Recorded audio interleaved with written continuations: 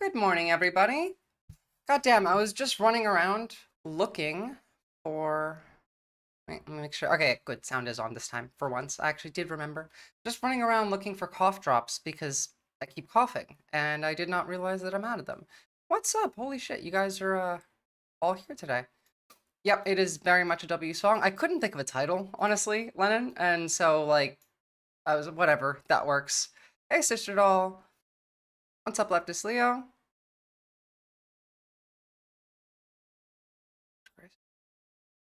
Comrade Lennon, no, I'm riding with Trump because I'm an accelerationist.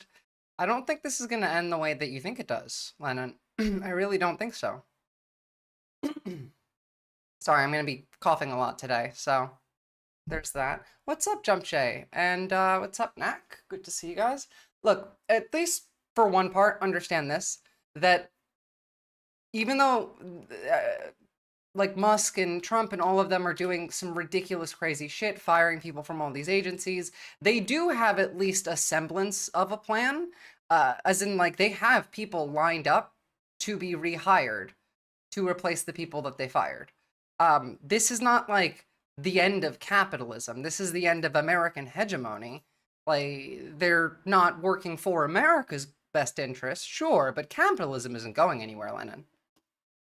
This is some dickhead talking about how you know, they have people ready. Come retribution! And by some dickhead, I mean Steve Bannon. Yo! For the TV audience, we just had Johnny McEntee on here, one of President Trump's closest advisors. Johnny's going to be running all personnel. He's actually the guy overcharge of all Project 2025. This is for Joy Ann Reid, Chris Hayes, Rachel Maddow, and my favorite, Morning Mika. Suck on this. 3,000 day one to take down the administrative state brick by brick. Your days of leeching off the government and have the government leech off the American people over. James Zirkle, what do you got? I mean, some disheveled Nazi is probably a better way to put it. Did you guys see that Elon's trying to rehire air traffic controllers? Hold on. This was excellent. There's no shortage. There's a shortage of top-notch air traffic controllers. If you have retired but are open to returning to work, please consider doing so. Every now and again, they are actually somewhat organized and have a plan forward. It's just implementing that plan they have the difficulty in because they're stupid. Or Elon is stupid. A lot of the people running the ship, like the administration running the ship behind the scenes, they're not stupid. They're just evil. The people in the front that go on television and talk, they're the ones that are stupid, which is why that's their job. And Jump J, I mean, NATO could survive without the United States. The NATO should be kicking out the United States. And we're going to go into that because we're going to cover Starmer and Trump's meeting today, as well as some other stuff that goes past that. But like this is ridiculous. After all the planes start falling out of the sky every day, are you going to hire the woke back? I doubt it, but you know. And finally, before we actually get to the proper news, this is this meme was so very funny to me. But in case you haven't actually seen what caused this meme, it was the fact that one of the waste, fraud, and abuse examples that's been brought up by Doge was that people had Microsoft Teams licenses that were on unused computers, and that there were, I mean, to be fair, let me just say clearly, of course the government should be buying more than they need so that there isn't any issues when it's needed and it's not available. It's called redundancies. We pay extra for things that we don't need on top of the things that we do, so that if the things that we need don't work, we have a backup. But it created this excellent meme. Sir, a second unused Microsoft Teams conference room license has been found. Has hit the Pentagon, in fact. Woke kept our planes in the air? It seems like it. Now, there's a lot of talk about cutting the Pentagon. And a lot of people, including like myself last week, were thinking, no, that's not going to happen. There's no way that's going to happen. But there is a chance that some of whatever's left of our military industrial complex, of the state-owned, like the parts of the government that run without privatization in the military, the like minute sections that we have left, those are likely going to be privatized. Everything is going towards privatization. That's the entire goal of this administration, is to take every social program and either privatize it or cut it entirely. We're going to see more of that when we go look into the evil fucking budget bill that they passed through the House, which even, like, honestly, I'm kind of surprised that that even passed through the House, but we'll talk about it when we get to it. Let's see the conference between Donald Trump and Keir Starmer. Hoping Backcast jumps in at some point. He'll see Starmer, and then suddenly you're going to hear the British like, I hate this motherfucker. We had COVID, and we had other things to think about, so it took me a little while to get that on, but we had, in my first 4 years, we had the greatest economy in the history of, I think, the world, but certainly in the history of our country. I think we're going to have that again, but the EU was very, very tough on us from the standpoint of trade. Then you could take it a step further and go into NATO, and that was a very tough situation for us. I mean, that's been a very tough situation because we were paying a disproportionate share, and again, we founded NATO for the defense of Europe from Russia, and of course we were paying more for it because Europe couldn't defend itself. This was post Second World War. Like, that was the whole point. Of course we're going to pay more for it. Now, like, over time, could Europe have spent more on their defense industry? Sure. But did we have anything incentivizing them to do so? No. And again, why would they? Because their economies are just as important in the modern day. Warfare today is not just physical tanks, bombs, and planes. It's cyber warfare, it's economic warfare, it's psychological warfare. I mean, it was always this, but to a greater extent, your country's economy is directly tied to your country's ability to defend itself militarily. But the entire prospect of a NATO alliance was that the superpower backing it would be the one, I don't know, funding the defense of the entire coalition. Why would you form NATO otherwise? Now, of course, Trump is just anti-NATO. He hates NATO. He's Krasnov. He works for Putin. But it's useful to remember that every single talking point that they use is pretty stupid. Like, there's nothing of substance in any of this. Of course, they weren't paying more for NATO. They were not ripping us off. It was disproportionate because we benefit just as much. Also, wouldn't you think that the country bringing in the most capital would pay the most? Yes, absolutely. It's actually diminishing of the US to expect other countries that are poorer than the United States to, like, be engaging on us on the same level. To say this is like back 100 years ago. Think about, like, early 1900s, you know, before World War II, before World War I even, let's go back to. Back in the day, you know, when England was still colonial and they still had India as a colony. It would be like saying that everything that is coming out of the UK, defense-wise, military-wise, has to be equivalent to that of our colony. Now, NATO is not America's colony, but the prospect is still the same. Why do you want poorer countries to have to pay you just as much as any, you would pay them? You're the richer country. It makes America look weaker. It looks America look poorer. Now, do I really care about the discourse of whether America looks poor? No, but they do. Good morning, Oxyander. War wasn't this complicated. We need to make war easy again. I mean, it's just going to get more and more complicated for a while, I reckon. It lowers our international influence and power. If I was leading Germany or France, I'd be paying Like, I'd be all for paying more? Yeah, exactly.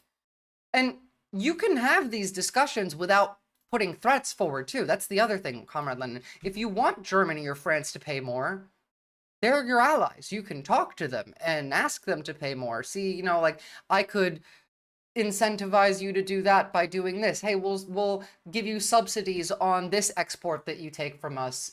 You can do this cooperatively. There is no reason, none at all, to be making threats to your own allies.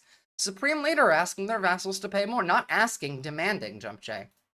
Wasn't good. So, as you know, they paid hundreds of billions of dollars after I got involved, and they evened it out a little bit, but not very much. And then if you look at the war, we're in for $300 billion plus, and they're in for $100 billion. They get their money back, and now we'll get our money. Again, we spent that money on ourselves. We paid our defense contractors. People in our government made money off of this. People like Elon Musk made money off of this. Elon Musk is a defense contractor. For example, Starlink is commonly used in Ukraine. In fact, one of the things that we're doing is threatening Ukraine, wanting half their minerals, by saying, we'll cut off your access to Starlink. I can't wait to see Putin visit the White House. Yeah, that's going to be a thing. Back also, but under Biden, you wouldn't have done that. Biden did a terrible job, I have to say. I hate to say that about somebody that sat here just before me, but he did a terrible, terrible job. That war should have never happened, the war between Russia and Ukraine. Frankly, October 7th should have never happened. Israel, that should have never happened. What happened there? I love that he has to clarify Israel. Never. Inflation should have never happened. Afghanistan should have never happened.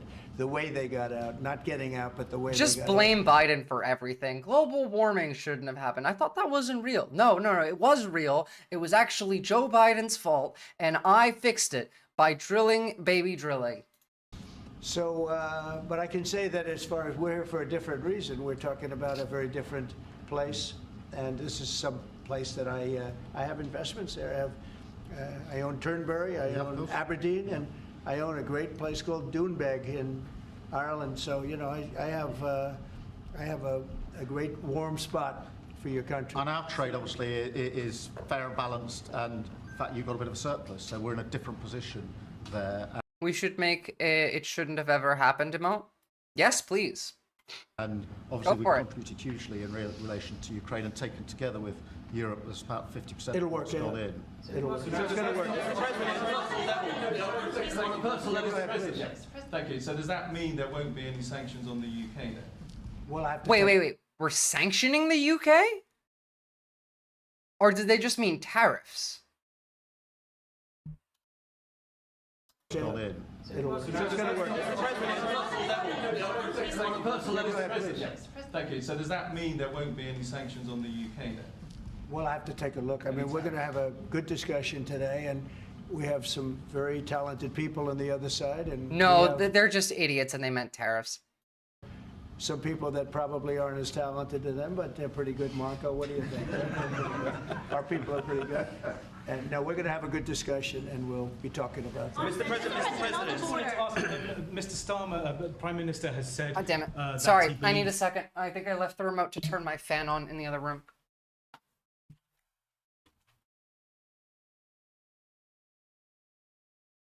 Got it. Sorry about that. The reporter is a moron. He confused sanctions with tariffs. Okay, yeah, that's what I thought too. I agree. Secret communists coming to save the American people. Yeah, if only. We can hope. I guess they did a good job of personally picking the reporters. Oh yeah. I mean, that's what happens when you fire all of the actual news agencies and ban them from coming into the White House, and then bring in people like, I don't know, Breitbart and the New York Post. that Vladimir Putin would be at risk of invading Ukraine again without a sufficient backstop. Do you think that Vladimir Putin would be likely to invade again in the event of a peace deal? I don't think so. I think when we have a deal, it's going to be the deal. I don't think if I didn't win the election, I don't think we'd be even talking to... They would never, leftist Leo. Putin right now or anybody else. I think it would Nobody just, who would ask a real question is allowed in the press room. you know, I don't know if you're looking at the stats, but thousands of people are being killed a week. Soldiers, mostly. because the towns have been destroyed. But thousands of soldiers. This was a very bad week, by the way. I get the stats. terrible numbers. And you're talking about a human life. Number one. Bad week I for wanna see Russia. that. And it doesn't involve American soldiers, but it's Russian and Ukrainian. We're going, if we have some time, we'll look deeper into oh, what's up, Zach? Thanks for the raid. Welcome, Raiders. Right now, we are covering Keir Starmer talking with Donald Trump in the White House. Following that, we're going to look a bit about the economy and the outcomes of the budget bill that was passed, the devilish one, and hopefully have some time to look into Ukraine, considering the Russians are giving themselves a last push to get as much land as they can. Soldiers, and I think I'm speaking for both. Yeah. Number one, we want to see that stop, and number two, I want to stop paying the kind of money that we're talking about. You know, we're helping, and we're helping NATO, but we're helping a lot more than anybody else by far, and I want that to stop also. Yeah, he wants all of the helping to stop. No more helping Ukraine. I'm gonna prep my chicken wings. Based. Made some good chicken yesterday. That shit looked delicious. Vlad is winning bigly right now. I mean, that's kind of what you get, you know. You pay for an investment, and that investment follows through. We did know this was gonna happen. However, I wouldn't be so sure that Putin is happy right now. There's stuff going on in Europe behind the scenes that makes a huge impact here, and that's mostly coming out of Turkey right now. Go ahead. Thank you, sir. You talked about trade tariffs this morning on your social media site. Just a question about China. 10% tariffs has already been implemented on China. Are you planning to do an additional 10 above the This 10. will be an additional 10 above. And is there, from the talks with Canada and Mexico so far, are you not seeing the progress that you wanted in order to I don't see extend it that at all. pause? No, not on drugs. We've done a great job. If you look at Tom Homan, he's been incredible, and Christie, they've done a great job in terms of the border. But the drugs continue to pour into our country. Didn't we just fire the guy who's leading ICE like 2 days ago for not deporting enough people? Like, obviously, the less people we deport, the happier I am, but how are you going to say that you're doing a good job when you just had to fire the guy who was in charge of the deportations under Homan? Killing hundreds of thousands of people. We're losing substantially more than 100,000 people. I mean, dead. They're dead. The families are destroyed after that happens. So it's, you know, it's not just that. That's the ultimate, but the families are absolutely destroyed. That's the drugs funny, come Sweaty in through Gopher. Mexico. They come, a lot of them, not all of them, but a lot of them come from China. And that's By the way, why we- remember that like Mexico has also opened a lawsuit considering we are claiming that the Mexican drug cartels are foreign terrorist organizations, which like, okay, but 74% of their guns come from the United States. So Mexico's asking why is the United States selling arms to a foreign terrorist organization and then complaining about that foreign terrorist organization. did that. It's 10 plus 10. In 10 case, plus 10 was there confusion on that? There was, sir, yeah. Okay, 10 plus 10. It's a second 10. What And, are you even I saying think right now? you'll, Sorry, I have no idea what he's saying right there. A Okay. lot of them, not No idea. all of them, but a lot of them come from China. And No, see, that was Al Qaeda's different because we gave them guns and then we complained about it later. We are giving the drug cartels guns and complaining about it at the same time. That's the difference. that's why we did that. It's 10 plus 10. In 10 case, plus 10 was there confusion on that? There was, sir, yeah. Okay, 10 plus 10. It's a second 10. And I think you're going to see, eventually you're going to see drugs stopping. what's up? because the Raiders, more Raiders. Thank you for the raid. We're just covering the conference between the UK and the US, and then we're gonna go into some economy stuff. What's up? And look, just skipping back a second here. What he's saying here is that we're going to add another 10% to the tariffs that we're putting on China. Now, the tariffs are going into effect on Tuesday, March 4th. There was a lot of confusion about that over the weekend. It was confirmed today that they are being put in place on Tuesday, and the tariffs to China are being increased by 10%. Now, whether they actually go through with it, we'll see. They might back off for like another month. They might back off for 2. They might just keep saying we're going to tariff, and then not tariff. Regardless of this, I really, really want Canada and Mexico to retaliatory tariff us, even if we don't tariff them. Like, even if we delay it, they need to not delay theirs. We're not doing great economically already, so that would be pretty bad for America's economy. Well, I think you're going to see eventually you're going to see drugs stopping, because the country should not be allowing those drugs to come into the United States of America, and we're not going to allow it to happen. So that goes on the 4th of March. And then on the 2nd of April, we have reciprocal tariffs. That's reciprocal, where we charge countries what they're charging us. Okay, so then we're going to add more tariffs in April. Love that. What do I think this will do? Combo Weasel Bosnia, which, by the way, base name. What I think it'll do is it'll crash the U.S. economy. And we don't have around $30 trillion in this money. I mean, like, the government does not. Private individuals do, sure, but do you think that private individuals that have the companies are not going to provide for you? The economy goal here for them is a recession. What they want here is to create a recession and then buy up all of the low-cost stocks and essentially form larger monopolies throughout a recession. Now, if they fuck up, the economy can crash entirely. And if the economy crashes entirely, this then hurts America's war effort, because, you know, we want to invade Canada and Mexico and Greenland and Panama and half of Europe, probably. Like, all of this is death and destruction that can be lessened with economic pain that has to be suffered by Americans. Now, of course, like, I don't want Americans to suffer. I'm not evil, but we did choose this, and there does need to be consequences. And beyond that, I would rather us suffer than millions more people die as we start invading and annexing countries. I don't know. Knack, what silly libtards like Visora don't understand is that when recessions happen under Trump, it's actually good for the economy. No, what you don't understand here is that recessions are actually good for the wealthy. It's just bad for poor people. It's us that suffer under recessions. They're just fine. Under even a depression, most of the upper crust of the wealthy are fine. The rest of us suffer.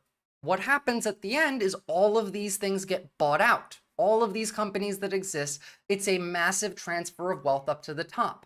What's being implemented economically in the United States is shock doctrine. It's like same thing that we did during the Iraq War, but just +1 onto it. We'll get more into that when we get to the economy side. I just really do want to finish the rest of this this conversation between the two of them. And no, I don't want American hegemony. Nobody should have a problem with that. We have reciprocal. It's reciprocity. Oh, don't be sorry. You're fine. That I think everybody I've spoken to said that's fair, and it is. If somebody charges us 25%, we charge them 25. If somebody charges us 10 or 15 or 30 or 70, we charge them an exact like amount, and it's pretty simple. But it's reciprocal tariffs. See, again, the point of these tariffs is not to just extract money from other, I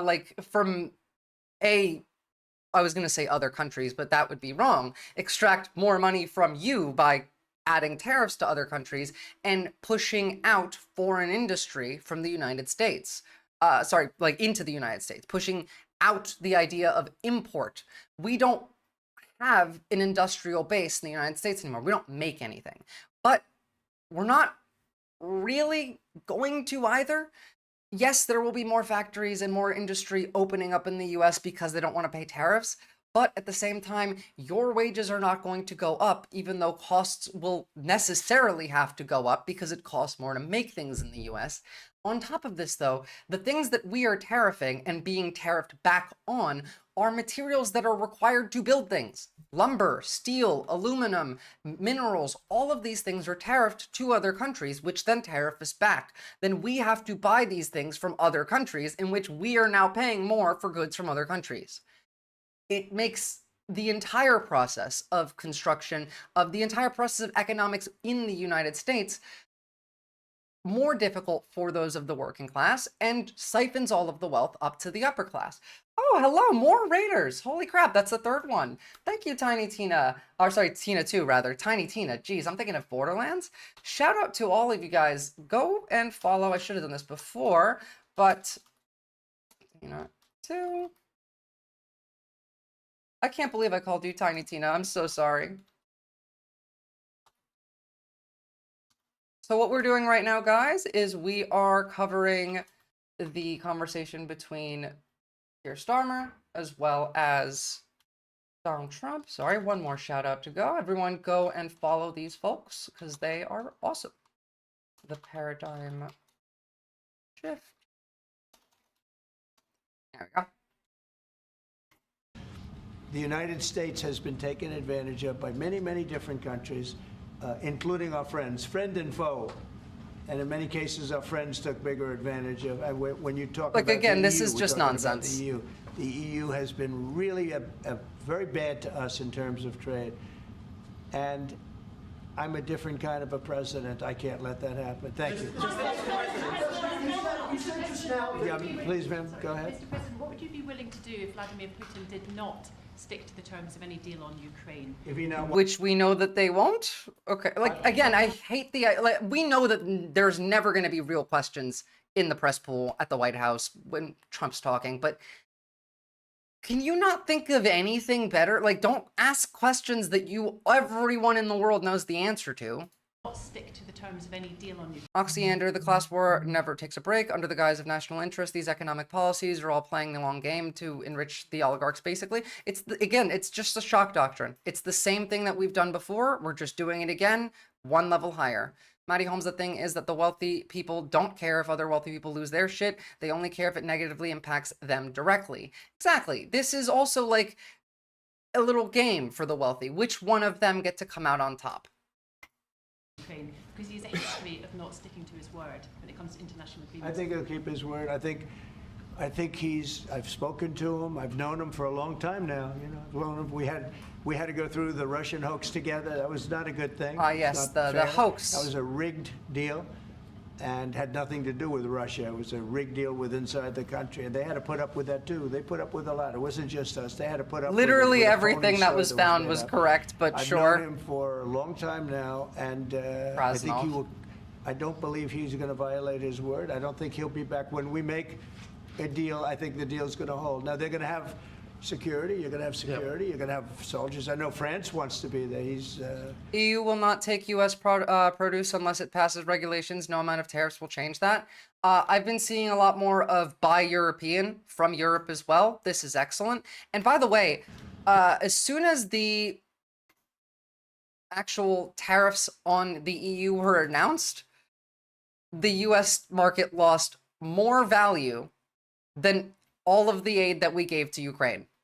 So, you know, the idea of we're doing this to take back, you know, all of the money that we put in for Europe's defense, for Ukraine's defense, we just lost more than that by announcing these tariffs. The president has said he wants to have soldiers there. I don't think we're going to even be necessary, but I don't think there'll be any problem with keeping the deal with the security. We're going to discuss that. You want to say something? Again, we're pulling all of our U.S. troops out of Europe, especially the Baltics right now, and there's 150,000 Russian soldiers posted up in Belarus. So what do you think's going to happen? No, I was just going to say, I mean, the deal, if we get it, is going to be hugely important. I don't think it would have happened if the space hadn't been created for it by yourself. But if there's a deal in, we've got to make sure it's a deal that lasts, that is not temporary, that lasts. Can we not make a deal? We need to make sure that it's secure, and we've lent in and said we'll play our part, and we've talked and we will talk about how we work with yourself, Mr. President, to ensure that this deal America has said that we will not defend European countries if they are attacked. NATO, of course, is for the defense of all of these countries. The Baltics are part of NATO, but America is not going to defend them. We have pulled all our troops, as well as some NATO troops, out of Lithuania, Latvia, Estonia. It likely will happen. If there's no one to fight back. Now, of course, France seems to be taking the lead with the EU, and we're going to talk about all that stuff later. I do want to see more from the UK, though. The UK has said we will put UK soldiers in Ukraine, but you're also here trying to make a deal. I know NATO is more than France. In fact, like, I'm very much pro the idea of Europe defending itself, the industries in Germany for defense rising. Europe needs to, NATO right now has really no defense outside of Turkey and the United States, though. That's the thing. Like, outside of nuclear weapons, France, Germany, all of NATO, without Turkey and America's help, could not actually hold off a Russian invasion. And I'm not saying we're going to get a Russian invasion of, like, Europe in the next year. Danish intelligence gives that a 5-year timeline, so. Something which is not violated, because it's very important that if there is a deal, we keep it. And that will be, and I think I can say that will be the easy part.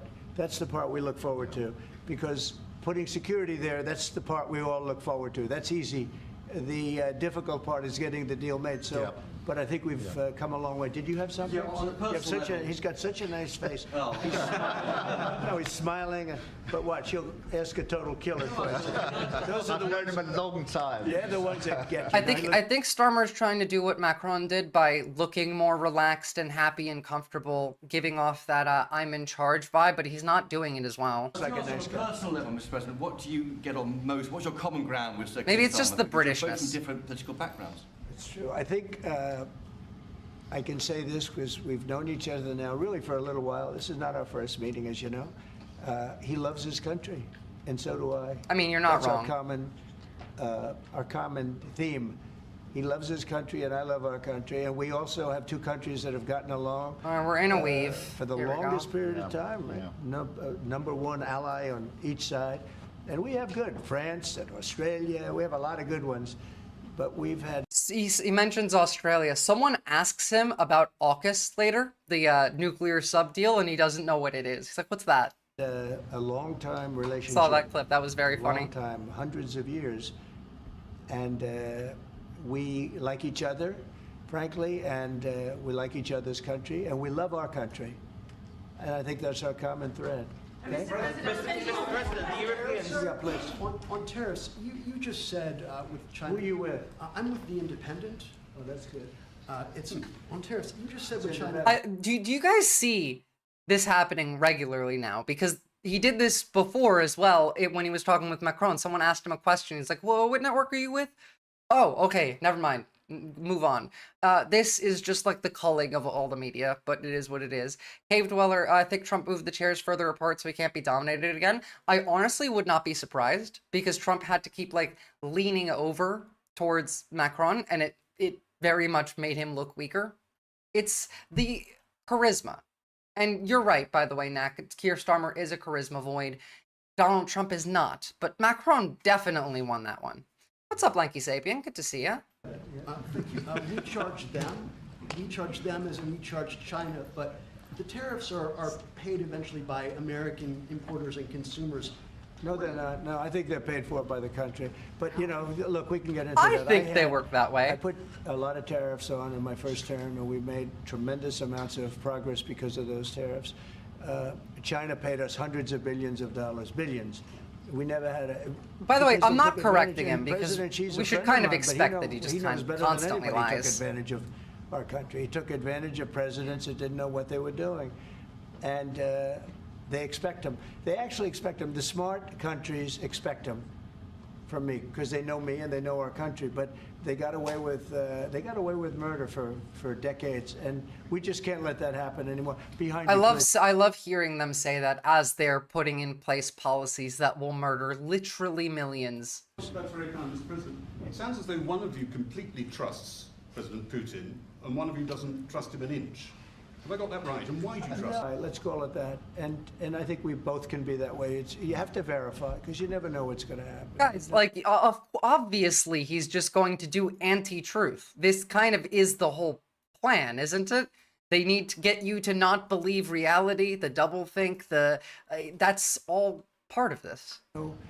I know a lot of people that you would say no chance that they would ever deceive you. and they're the worst people in the world. I know others that you would guarantee they would deceive you. And you know what? They're 100% honorable, so you never know what you're getting. No, they're not.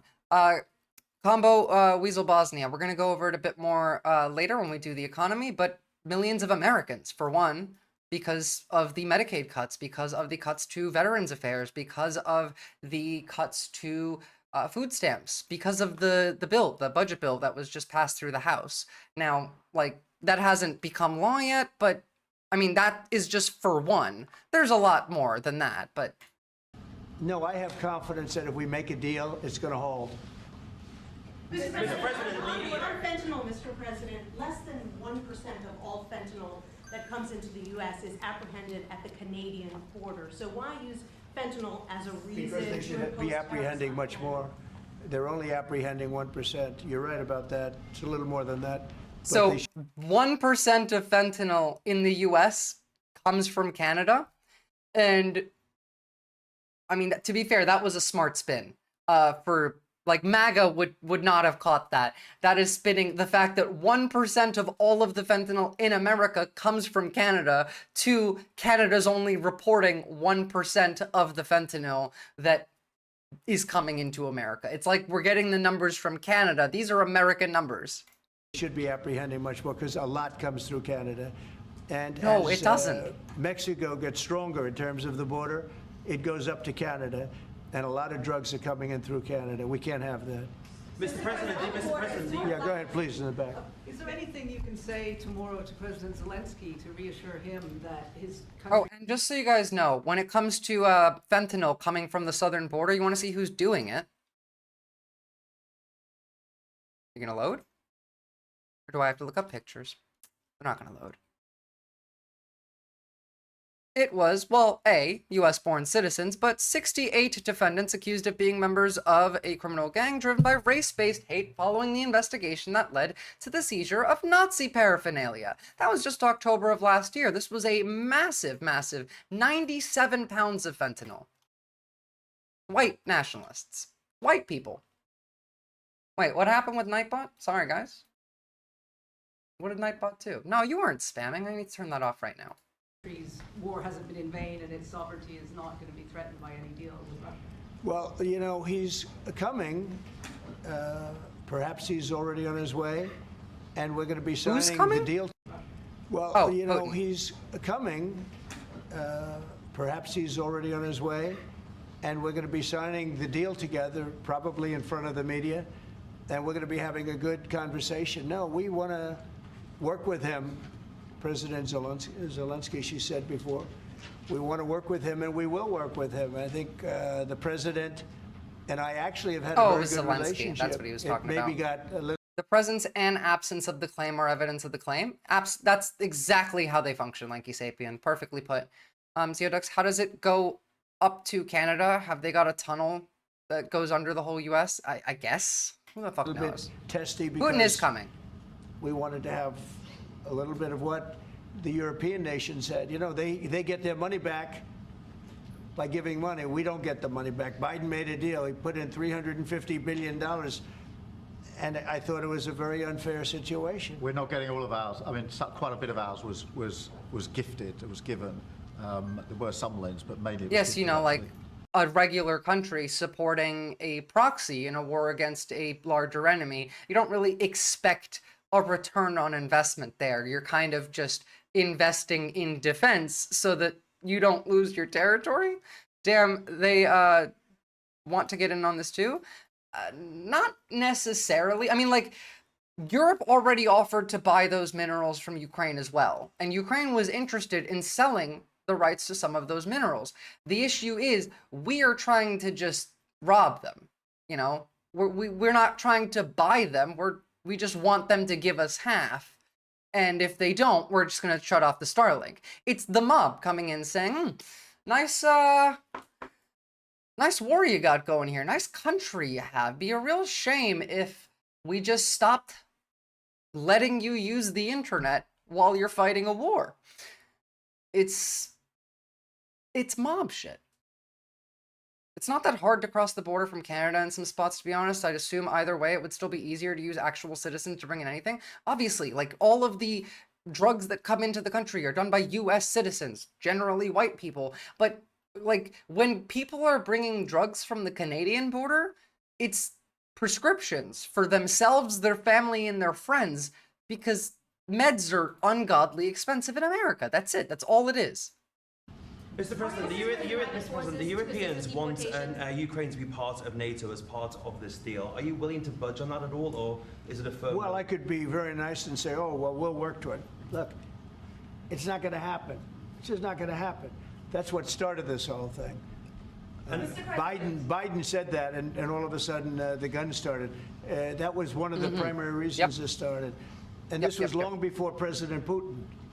They never said it was an It's a weave. possibility. I was going to say, what is he saying? And then I realized, oh, he's not saying anything. So we can say, oh, gee, well, we'll try, but that's something that's just not going to happen. And then the other question you ask is about the land. Will you get your land back? Well, they've fought long and hard on the land, and you and I will be discussing that. And we're going to certainly try and get as much as we can back. But on the NATO, it's just not, that's not going to happen. Yeah, please. Mr. President, you talked about having common ground with Keir Starmer, but there are things you disagree on as well. You described Zelensky as a dictator. He describes President Putin as a dictator. Do you see that as a problem? The relationship between President Zelensky and President Putin is not a good one. You've noticed, right? It's not a good one. It's not a good relationship. Yeah, I feel like it wouldn't be when one invaded the other. And we're going to have to try and work something out. Sometimes that happens. I get along with both. I have a very good relationship with President Putin. I think I have a very good relationship with President Zelensky. And now we're doing the deal, and we're going to be in there. We're going to be actually in there and digging our hearts out. Yeah, digging for shit that we're stealing. And hopefully, we need the rare earth, and we have some here, but we don't have enough. Our economy is very strong, and we need a lot of things that, in some cases, we don't have here. So I think we're going to have a very good relationship. But our economy is very strong. Is not the best. Our economy is doing so great, guys. So great to be, this. What's up, XU? Zelensky is a dictator. Did I say that? I can't believe I said You that. literally said that like a minute ago.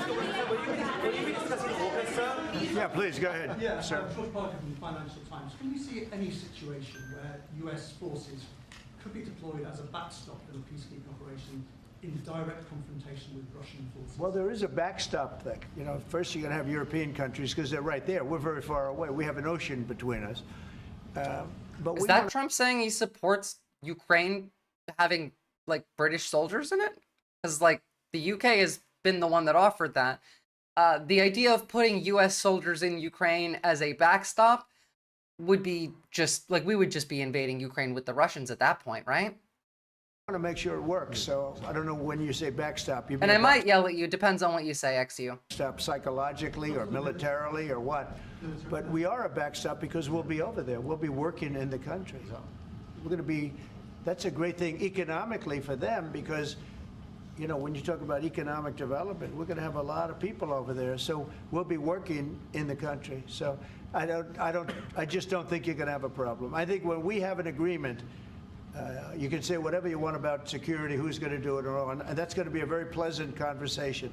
Yeah, pleasant. I get that. Who's going to be doing security? It's going to be U.S. mercenaries. Blackwater, for example. It'll be private mercs, not the military.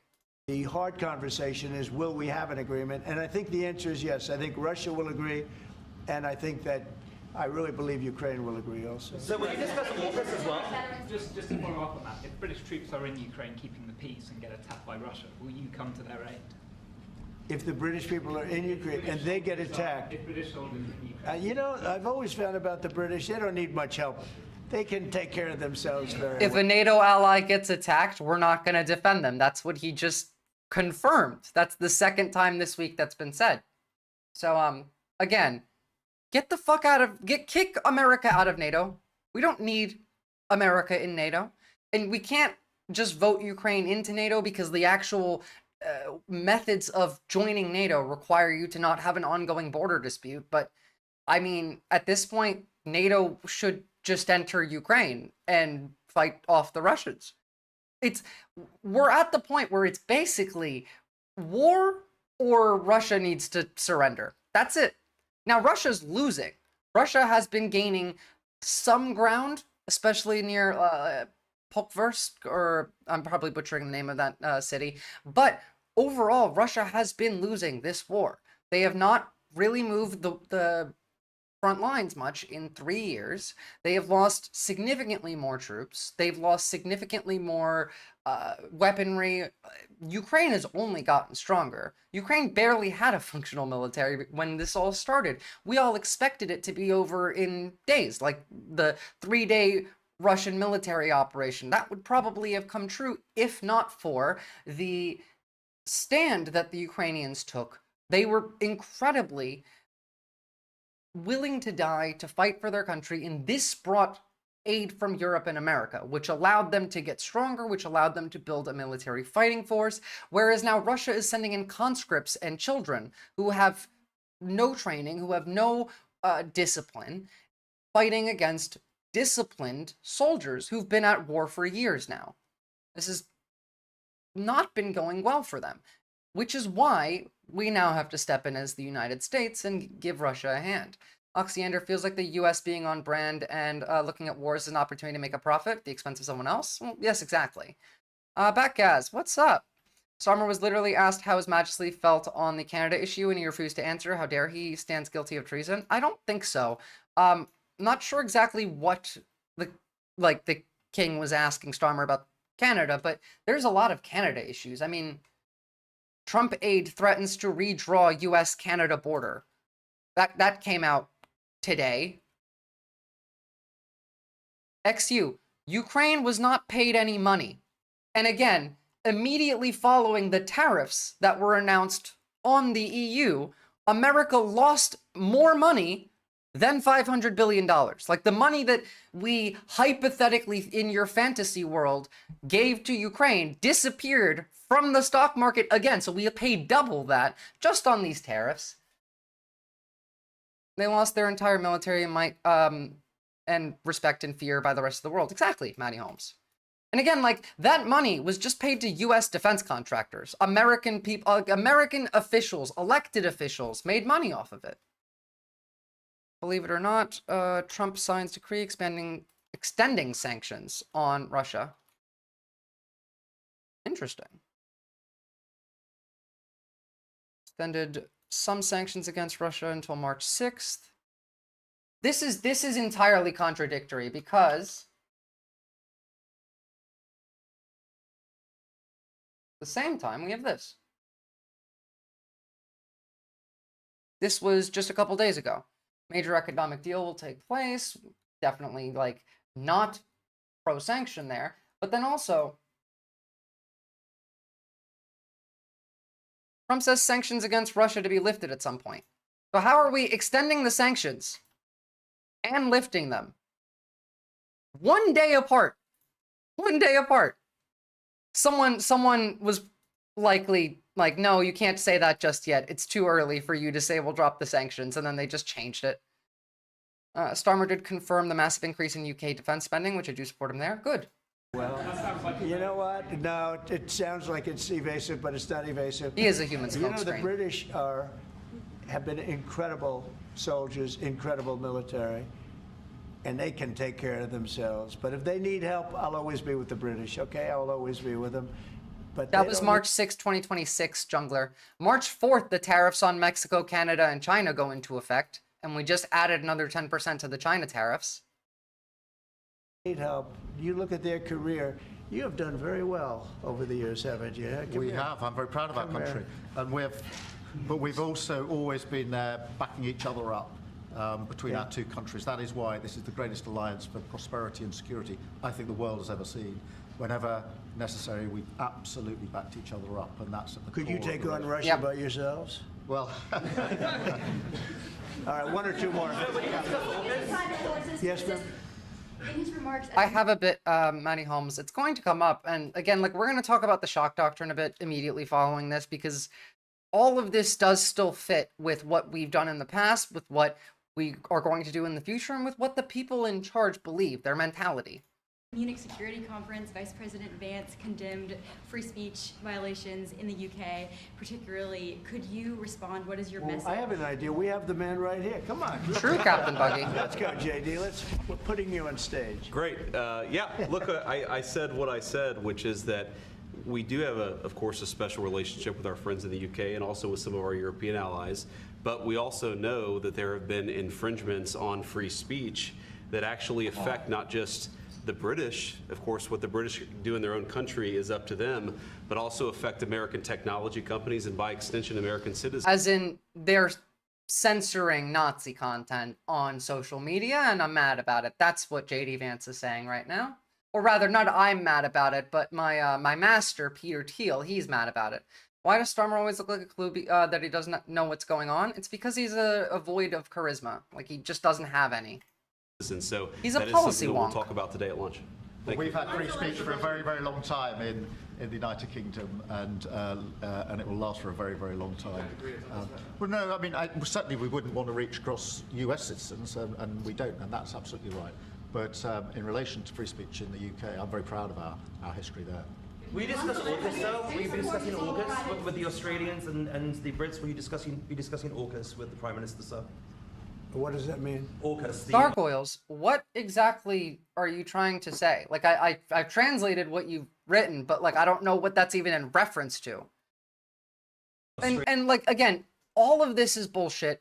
Of course, we're not being harmed by Europe having its own laws around what you're allowed to say, what you're allowed to post online.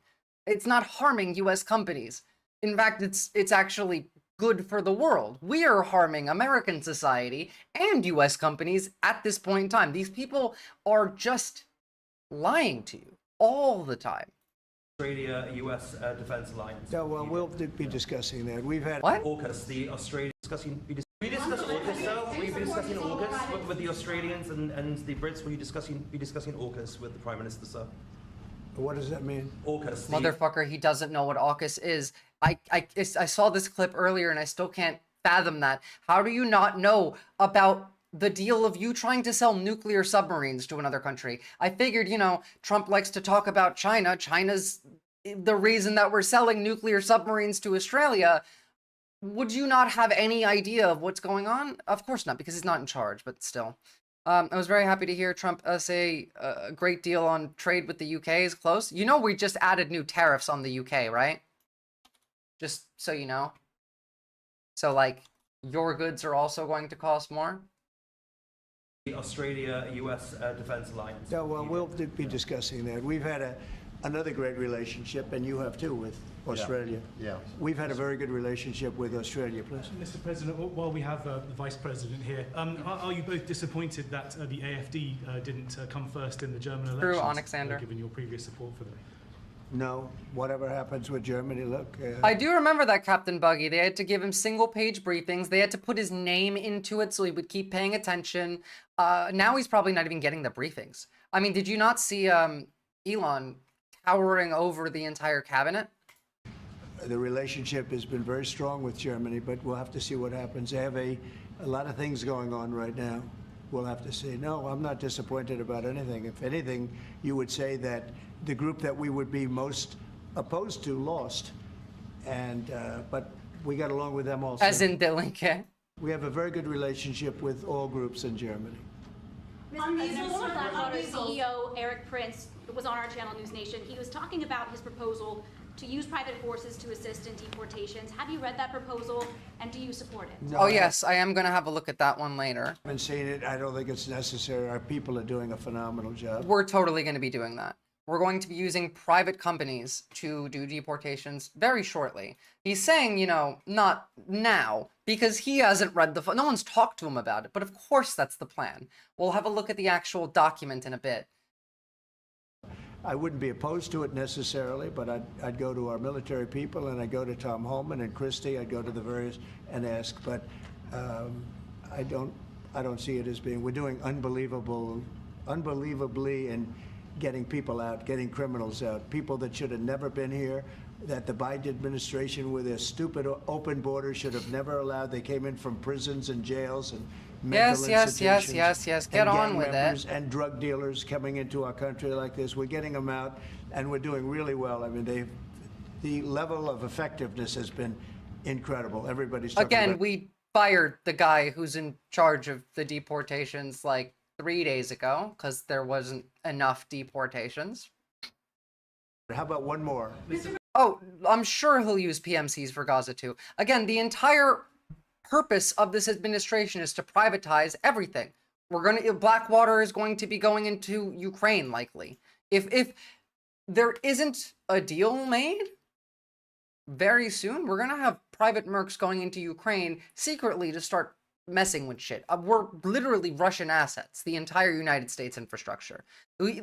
Trump was just asked not even half an hour, actually this is only 20 minutes, so not even 10 minutes ago, Trump was asked, if the UK sent troops into Ukraine and they were attacked by Russians, would America defend them? And he said no.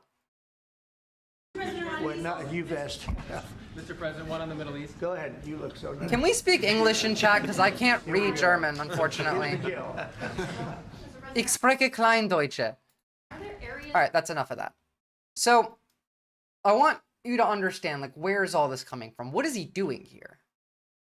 Hi. In your latest book, you talk about how the Trump administration and Trump use the shock doctrine. But you don't really talk about whether or not he consciously does this. Why is that?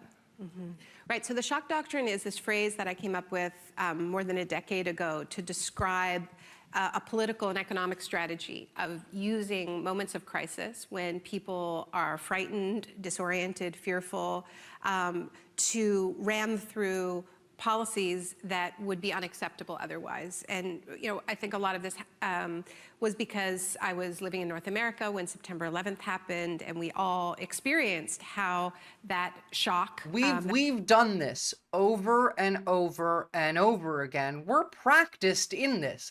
The same thing that we did in Argentina, in Chile, in Iraq, in Afghanistan, in Russia. In fact, I would say that exactly what was done to Russia at the fall of the Soviet Union is being done to America right now.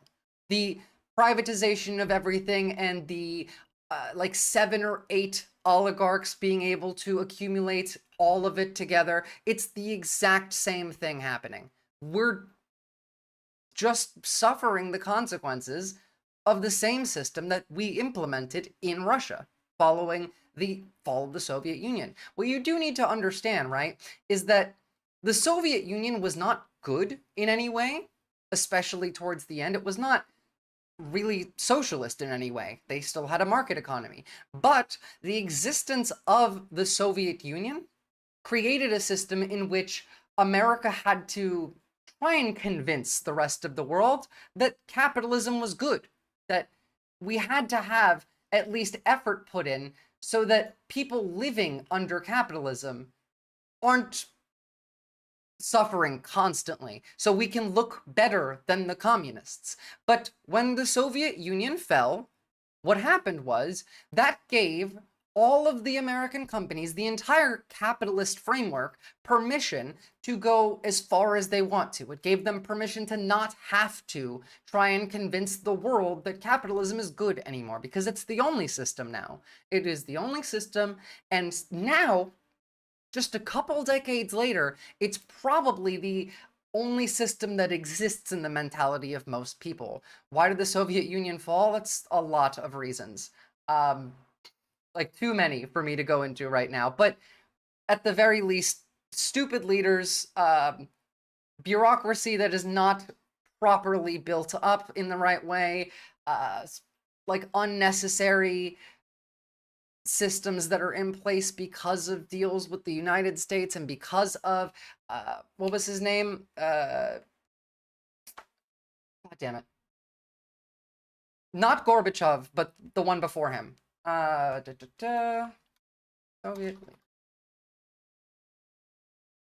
It started with a P, goddammit. Can't remember it.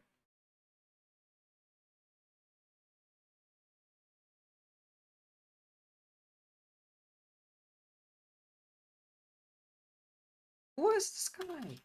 Damn. There was a lot, all right?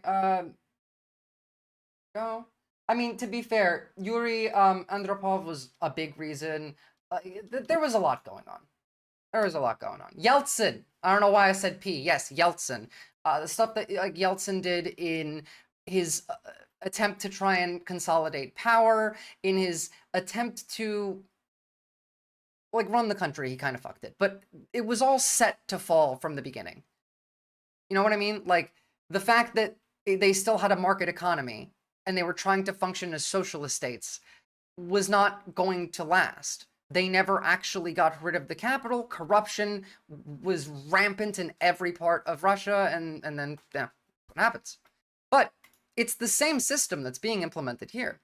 But there is a way to make sure the revolution doesn't fail again, or just the cycle of politics and human nature. Well, I mean, I think that, like, the USSR could have possibly succeeded if not for the existence of Trotsky, and if they got rid of capital when they formed the Soviet Union, instead of a system in which they were trying to do transitional capitalism, slowly moving into socialism. It doesn't work, because once that capital exists, it creates... They built cool infrastructure. Yeah, there was, like, they did some good stuff. I'm not saying everything about the USSR was bad. I'm just saying it was kind of built to fail. That rupture in this idea. And when it failed, this is the system that was used to benefit from it. That shock, that rupture in this idea of who we were, our safety, was exploited to attack privacy, to attack civil liberties, to illegally invade countries, to normalize torture, and on and on and on, and to create all kinds of powers for the executive branch to wage wars, which we're still living with. So that's the shock doctrine. It's really a strategy to do an end run around democracy. And, you know, when I wrote this book... You guys should really read the book, by the way. Trump had only been in power for a few months. So what I did in the book is talk about how, as a businessman, he has exploited shock, dating back to his first big real estate deal in the 1970s in New York City, when New York City was in a huge debt crisis. They almost had to declare bankruptcy for the city of New York. And it was against that backdrop that Donald Trump, a young real estate developer, comes in and signs his first big deal. You know, he basically pays bargain basement price for a hotel in New York City in the midst of a debt crisis. Of course, he knew what he was doing. He understands the utility of crisis, but the political shock doctrine... I agree with her, but again, I think that in his first term, this explanation, this description applies to him perfectly. I think he might have learned about that a bit by now, considering the Heritage Foundation's involvement, and the entire concept of the shock doctrine comes from Milton Friedman, the Chicago School of Economics. There's a very strong tie between them and the Heritage Foundation. It's basically anarcho-capitalism. That's kind of the entire ideology that's being under the surface fueling this behavior. It's not necessarily the end goal, but it is part of the... It's part of it. Like, they don't want anarchy. They want a police state that is also anarcho-capitalist. It's anarchy for them with a police state for the rest of us. Heritage Foundation is run by the Koch brothers. Isn't there only one brother left? He, you know, he hasn't had the chance yet because he's never been a politician before. But your question was, does he even know that this is a tool that he can use? Yeah. Oh, they know. I mean, we know they know. I thought one of the Koch brothers died. And Exhale, you're right. Stalin was a fascist. Now, I want to go a bit deeper because there's quotes from the actual book here, and I would just read it on stream, but it would take me a while, and you guys do get bored when I just spend time reading. Oh, fair enough. Again, like, the Heritage Foundation is built on libertarianism, and that's the modern sense, not the actual sense of libertarianism. The term is corporate feudalism. There we go. Thank you, Knack. 2 have died, 2 are still alive. Fair enough. They're run by evil ghouls. Like Sapien, they're basically trying to turn humans into little labor assets on a balance sheet with no rights and freedom for capital only. Yes, exactly. That's kind of the plan. In fact, the creation of the shock doctrine was derived from human experimentation being done on how much people need to suffer to lose the connection that they have with themselves, history, like the past, the future, to break people's brains. We call it economic shock therapy because it was created by using shock therapy and sensory deprivation on humans for long periods of time to see how you could actually change their behavior, how you could convince them of things, how you could make people forget about ideas of freedom and liberty. That was the whole process.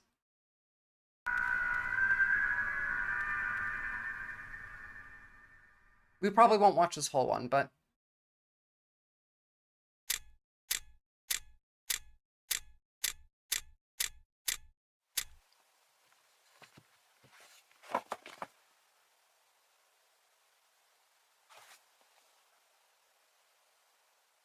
that tracks, Matty Holmes. Though written 15 years ago, the shock doctrine still has a lot to tell us about events today. It charts how a radical lobby created the neoliberal economic model which dominates the world, how that model was introduced from the 1970s, and how it was supercharged after the millennium through natural and deliberately manufactured disasters. The key to understanding this process is the rise of disaster capitalism, as Klein states. It was in 1982 that Milton Friedman wrote the highly influential passage that best summarises the shock doctrine. Only a crisis, actual or perceived, produces real change. When that crisis occurs, the actions that are taken depend on the ideas that are lying around. That, I believe, is our basic function, to develop alternatives to existing policies, to keep them alive and available until the politically impossible becomes politically inevitable. Now, that's also my, policy right now. Remember, I've been saying for a while, I believe that there will be a violent revolution in the United States in our lifetime, but I think that it will be started by the right. And when that crisis occurs, the actions that are taken depend on the ideas that are lying around. As in, this is why it's so important to normalize talking about this kind of stuff, to normalize leftist rhetoric, to normalize socialism in ways that other people that are just in the general public might actually click into it. Why have I never heard this before? I don't know. You got to go read the shock doctrine. But on top of this, if we are normalized, if our rhetoric is available, and there is a violent revolution by the right, it would be by the Nazi right. They're the ones that are the most angry at this. Steve Bannon is talking about how we need to, deport Elon Musk, which, to be fair, I do agree with him on that. But if that happens, then the general public, which is not in any way partisan to either side, is going to look at people in Nazi flags fighting the government, and the government just made it so everyone in the country has measles or polio and can't afford food. The only reasonable people left will be us, and that makes the politically impossible possible. I always knew Friedman was a hack, but I never knew he was an overt and intentional propagandist. Oh yeah, bro sounds like the Unabomber. I mean, a little bit. And explains why he thinks moving out the population of Gaza is a good thing. Yes, absolutely. Friedman's model of influence was to legitimise these ideas, to make them bearable and worth trying when the opportunity comes. The leaders in this process are think tanks. Fueled by Cold War hysteria, the first think tanks fed Western states' desires for technical responses to geopolitical threats. But over time, that morphed to promoting a political framing of economic and political issues. The neoliberal think tanks, while providing... Remember, after 9/11, right? That was a shock. What happened after 9/11? Well, we put in place the Patriot Act, the police state part of it, the authoritarianism part of it to control the population under the shock. But at the same time, Bush put in an economic plan, didn't he? And what did they call Bush's economic plan? They called it the Corporate New Deal. He did FDR, but for the corporations. It was taken advantage of in order to siphon and transfer wealth from the bottom working class up to the elites. It's not shock and awe necessarily. It's more just electroshock therapy to the public. Mighty Holmes, this is why I don't get why Musk and Thiel think they won't get purged. They're the most insecure, with Musk being an illegal immigrant and Thiel being gay. Well, I mean, they think that they'll be able to hold on to power if they can consolidate. And they probably will consolidate, but there will be a revolt against them. So we'll see. The Unabomber was an anti-government extremist like Friedman, if I remember correctly. Yes, but the Unabomber had like weird, inconsistent views as well. Like some of them would lean to the left, some of them would lean to the right. Obviously, Friedman is entirely to the right here, but it doesn't necessarily matter. These are just evil people. These are evil people. The Unabomber was just crazy. Academic support for policy, seek to maintain its core political ideology as Friedman outlined. This is creating neoliberalism, a largely yeah. anonymous path between the funding of the super-rich and corporate lobbyists, the ideas they wish to promote, and the politicians and mass media they want to influence. As Klein states, they did not see Marxism as their true enemy. The real source of trouble was to be found in the ideas of the Keynesians in the United States and the Social Democrats in Europe. Much of this purism came from Friedrich Hayek, who... As in, like, they didn't think Marxism was the problem. They thought Keynesianism was a problem. As in, basic, fundamental government that we've been functioning on for a while. Like, the systems of... you can't just siphon all of the wealth to the wealthy. You need to have social programs. You need the working class to be, I don't know, not necessarily happy, but content enough to not try and overthrow you, or not lose productivity through depression, not get sick and die. These are assets that need to be protected, you know? Keynesianism saw the working class as an asset, not just property, still property, but an important piece of property. Whereas what Friedman believes is laissez-faire. Let it be economics. Don't do anything. They don't care at all. They don't think anything is important to provide to the public.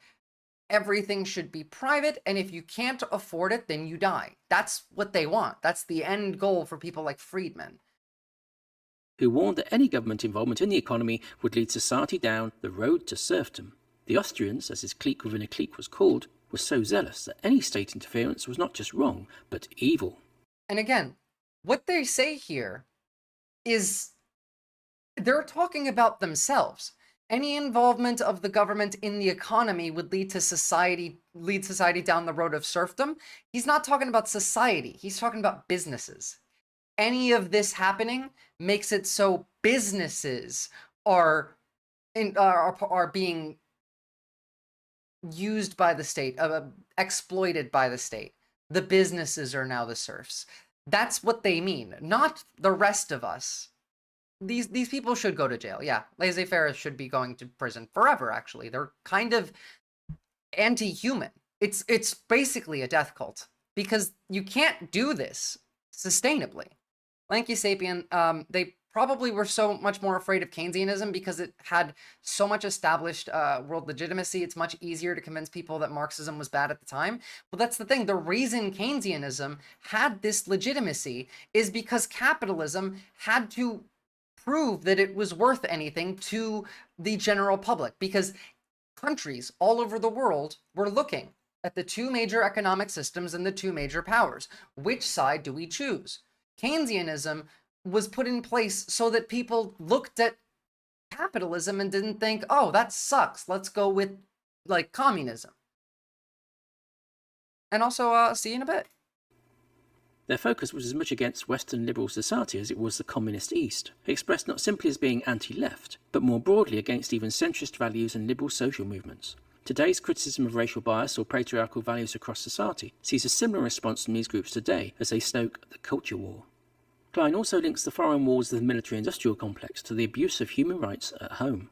Key amongst these examples is the work of psychologist Ewan Cameron and his extreme experiments in Canada for CIA-funded psychological warfare programs. Yeah, by the way, like, the way that we created this economic system was through MKUltra. Everyone thinks MKUltra was creating, you know, mind control through sound waves. No, it's mind control through shock therapy, bitches. That's the whole point. People misunderstood MKUltra to its, like, entirety. Complex to the abuse of human rights at home. Key amongst these examples is the work of psychologist Ewan Cameron and his extreme experiments in Canada for CIA-funded psychological warfare programs. Klein draws parallels between the rise of Friedman and his promotion of neoliberal economics. Oh, by the way, all of these were declassified. Like, they're all confirmed. None of this is even in question, just so any of you know. Parallels between the rise of Friedman and his promotion of neoliberal economics, with Cameron's systematization of torture for the CIA.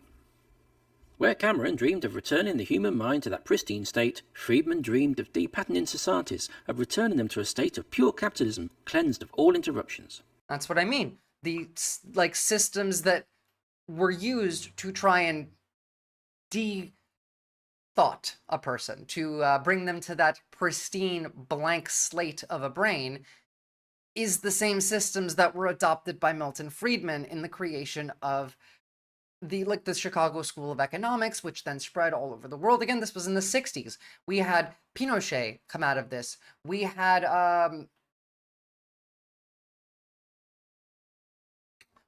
we did this all over the world. It's like several countries, all over South America. We did this in America. We did this in Russia. We did this in Iraq. We've been doing this for a while. Also, like Cameron, Friedman like believed clockwork. that only bitter medicine could clear those distortions and bad patterns out of the way. Bitter medicine meaning suffering from economic decline, suffering from not being able to afford food. That's the bitter medicine for society to clear its interruptions. Cameron used electricity to inflict his shocks. Friedman's tool of choice was policy, the shock treatment approach he urged on bold politicians for countries in distress. The book links the rise of this economic ideology to the Western-engineered coups in Chile and other states, and how, through international institutions, this ideology became a form of neo-colonial control. Specifically, Perón, that was the name I was thinking of, the other one. Klein's approach to writing the book, how this ideology saw its height with the War on Terror. Chile's coup would feature 3 distinct forms of shock, a recipe that would be duplicated in neighbouring countries and would re-emerge 3 decades later in Iraq. The shock of the coup itself, Friedman's capitalist shock treatment, the other was Ewan Cameron's shock, now codified as torture techniques in the Kubark manual. And this is what I mean. There are several shocks. Think about the shocks that we've already endured since the beginning of this administration. It's just been constant shocks. Like, the point is to overwhelm you. And we all know this, you know, we've even watched them say it. They're talking about, Jesse Waters is talking about how this is psychological warfare on the left on Fox News. This is what they're doing. And they're not hiding it. From Chile to China, torture has been the silent partner in the global free market crusade. But torture is more than a tool used to enforce unwanted policies on rebellious peoples. It is also a metaphor of the shock doctrine's underlying logic. Universal human rights and democratic values exist in opposition to the libertarian economic values promoted under the shock doctrine. The loss of democratic control as billionaires influence policy, as well as worsening conditions as those policies accentuate inequality, represent the same, albeit less extreme, values promoted in the CIA's coups of the 1970s. We're in just sense, getting the this done persecution of back the to poor us in Western now. states represents just another form of economically coercive torture. Klein develops this link over the final chapters of the book. You think we've been beaten into submission? What do you think I'm doing here? It's the economic equivalent of deflating someone's tires and making them your wife, Jesse Waters reference. Jesus Christ. In December 2006, a month after Friedman died, a UN study found that the richest 2% of the adults in the world own more than half of the global household wealth. That was the outcome. How much more is this going to consolidate now? It's basically like already to the point where 10 people have all of the wealth in the world. The counter-revolution that began in the basement of the social sciences building in the 1950s has indeed been a success, but the cost of that victory has been the widespread loss of faith in the core free market promise that increased wealth will be shared. Trickle-down economics didn't happen. And it never will. It never will. That's the point. It never will happen. All of this is just stealing your money. That's Jesse Waters' story of how he met his wife. He deflated her tires. It became kind of, oh, right, yeah. Jesus. They're all ghouls, every last one of them. And not only is that policy of shock being used here, we're using it everywhere else. What do you think this is? This is just another shock. This is the shock that comes before the actual shock of us doing it. If you haven't seen the Trump Gaza video, by the way, it's really bad. I'm going to turn the sound off. Those 10 people might have all the financial wealth, but the moral high ground is mine. And didn't someone say the meek shall inherit the earth? I mean, we'll see. The moral high ground is definitely on our end. So this is AI-generated Trump Gaza. Obviously, you know, we already knew that America wasn't taking Gaza. It was Donald Trump. It was he gets to own it. And it's this, I don't know. God, I hate AI. All of this looks terrible. The important thing here, though, is what they did include towards the end. Trump and Netanyahu just chilling poolside. Like, this is evil shit. Also, the golden calf idolatry in the video is very unchristian. Did you see the, I didn't see a golden calf in here. It's literally just AI, though. But there's actually a goat statue made out of, like, dollar bills with Trump's face on them. Where it replaces the words "In God We Trust" with "In Trump We Trust" in Mar-a-Lago. There's photos of it, and on the bottom it's signed by him. So, like, it has gold horns, it has gold genitals. They kind of like them gold goats. With nipples exposed like a couple of sluts. Yeah, exactly. You're not wrong. They're evil. But again, like, understand that when we look at Trump and then there's weird shit like nonsense happening every day, and we're trying to understand where this is coming from, what the goal is, what are they even trying to do, like all of that comes from this concept. Now, here's a meme, but like, this is what it feels like listening to, you know, Trump talk. We're bringing back tapeworm. No more Easter Bunny. You can no longer bounce on it. We're making my birthday a federal holiday. Sporks, we're not doing sporks anymore. I laughed very hard when I saw this, sorry. A fork or a spoon, there is no in between. I'm banning Pitbull. There will be no more hotel, motel, holiday inns. We've captured Cotton Eye Joe. Where did he come from? Where did he go? Back to Mexico. Sir, he's an American citizen. Hush, liberal. I've banned Hotel Transylvania movies. Dracula is a liberal. We're renaming it. It's going to be Male and Female Vania from now on. Very clever name. Nobody's ever done that before. We're gonna start firing cannons at the left-handed people. We're bringing back the dinosaurs. We've elected them. It's just nonsense that comes out one after the other because it's meant to do this to you. It's meant to create a state of mind where it just sounds ridiculous, you can't function, you can't process it, so you just stop trying. But, I don't know, it might not be working. Apparently, the 2028 Cal Exit movement is gaining traction. Now, I don't think that this will happen. I don't think that if it did, that we wouldn't also send in, you know, troops to invade California. We might, but you know, we've been doing this meme for like 9 or 11 years now. Exactly. Right now at 5:30, a new push for California to leave the United States. True, Maddie Holmes. Go it on our own. Donald Trump, of course, won the general election in November by more than 2 million votes. But following historical precedent, Democratic president nominee Kamala Harris decidedly won the state of California, taking more than 58%. What do you think about this, MX Maddie? You live in California.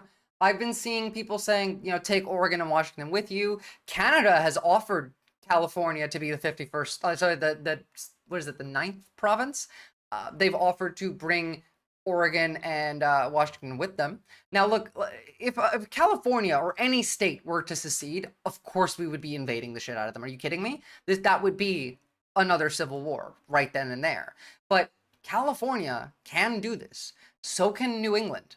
If New England and California secede, then form trade like lines with Canada and Mexico directly, with Europe and China, they can genuinely just crush what's left of the United States. Secession is unconstitutional. I learned that in education somewhere along the way. But yeah, but we don't have a constitution anymore, MX Maddie. You can't go on, you know, the government website and you can't find it. There's no constitution. Again, like, Donald Trump is calling himself the king. It's kind of your American duty to fight tyranny against a monarchical king. It's kind of why we have this country to begin with. California needs Arnie Pack. They did well under him. I don't know what side of this Arnold Schwarzenegger's on. He's probably a MAGA, right? Well, Florida can't. The Sovereign Communist People's Republic of California. Long live the revolution. If only. If only. Opinion-wise, I'd be down, but I'm a conservative part of California. Or sorry, but I'm in a conservative part of California that would probably double secede. It's possible. I mean, North and South California is a thing. We're getting fallout, genuinely. And with that deep divide, a radical idea is once again in the headlines. Well, you can move to East Berlin, hopefully. They'll be they won't be that bad that quickly. You need to see his video decrying fascism on Schwarzenegger. Oh, cool. That's awesome. It's a push for California to secede from the United States. Our Max Darrow traveled to Fresno to meet the man driving the Cal Exit movement. Of the 50 stars on the American flag, star number 31 became California's in 1850. But nearly 200 years later, there's a growing push for that marriage to end from people who believe California and America can you link it to me? We can watch it far next. apart. And Fresno native Marcus Ruiz Evans is leading the way. Everybody thought I was insane when I proposed this originally, and everybody said it was going to go nowhere. Unsurprisingly. Ruiz Evans is advocating for California to secede and become an independent nation in what has become known as Cal Exit. I think California values are completely different from American values, and they've been that way for a long time. Every day, Lennon, he has chill out. conversation after conversation, working to raise awareness to his cause. Do you have a few minutes to talk? For him, it's personal. Wait, I didn't see his tie. That's green. He says his mom moved from Texas to California. Yes, Cascadia. The Cascadia, that's what I mean. They want to bring Oregon and Washington with them. Even the Canadian official who offered this mentioned Cascadia. I'll pull that up again as well, just as a reference. As a young woman, the reason... So she came here, and she was treated with equality and respect. So with my aunts.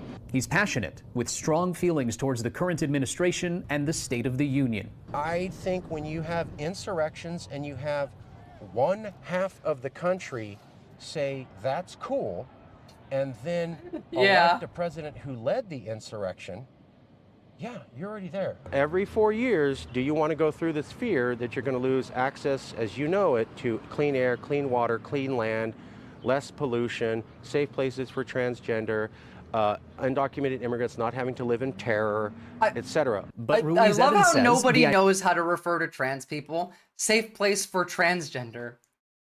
I mean, like, it doesn't really matter, but it's funny that none of them actually, like, just know how to refer to people. It's not like they're new. It's not like trans people just popped up into existence. We've had the words for decades.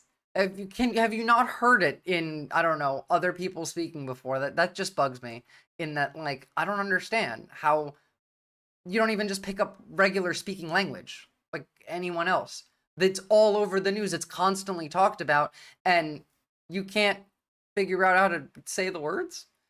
This is risky, but I think he is doing this to push change throughout the entire United States. Of course, Camel. And this is risky. Again, if California or any state seceded from the Union, we would send the military in. The new California Republic, however, economically can kind of strangle the United States' hold, at least temporarily, unless it receives help. If it can secede, form trade relations with foreign nations directly, like Canada and Mexico, then I feel like California might be able to actually hold out. The idea for this movement actually came well before President Trump's first term in office. I got the idea in 2007. But with Trump winning a second election... For American citizens, January 20th, 2025 is Liberation Day. And more than 77 million Americans voting in favor of putting him back in the Oval Office, Ruiz Evans says the I mean, I don't know. I like this idea.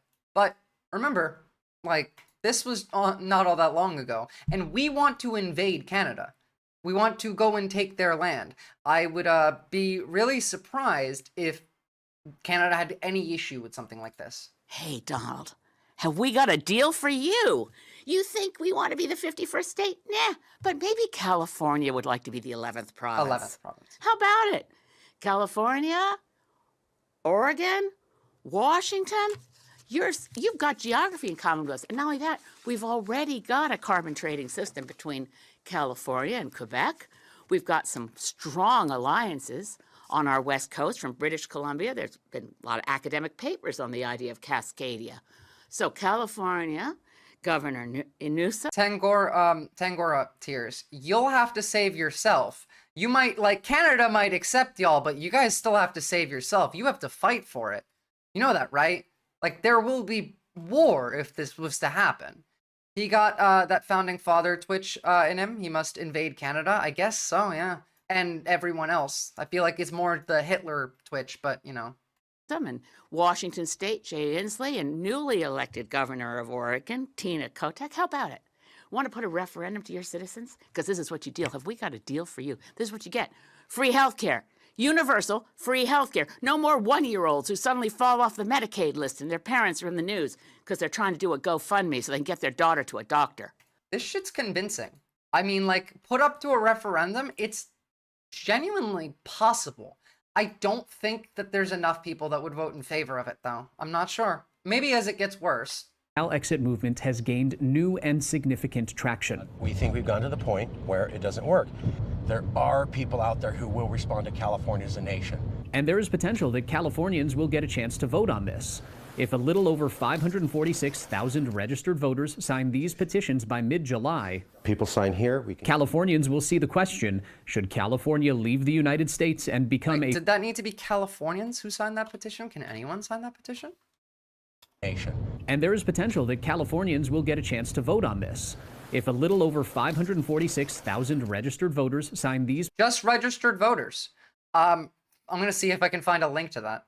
Petitions by mid-July, people sign here, Californians will see the question, should California leave the United States and become a free and independent country on the 2028 ballot? I think we can get it. But there's a catch. If it winds up on the ballot and enough voters do say yes, it wouldn't mean California secedes. It would create an official commission to study California's viability as an independent nation. No, it doesn't make secession automatic. Here's the link. You guys can have a look at it. I'm sure you can find a way to sign that petition if you're a registered voter. It was previously unthinkable that Britain would do Brexit, and then boomers decided to flush the country down the drain, so never say never. That's true, you know. Oh, hey, maybe something for me to do? Maybe. That would be pretty cool. And, like, they're already going to declare a state of emergency and use the military on us anyway. You guys understand that, like, we're likely going to get a big terrorist attack in the next, like, month or two. Every, like, official has warned this. The CIA has said this. The FBI has said this. We got rid of all the FAA. Elon's trying to hire new ones. We're going to have, like, a plane accidentally do a 9/11, let alone an actual terrorist attack. But we have reduced every barrier. It's likely to happen. It's likely they want it to happen because that's a shock to get the ball rolling even further. They're just kind of probably waiting until the consolidation, and then the shock will come. That's what I see as likely, at least. What if they have the P-tape? It doesn't matter. No one gives a shit. No one will care if the P-tape comes out. They'll make shirts with Trump pissing on them. Comrade Lennon, 500,000 Americans need to sign it, and we'll get the Great Commie Republic. I really don't see California being a commie republic, but you can try. Indy Crab, America, aren't you the most free and fair nation in the world, according to you? You preached about the Second Amendment 24/7. You do realize we're coming for your guns. We've announced that we're coming for your guns. In fact, the plan written out by Steve Bannon, Roger Stone, a year ago, and is being discussed with Pam Bondi right now, is that they're only coming for the left's guns. Of course, you know.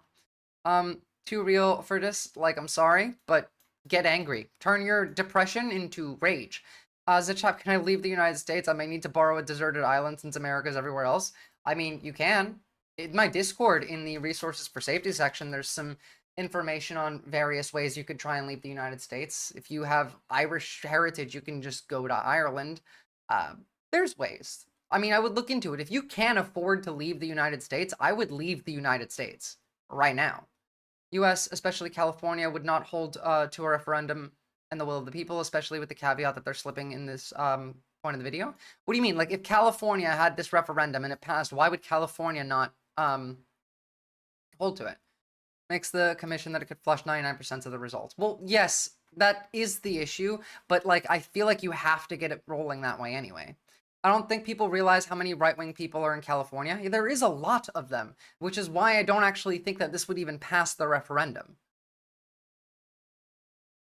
Pam Bondi, she's grateful to Trump after Trump's mercy after unsuccessfully defending him in court, I suppose. Automatically happen. You can't do that. That's illegal. Like, as in, if your grandparents were Irish, you can go to Ireland, Captain Buggy. I mean, you can also do the ancestry thing, I'm pretty sure. I have no idea how far back. I just know it's at least up to your grandparents. 1869 Supreme Court ruling of Texas versus White. In a 5-3 decision, the court ruled states do not have the right to unilaterally secede. But there's a line from the majority opinion that Ruiz Evans points to that he believes reveals a legal pathway there. Justice Sam... If you're going to break off from the country, why do you have to do it by following that country's laws? Can someone explain this to me? Because I don't understand this. Why do we have to legally secede using U.S. law if we want to secede? Like, if you just want to secede, that means you don't want to follow U.S. law. Why the hell do you have to do secession through U.S. law? In Portland Chase writes, the union between Texas and the other states was as complete, as perpetual, and as indissoluble as the union between the original states. The union between Texas and the other states was as complete and perpetual and indissoluble as the union between the original states. There was no place for reconsideration or revocation, except through revolution or through consent of the states. Except through revolution. I feel like that's kind of even part of the law. And give it a go, guys, if you're Irish. I mean, there's websites for it. I can find you a link for it in a minute. And you can go see if you're eligible. This could be interesting if it doesn't get steamrolled 6-3 by SCOTUS. I would think that SCOTUS wouldn't even get to vote on this. Like, this wouldn't make it up there. Constitution is the magic paper. Yes, but it's the magic paper that we don't get to see anymore. Texas versus White literally says consent to the states. Consent is not defined. Only a Supreme Court can define that. And his belief is that with the current Republican supermajority, a consensus could be reached. They have the power alone to vote us out. There's probably no way it really can secede, but if it did, California could survive on its own. By the balance sheet. Again, don't secede. You can't do it through the law. If you want to do it, just fucking secede. We also give citizenship through residency if you can get into the Irish rugby team. Based Cave Dweller. Backcast, currently California is part of the union, so is bound by the union legislation, so obviously you have to follow the standing law to leave. No, but if you're leaving, why do you care what the law is? You're leaving. Your citizens in your state voted to leave. You say, we're leaving on this day. I don't give a fuck. It's going to start war anyway. You think that America's not going to fight to get California back? You don't need to follow the law if they're going to start a war anyway. America needs more not caring about nonsense like this. Yes, we need to go dark woke, guys. I'm telling you, that's the way. You need to use a little bit of, like, the bad energy. Have a little bit of evil, just as a treat. Just a tiny little bit to balance out all of our morals and ethics so that we can actually do something. Morals and ethics is good. Evil is bad. I don't like evil. But in the context that we're in, we're not getting out of it without using a little bit of it. And you're probably going to invade California anyway, yeah, with the National Guard, I don't know. Hello, everybody. Liberals. I want to talk to you today about the rising hate and anti-Semitism. By being mean and stopping giving a shit about dumb stuff like processes and what, like, legally leaving the union. That's what I mean. Be mean to these people. Stop giving a shit how they feel. We've seen all over the world. You know, a few months ago, I toured Auschwitz, the Nazi concentration camp, where 1.1 million men, women, and children lost their lives. Almost all of them were ruthlessly murdered simply because the outcome is going to be Jewish. this. Otherwise, you're going to live When here. you walk through a place like Auschwitz, you feel a tremendous weight. There are reminders everywhere of the horrors that happened there. The suitcases never claimed by the prisoners, who were told to remember exactly where they left their belongings so they could retrieve them after they were finished with the showers. The shoes and the gold teeth and the hair that were taken from the murdered to be reused. Yeah, okay, we need this guy back in charge of California right the fuck now. What the fuck? How did I think that he was MAGA? By the murderers to fund their evil. The logbooks with thousands of names crossed out as if a cruel accountant only measured death. The gas chambers with scratches on the walls from the fingernails of people who tried to hold on to life. The crematorium, where the Nazis tried to erase all of the atrocities. Yeah, look, okay, I'm sorry, I can't sit through this video. Matty Holmes, you're correct in that this is an excellent video, and I will watch it. I just don't want to watch it right now. And I don't want to depress Stream that much, because we're about to depress Stream a whole lot in a different way. Speaking of living long enough to make it to the camps... Welcome back. President Trump has scored an incremental but important victory on Capitol Hill after the House adopted a budget blueprint late yesterday to move his agenda forward. It was a win for both the White House and House Speaker Mike Johnson, who was able to get all but one House Republican on board with the plan. The proposal calls for The only person that voted against it on the Republican side was Massey, as we saw, whereas every Democrat voted against it, thankfully, at least for once. This shit is bad, guys. Like, it's really bad. $2 trillion in cuts to mandatory Republican on board with the plan. $2 trillion. The proposal calls for $2 trillion in cuts to mandatory spending, and for the House committee that oversees Medicaid to make nearly $900 billion in cuts. But President Trump insisted today that Medicaid and other entitlement programs would not be touched. It's literally impossible to cut $2 trillion from the federal budget without touching Medicaid or using the military, like, instead. You either have to cut defense spending or you have to cut Medicaid or Social Security. Now, they're not cutting defense spending. We know that because that's not been announced. But what they are cutting is Medicaid. They're cutting veterans benefits. They're cutting social programs like food stamps. This is going to kill millions of Americans, millions of people. At the same time, there's the healthcare stuff going on too. There's measles spreading, there's tuberculosis, there's polio, there's bird flu. That shit's getting worse. We're gonna look at RFK's actions on what's going on with vaccines, but like, this is literally mass murder. This is just genociding America now. This, like, genuinely, millions of Americans are going to die. Millions of them from this, if this is passed in its current state through the House, through the Senate, because it's already passed through the House. I genuinely didn't even think that this one would pass the House. I thought they would need to edit it at least a little bit for it to get through, but no, they just don't give two fucks at all. Can you guarantee that Medicare, Medicaid, Social Security will not be touched? Yeah, I mean, I have said it so many times, you shouldn't be asking me that question. Okay? This will not be read my lips. It won't be read my lips anymore. We're not going to touch it. He's a liar. NBC obviously. News Capitol Hill correspondent Melanie Zanona joins me now. Melanie, thanks so much for joining us. So let's talk about what happened yesterday and why this is significant for President Trump's agenda, and quite frankly, for Speaker Johnson. Yeah, it was quite a dramatic scene that played out on the House floor yesterday. As we were heading into that vote series, it was clear that House Republican leaders did not have the votes. At one point, they even skipped the vote, moved on to the next one, and members started to go home for the evening. But behind the scenes, there was a furious whip effort underway, including the leadership team, including Speaker Mike Johnson. They were trying to twist arms. They were trying to wrangle members. You make no promises. It doesn't even matter. He can make a promise directly, immediately following making that promise, break that promise, and nobody would care. Like, I don't know. And the only defense spending that's going to get cut, Comrade Lenin, is publicly funded defense spending, and then that's just going to get privatized.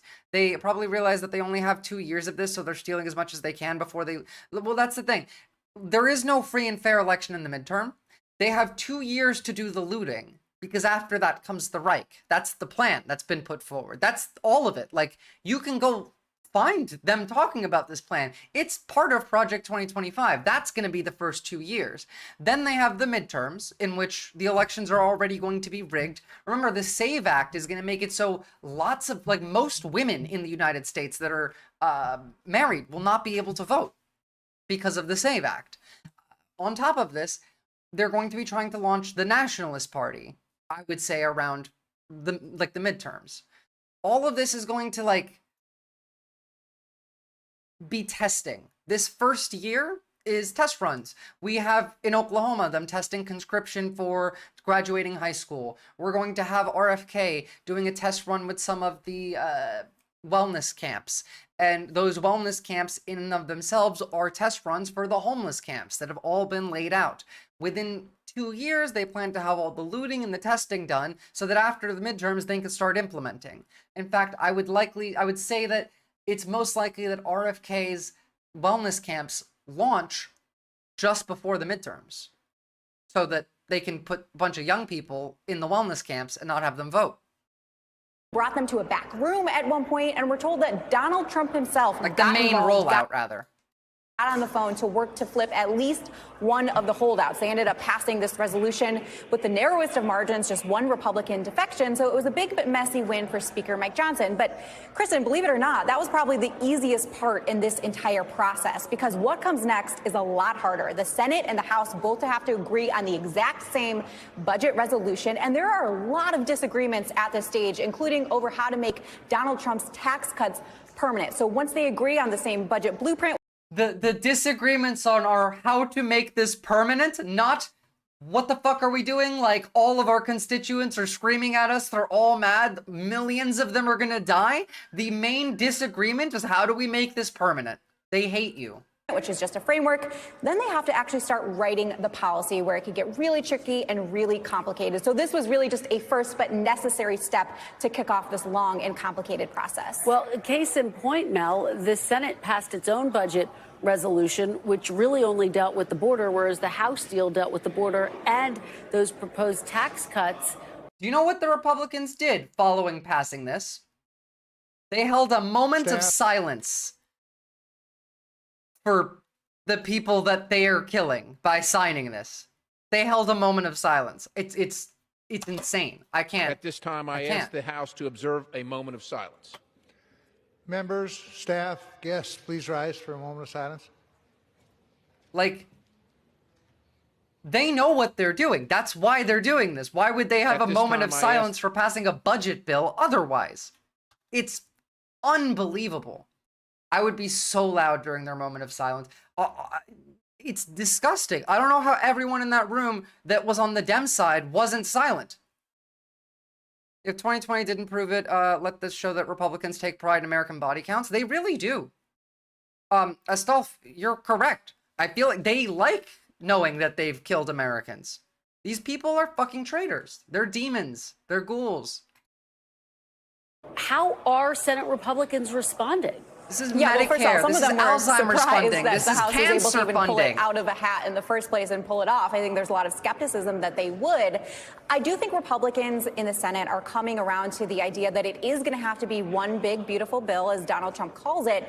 But there are still a lot of different changes that are going to be made between now and that final stage in the process. And Senate Republicans made clear that they're not just going to rubber stamp what the House passed. Take a listen.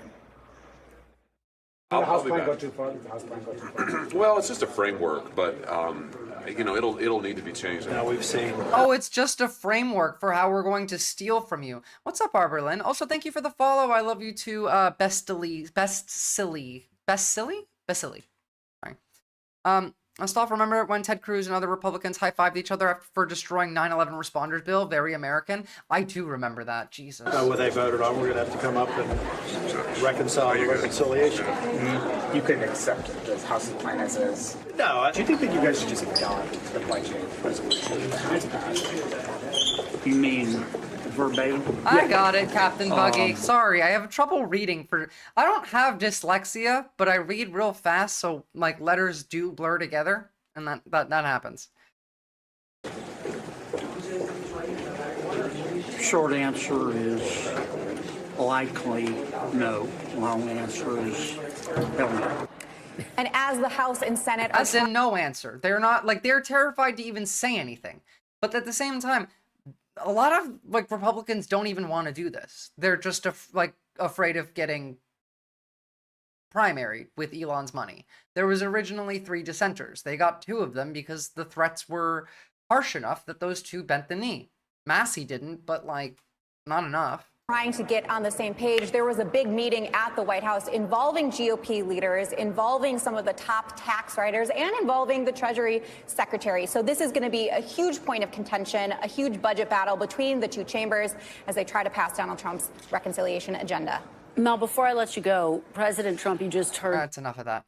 Well, at the same time as they're cutting all of your public spending, your food stamps, your health care, we have meat prices at record levels. on his California cattle ranch. Come on, girls. Like Kevin the only fucking thing that we actually produce in America. Kester says he's just trying to stay afloat. Biggest challenge we're facing right now is the cost of doing business. The fifth-generation rancher now operates with half the cattle he used to have. The lifeblood of your family essentially runs right through this herd. It does. This is our lifeline. We don't have anything else. He'd love to rebuild his herd, but says he loses too many cows to drought. Now Kester and ranchers nationwide. I wonder why there's drought in an area where we use a lot of water to grow animals that use a lot of water. Do you guys, I've said this before, do you know how much water goes into 1 quarter-pounder burger from McDonald's? Just one? Are caught in a supply and demand struggle, driving beef prices up. The contributing causes converging. The industry facing rising interest rates, high grain prices, and a shrinking U.S. cattle inventory, the smallest it's been since 1951. Ranchers and cattle processors are facing really high costs. It's about 3,000 gallons, Comrade, and so yeah, like it's a lot. Per one fucking burger, 1 quarter-pounder. Idiots, if they identified to be targets and pushed to bend the knee, they're going to get primaried by Musk money anyway because they have, yeah, literally, you're correct. Anyone who is a risk to the oligarchy is obviously going to get purged anyway. We haven't had the full-on Night of Long Knives happen just yet. I have a feeling that Putin is doing this to destroy the United States to make it... What's happening to the United States is exactly what America did to Russia following the fall of the Soviet Union. It's the same thing. It's the same systems, like, to a T. We are privatizing everything under the control of, like, 4, 5, 6 oligarchs, and then we're doing Russia. We're becoming Russia. I talked a lot about it at the beginning of the video. If you missed it, Camel went into the shock doctrine and everything. So on your clown car, it's like 40 times the amount of water for the same amount of tofu. Yeah. And again, we don't, like, it doesn't even, I'm not saying be a vegetarian. You can have meat. We can have lab-grown meat that uses significantly less water, that professional chefs currently, like, we have the tech that someone whose job it is to cook cannot tell the difference between feeling, cooking, tasting the lab-grown meat versus the, like, animal meat. We can do that. It just costs a lot. And the reason that it costs a lot is because we haven't done it yet. Proof that we can make lab-grown steak that's good? I mean, like, you can Google it, Comrade Lennon's kind of, like, gonna pull us off track right now, but I can see. Business right now, and so that means the beef that we buy at the grocery store is ultimately going to be more expensive. Popular cuts like USDA sirloin steaks now near record highs. Ground beef as well, selling for 43% more than 5 years ago. This on top of the increase in egg prices hitting consumers due to the avian flu. The average price of eggs up 53% compared to a year ago. Back on the ranch, Kester says they've weathered storms before, but this one hits different. I'm optimistic about the future. It's not like a video, Comrade London. It was like in a study. I'd have to find the study, but I'm looking while we're watching this. We can have a little treat. We can have oligarchs, but we can't have both. Yeah. We chose oligarchy because of our addiction to our little treats, Sundry Clown Car. It's going to take a lot of hard work in order to make our business, our family operations successful for the future generations. And tonight, relief could be a ways off for both consumers and ranchers, with experts saying it's not going to take months but years before herds nationwide can grow to where they can better meet demand. Lester?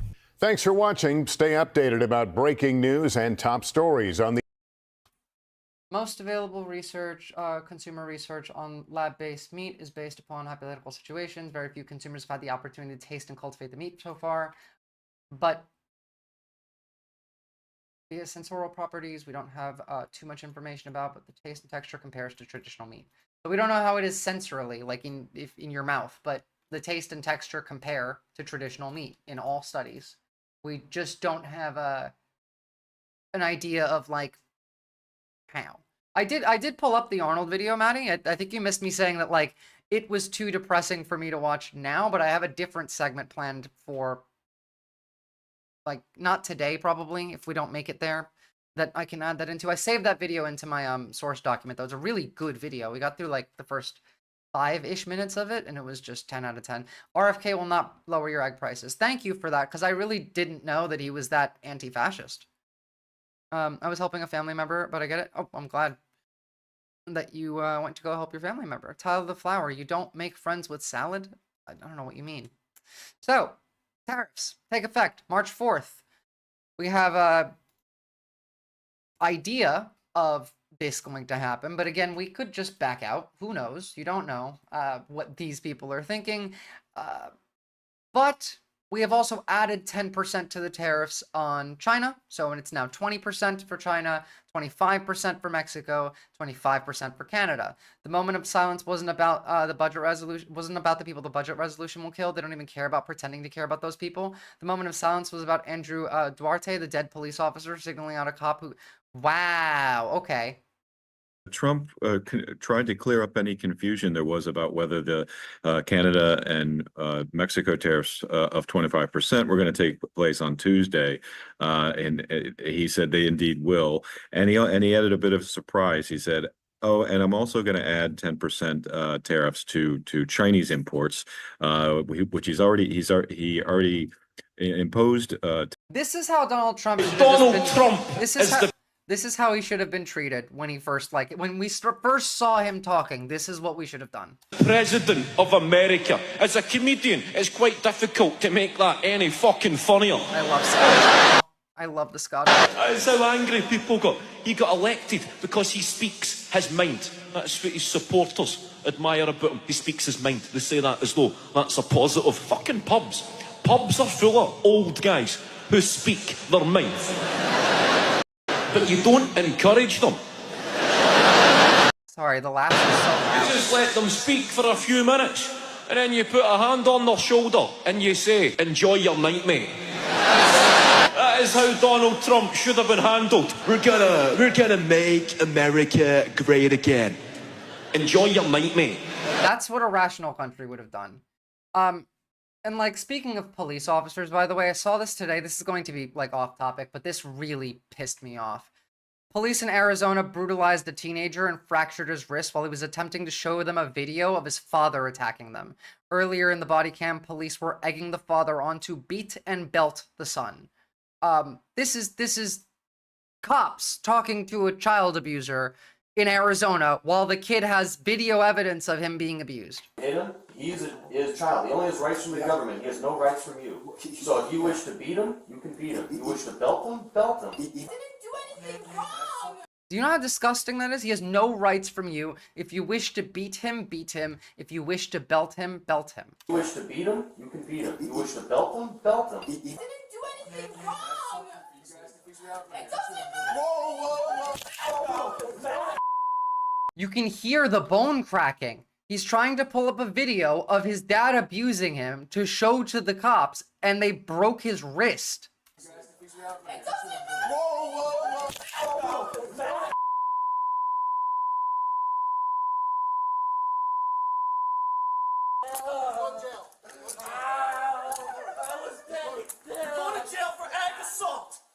Going to jail for aggravated assault. They're going to arrest this kid for them breaking his wrist. Now, obviously, cops have, especially in rural areas, are more likely to be child abusers, domestic abusers as well. And yes, our culture treats children as property. We don't think of children being, independent beings that can make their own decisions, even though we should. And any liberation of the people requires a liberation of the children. But, this is beyond normal. The idea of breaking a kid's wrist and then arresting him for aggravated assault, I don't know. I know these guys are evil, but that's something that I haven't seen before. 0. You don't get to assault officers. I didn't touch anyone. You literally touched me on cameras. Are you kidding me? Okay, then I would love to see the footage. Can you please untighten this? No. They're not even tight. It's pretty tight. It's not tight. It really hurts. Well, you assault an officer. So you can here, you need a wipe or something? You assault an officer when you touch him after he breaks your wrist, erases the evidence of your, abuser, and then tells you that you deserve the pain for the handcuffs being tight while they're bringing you to jail for touching the cop. Do it? It's all over your vest and on the back. Hey, not all parents are cops. My parents were good. My parents weren't like that, you know? You just gotta have a society that incentivizes actually giving a shit. Sorry, that was off topic. We were talking about tariffs and economy, and someone mentioned cops, and I was like, I saw this earlier, and that really pissed me off. 10% tariffs on China. So this is. I feel like we understand how the tariffs are going to work. We don't really need to go too far into it. But yes, again, once the tariffs on the EU, which are going to come in April, were announced, the market lost far more than the total value of all US aid to Ukraine within like hours. The good parents who aren't cop-like enough get their kids taken away by CPS. Therefore, does the ACAP system function systemically as rhetoric goes? Maybe these days, I don't know. Maybe when I was a kid, it wasn't like that. Maybe it was because I'm from New Jersey, and New Jersey's just based. Who knows? But yes, we do need liberation of the community requires liberation of the individual to the levels of specificity of gender, sex, religion, ethnic groups, children. Everyone is women, men. Everyone is liberated. Everyone is put on the same playing field where then we go forward. No, I didn't cover Epstein, but I'm not going to because I don't care. But I will show you this. Here is, from the FBI's own website, the vault of FBI records that were deleted from the Epstein files. For example, if you open one of these, let's say number 2, downloads as a PDF document, you open it, and here's all of the pages that were deleted from that one. And then, you know, come on. There you go. Deleted, deleted, deleted, delete. This 14 pages. So there's nothing to cover on the Epstein shit. So we hide chocolate underneath every homeless person once they get a house, we get chocolate, easy incentivized people to do good. I mean, yeah, that's one thing you can technically do. I don't know if it'll help much, but everyone has to be liberated by the revolution, not just the proletariat. Well, I mean, everyone is the proletariat to me. To me, unless you are like part of the capital class, unless you are wealthy and you own property that you make money off of, then you're the proletariat. Did you cover the Andrew Tate thing yet? The creep is apparently coming to the United States and the Trump government pushed it to happen. Yes, I believe he's actually already here. I haven't actually covered it yet, but what I will show you is this surprising turn of events. They want to rebuff his entry into the United States, and I have confidence that whether it's Pam Bondi or Kristi Noem, that they will be looking at that. I do know our Attorney General, James Uthmeyer, is looking at what state hooks and Florida doesn't want him there. We may have to be able to deal with this, but the reality is no, Florida is not a place where you're welcome. The reality is, yes, of course he is. I think he actually landed in Florida and then went to Mar-a-Lago. Where the fuck do you think Andrew Tate is going, if not Mar-a-Lago, first stop? Are you kidding? Oh my god. I'm excited. That means there will be alpha male war when you are... Oh my god. Don't even joke about that. We're gonna end up like Korea, having a physical gender war. Damn, Ron DeSantis finally met a rapist he couldn't vibe with, and it's a mixed race guy. That tracks. With that type of conduct in the air. And I don't know how it came to this. We were not involved. We were not notified. I found out through the media that this was something that was happening. Whether they want to... Andrew Tate being flown in to head like the Department of Male Education or something. I'm sorry, where were those demon cops? Arberlin, those were in Arizona. Here, I'll send you the link. Yeah.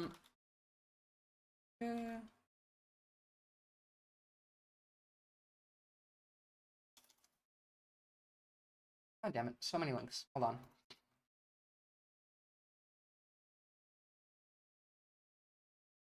Here we go. There you are. Now, like, again, I'm not sure how much I actually believe that what Ron DeSantis is saying even matters. First of all, he doesn't have the power to say that. He can't just say no when everyone else, you know, in power says yes. But it's just him trying to show off. And if you're wondering, by the way, like, how bad is this? This is the guy that we're talking about. He's a rapist and an abuser, and he'll sue you for calling him a rapist. But they didn't teach you in self-defense? Give it a Here's go. a little move. When I grab you by your neck and you start annoying me, trying to resist, and I just That's how and then he I thinks grab you by about your neck women. again. Then what the fuck are you gonna do when your face is collapsed and your fucking cheekbone's broken? You ain't gonna do shit but cry. I guarantee I changed the way you look at sex forever. You're gonna be fucking crying. I won't cry. I bet you cry, bitch. I bet you fucking cry. This fucking demon is the one that's now being allowed into the States. I just thought of a curse background like Doge, but Tate will head up the Department of Restoring American Patriarchal Eminence. I honestly, like, I can't see a future where something like that doesn't happen. If everything continues the way it goes. Social justice warrior Ron DeSantis is going to save America? Okay. I mean, hell, if he does, if he manages to not let this dipshit into the country, that would be amazing. You can't. Like, that's not going to happen, but still. You're saying I wouldn't cry. You're challenging me to a fight. You're saying I can't hurt you. You're out of your fucking mind? I don't even have to fuck you. These are just rapists. Forget the sex part. That's a distraction. My dick can stay in my pants. I'll just start beating the shit out of you. How about that? We walk in the bedroom. I start kicking your ass. Yes, this is real masculinity, right? You're so manly. I'm gonna kick a woman's ass because she wanted to have sex with you and you said you would make her cry and she said that you wouldn't. Like, this is mentally ill. You know that, right? Like, to be this much of a misogynist is mental illness. That's what produces this. No sex. No sex involved. But you cry then. I perfected this in pimp school. When I got my PhD, we had to practice. How fucking soy is using the word pimp school? Jesus Christ. A girl comes at you. Beta fucking men. You're cheating. It's bang out the machete, boom in her face, and then grip her up by the neck. Like, shut up, bitch! Her panties get... Beta fucking men like this. He wears women's clothing, too. You guys know that, right? Like, when he dresses in women's clothing. And yes, unfortunately, 70 million Americans adore this shit. These people are too comfortable. Someone needs to do something about these people, you know? I've met Tate fans, too. There's Tate fans in Australia. And it's unfortunate.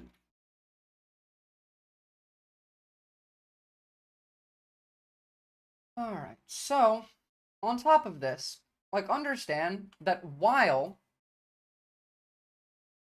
they're stealing from you, while a lot of people are, you know, very much at risk of harm, they're also profiting off you. Such as... Elon Musk is the biggest welfare queen to have ever existed in the history. Like most right-wingers probably unironically enjoy wearing women's clothing. It's very funny. Yeah. Of the world, and we now have the receipts to prove it. So just to his companies Tesla and SpaceX, he has gotten at least $38 billion in federal government contracts. That's a our lot of money. taxpayer money going straight into Elon Musk's. No, it's not him cross-dressing, MX Maddie. It's that, like, when he wears, like, a... Here, hold on. I think Die Workwear did a thing on this. He wears, like, women's pants because it is skinny fit, and he wears women's jackets. Like, suit jackets. Andrew Tate. Women's clothing. Give me a second, I'll find a video if I can.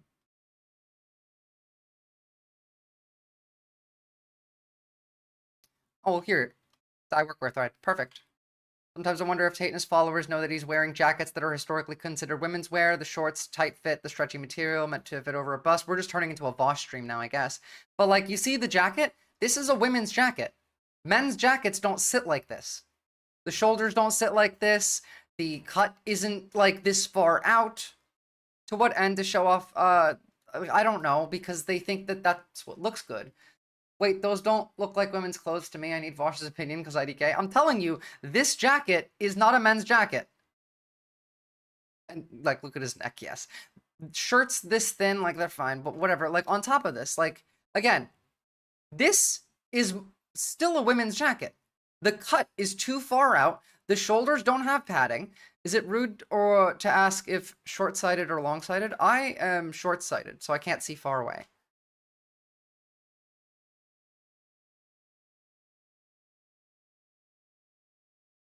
And then Like, look at that pants. That cut of pants just, I don't know, it's too tight. It's too tight in the thigh areas. This doesn't close correctly because the button is meant for tits, and he has pecs which function like tits, and so this jacket sits like it's a chick with tits, having that jacket, like, pinned up while wearing, like, a different shirt. Like, you can see that. It's cropped to be a women's jacket. The enigma that Andrew is patriarchy is cool, women's clothes are too. Sex with femme passing trans women is straight. No, he doesn't think that. He's very much anti-trans. And free Palestine because they didn't get vaccinated. That would be funny. Dog thinking.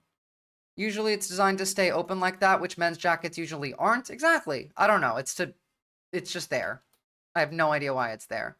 Why, I mean, look, take a look at these jackets and these pants. And then compare them to that pants and these jackets. These are women's clothing.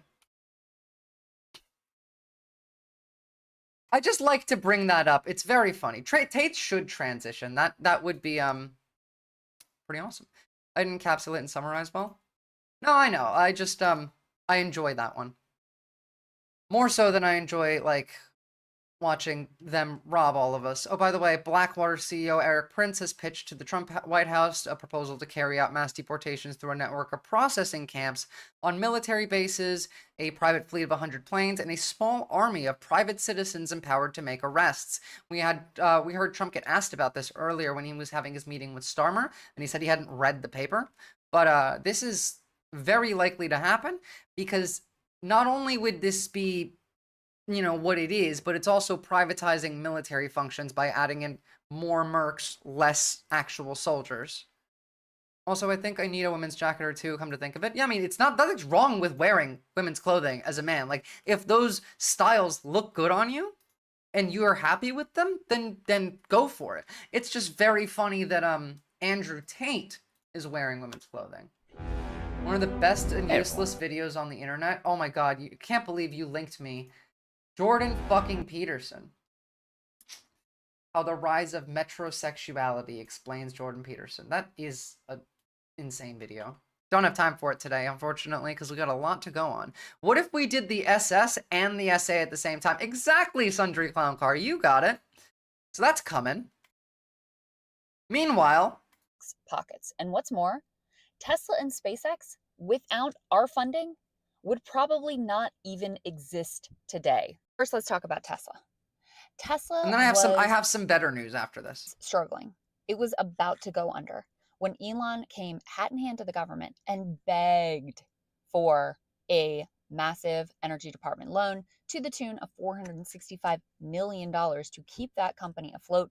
That allowed them to build the Model S, allowed them to buy their factory in Fremont, California, and allowed that company to really take off and fight another day. In addition, over the years, a third of Tesla's revenue has come from federal and state subsidies. They sell these tax credits. So, for example, in the state of California, where Tesla was based until recently, they have certain standards that automakers have to meet. Right, the language and since Tesla is zero emissions because it's electric. Speaking of automakers, by the way, there's a good chance that these tariffs with Canada would kill the American auto industry to a point where it can't recover. Probably they would not exist without the state giving them charity. Yeah, well, I mean, you have to at least a little bit. This is the crystal ball. Like, she's not a novice at this or anything. Vehicle, they can sell those credits to other automakers. And so they made a tremendous amount of money doing exactly that. Those credits are actually what allowed Tesla to become profitable in the very first year. That Again, they were able it's to turn a socialism profit. for the Then rich there's SpaceX, and feudalism which, for if you. anything, it's even more dependent on government money. A majority of SpaceX revenue comes from the Defense Department and NASA. That is where welfare queen. This guy's a fucking welfare queen. The money for SpaceX comes from. And oh, by the way, we, the US federal government, the taxpayers, apparently, since we're on the hook for it, have looked the other way as SpaceX missed milestone after milestone. That's according to congressional investigators who said the subsidies and the funding kept coming, even though SpaceX routinely failed to deliver. All of this led Jeff Bezos to say, Elon's real superpower is getting government money. And true, by the way. Again, the fact that we have so much contractors, that we rely on contractors for our military, is directly the fault of the Bush administration with Cheney and fuck, what was his name? The guy with Cheney that was also part of Friedman's circle, the ones that did the shock therapy after 9/11 and privatized the entire government.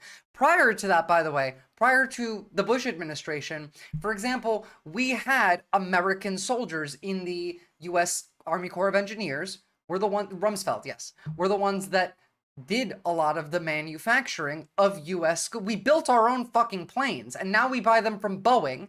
And now that Boeing is a direct U.S. contractor, they don't have to worry about quality. They just put their feet up while their quality goes down. Look at what Boeing had. Like, how many crashes, how many incidents were there last year? They had to kill a whistleblower. All of this to the company that was just decades ago known as the highest quality of planes. That's what happened. They got lazy because they didn't have to work for their money. Welfare queens. It really is, every accusation is a confession. And that is certainly the case. So now that he is in control of the federal government, he wants to completely plunder the treasury. He wants to use the federal government to completely backstop his entire True, Comrade net Lennon, worth. exactly. And not only that, he wants to use it to crush his... Oh my god, hold on, number-wise, I just remembered this. This is very funny. You guys saw that Donald Trump wants to sell, like, the gold cards, the $5 million visas? Because he did this a couple days ago. I think I covered it last stream.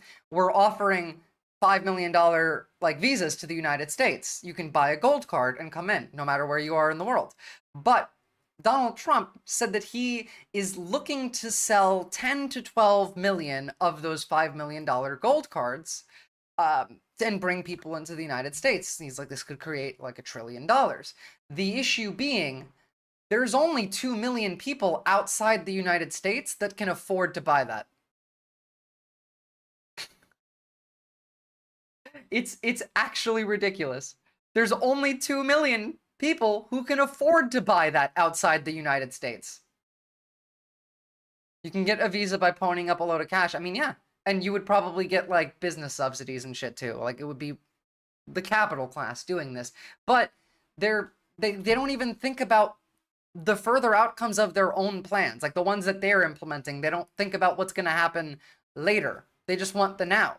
Even when it's, like, all theirs. When there is no left, there is no democracy in the way, there is no government in the way, they still are this stupid. And that just is another indication that fascists cannot rule. They don't know how. They're really fucking shit at it.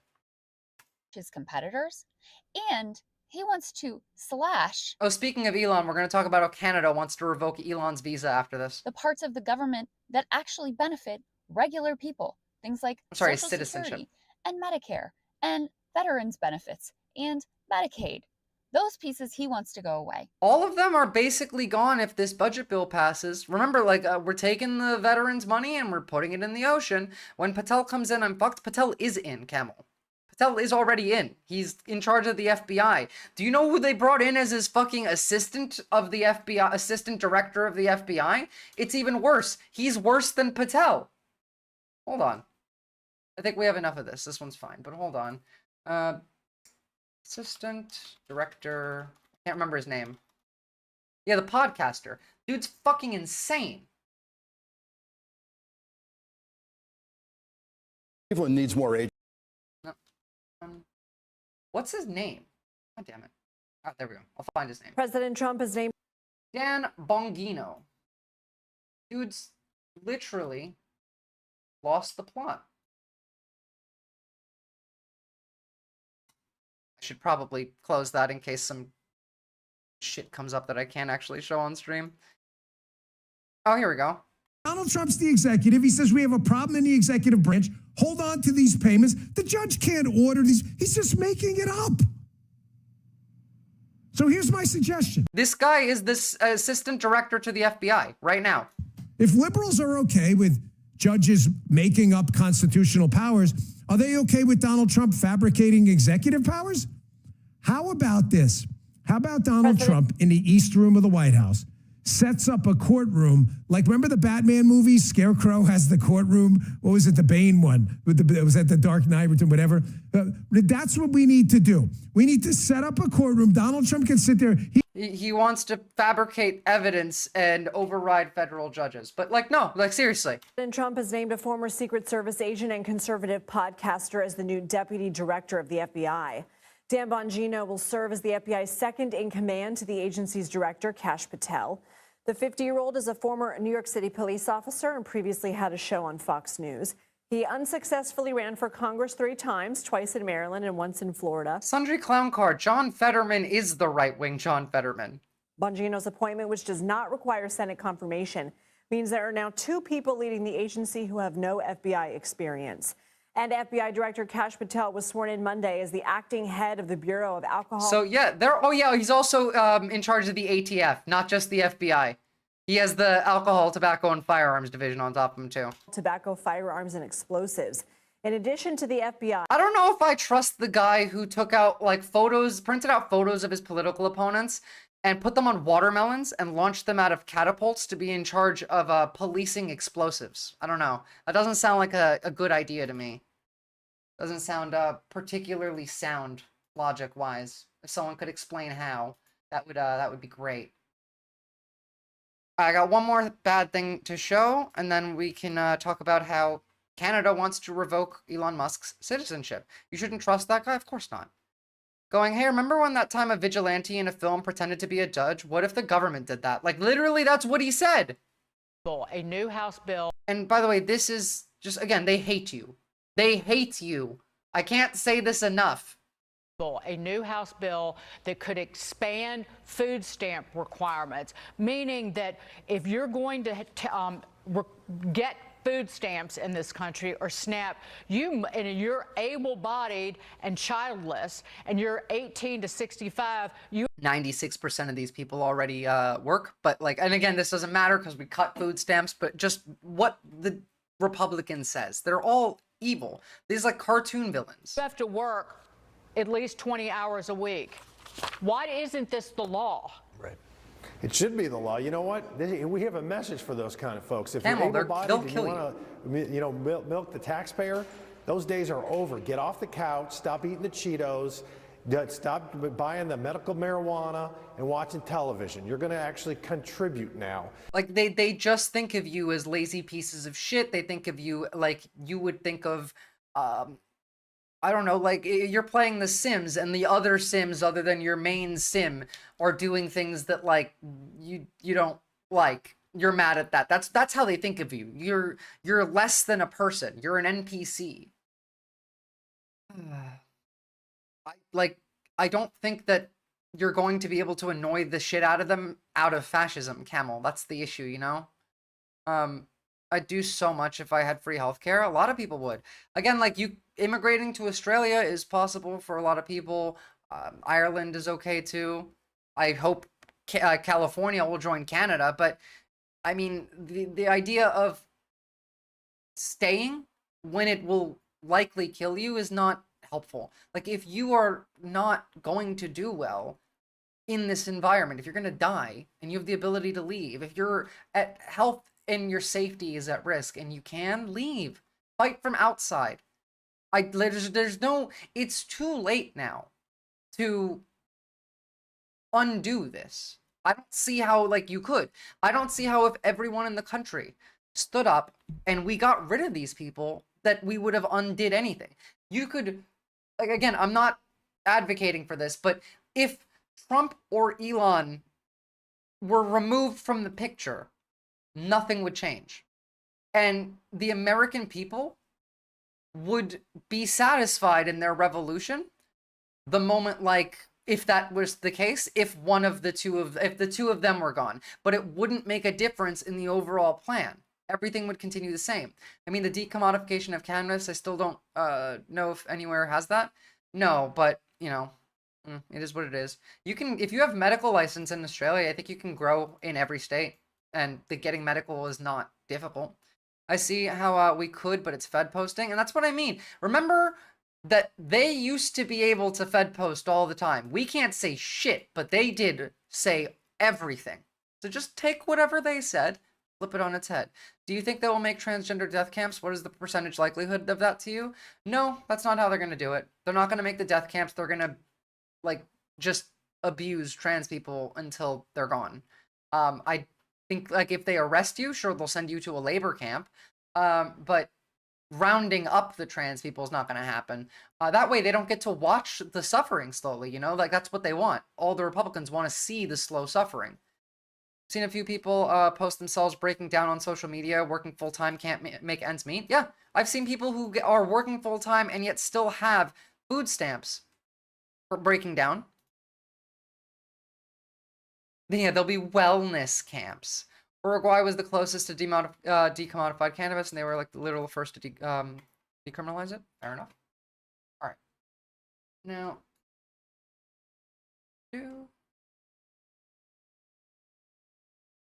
all right, I am going to go to the toilet, be right back, and when I come back, we're going to talk about how Canada's being based, getting rid of Elon's citizenship.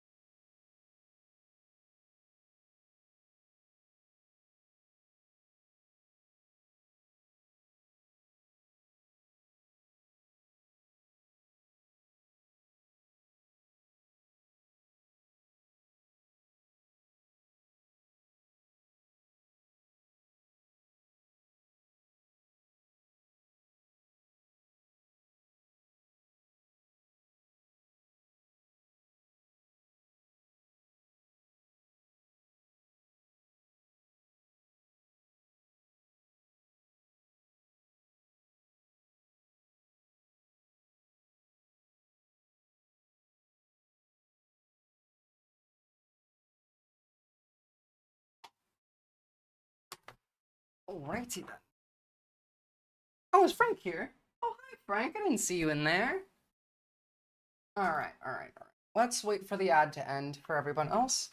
Guys, while we're here, please drop me a like on YouTube on the video and sub to the channel. It really, really, really helps me grow. I want to keep being able to do this, but finances are an issue, so like help me get monetized on YouTube, please. And if you want to donate to me directly, you can use the donate link there so that YouTube or Twitch don't take some of the cut, or you can just use YouTube and Twitch. Doesn't really matter to me either way. Sundry Clown Car, if they do a genocide, it will be a neoliberal genocide. What we could make the undesirables kill themselves. Yeah, that's basically it. They just want all the trans people to commit suicide. Plan. Comrade chair. Yeah, holds the stream down every time. I love this chair. Base chair. All right. How long is left in the ad? Is it over? Whatever. It's over. Whether it is or not, I don't care. All right. So, petition to revoke Musk's citizenship, allowing Canadians to express their anger, says NDP MP. U.S. President Donald Trump is set to convene the first cabinet meeting of his second term today. His newly appointed cabinet secretaries, the White House Chief of Staff, Vice President J.D. Vance, they are all set to attend. The White House also says Elon Musk will attend.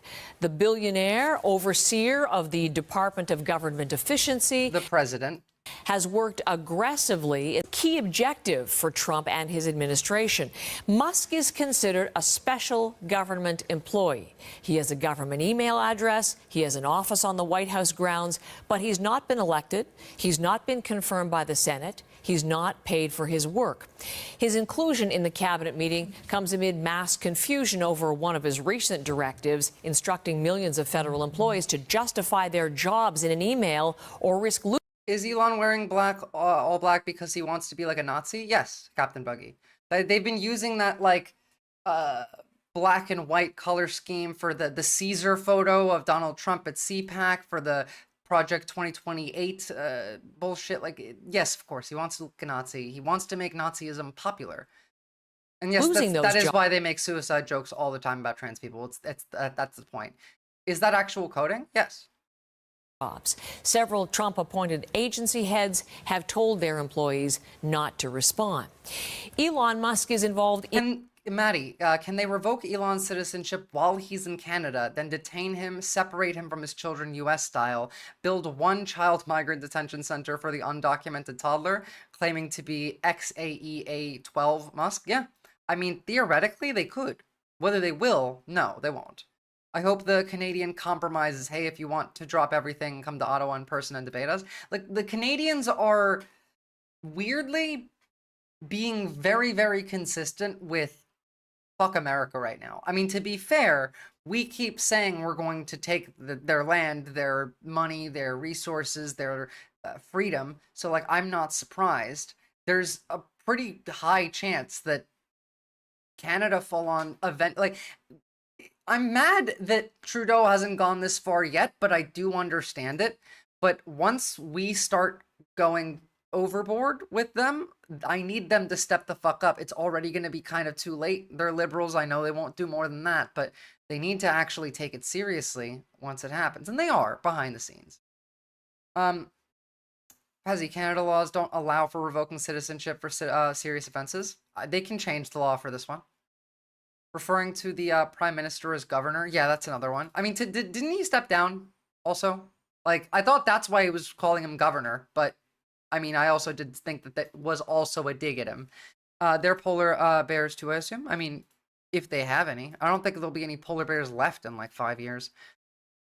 In another story that we're covering this morning, the petition in this country that's gaining speed and signatures. It focuses on Elon Musk, a call on the government to revoke his Canadian citizenship and passport. Elon Musk's mother was born in Regina. He attended Queen's University in Kingston, Ontario, but through his mother, he has this Canadian citizenship. And there is a push from an author, Qualia Reid, in British Columbia, which is garnering signatures, which has been sponsored by my guest this morning, NDP MP Charlie Angus. We have him for just a few minutes before he heads to Ottawa today. He's in Cobalt, Ontario. Mr. Angus, welcome back to our program. Wait, I wanted to read that. Don't just shut it off. I thought you would leave it on the screen for like half a second. Mr. Angus, welcome back to our program. Oh my God, I hate you so much. Mr. Angus, welcome back to our program. Okay. Elon Musk has engaged in activities that go against the national interests of Canada. He has used his wealth and power to influence our elections. He has now become a member of the foreign government that is attempting to erase Canadian sovereignty, and the attempts of Elon Musk to attack Canadian sovereignty must be addressed. We, the undersigned citizens of Canada, call upon the Prime Minister. Program. Yeah. He's going to step down because he says he wants to do something else. His party is having an internal election, and they'll... Well, the thing is, like, the polls for the Liberals have gone skyrocketing since all of this started. Like, it looks like they're going to win, Trudeau or not, that election because of how much they're mad at America, which, like, you know, fair enough. And, like, just to the point of, like, Elon being a Nazi, here's a German comedian and German comedian's view on the subject. Very bad. Don't agree with the message. But from a purely technical standpoint, it was the perfect Hitler salute. Yeah, it was. Oh, it was probably better than Adolf's. Like, it was. You know, sometimes when you listen to a song and the cover is better than the original, you know, that's how I kind of. I didn't know that. Thank you, guys. Hitler salute was an Olympic sport. I would give him a 9.999 rating. This guy was doing, the angle was a perfect 18-degree angle. You know what I'm saying? It was fucking perfect. And then also the power. And do you see that? It was like pow, you know, so strong, it was so fast. You could cut a strudel with that. It was so powerful. I'm not gonna show you, dude. There you go. So like that's a German comedian's view of it. So period while paused, skip frame by frame on YouTube, adding shift key changes playback speed. That's actually really awesome. I'm going to forget that, but I'm going to try and remember it. Camel, my mom is so stubborn, doesn't want to leave. You can message me on ways to leave for Australia, by the way, after the stream. I mean, to be fair, like, I have all the links in the Discord. It's in the resources for safety section. It's down in where is it? In community. It's the first one under the community subtitle.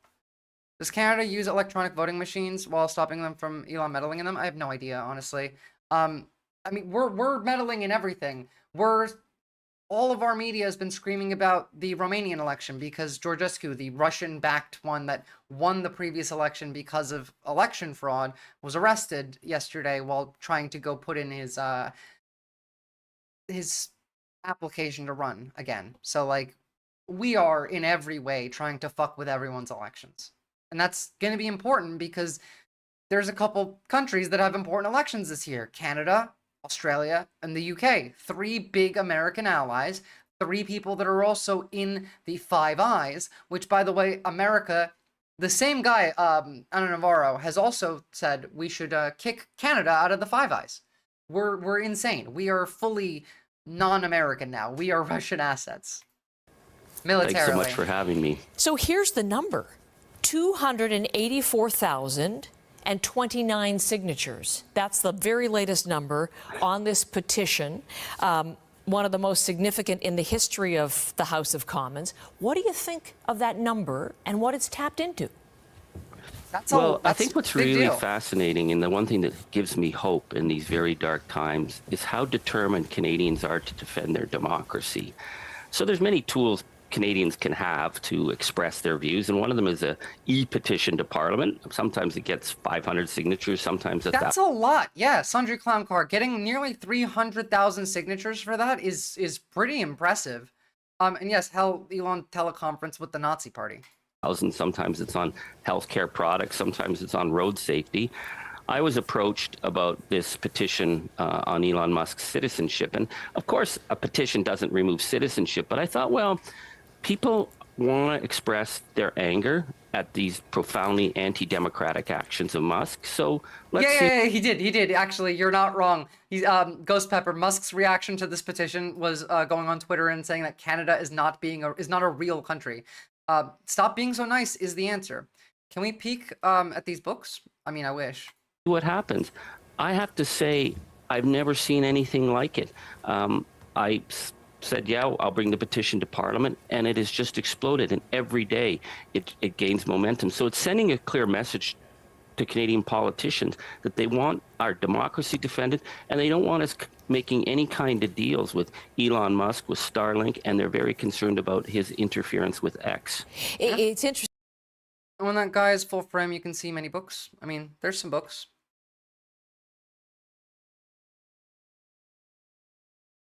For all of you, what's the word for book lovers? Something-ophile? Libophile? Is it libophile? You bunch of libs. Yeah, alright, fair enough. That's long enough. So, moving on from that, because, bibliophile, thank you. That's the word. I don't know where I got lib from.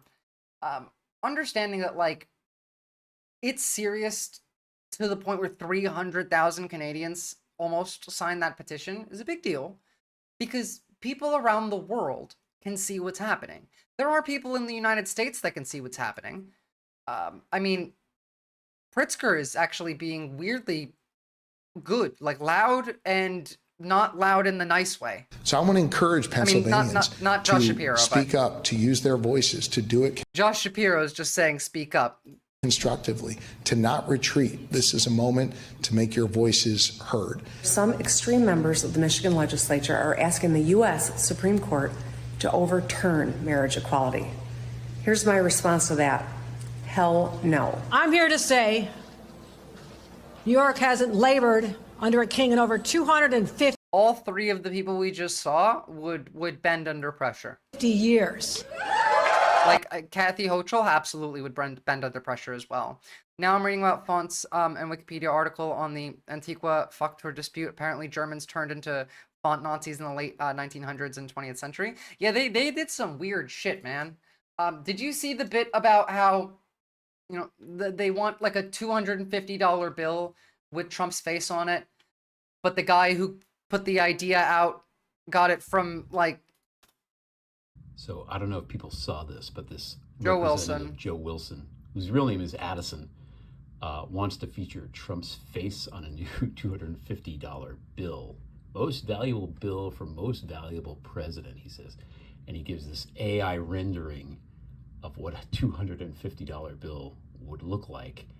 And I don't know if you know this, but I happen to know that 250 as a denomination is Russian. So, like, I've lived on 4 continents. I've lived in several countries. We have $200 notes in Turkey, for example. We have $200 notes in Australia. I don't really know any other place that has a $250 note. Not that this matters all that much, but Russians had this as a denomination, 250 rubles, right? Back in the Romanov era. But here's what's interesting. On their $250 ruble bill, if you look... You see it?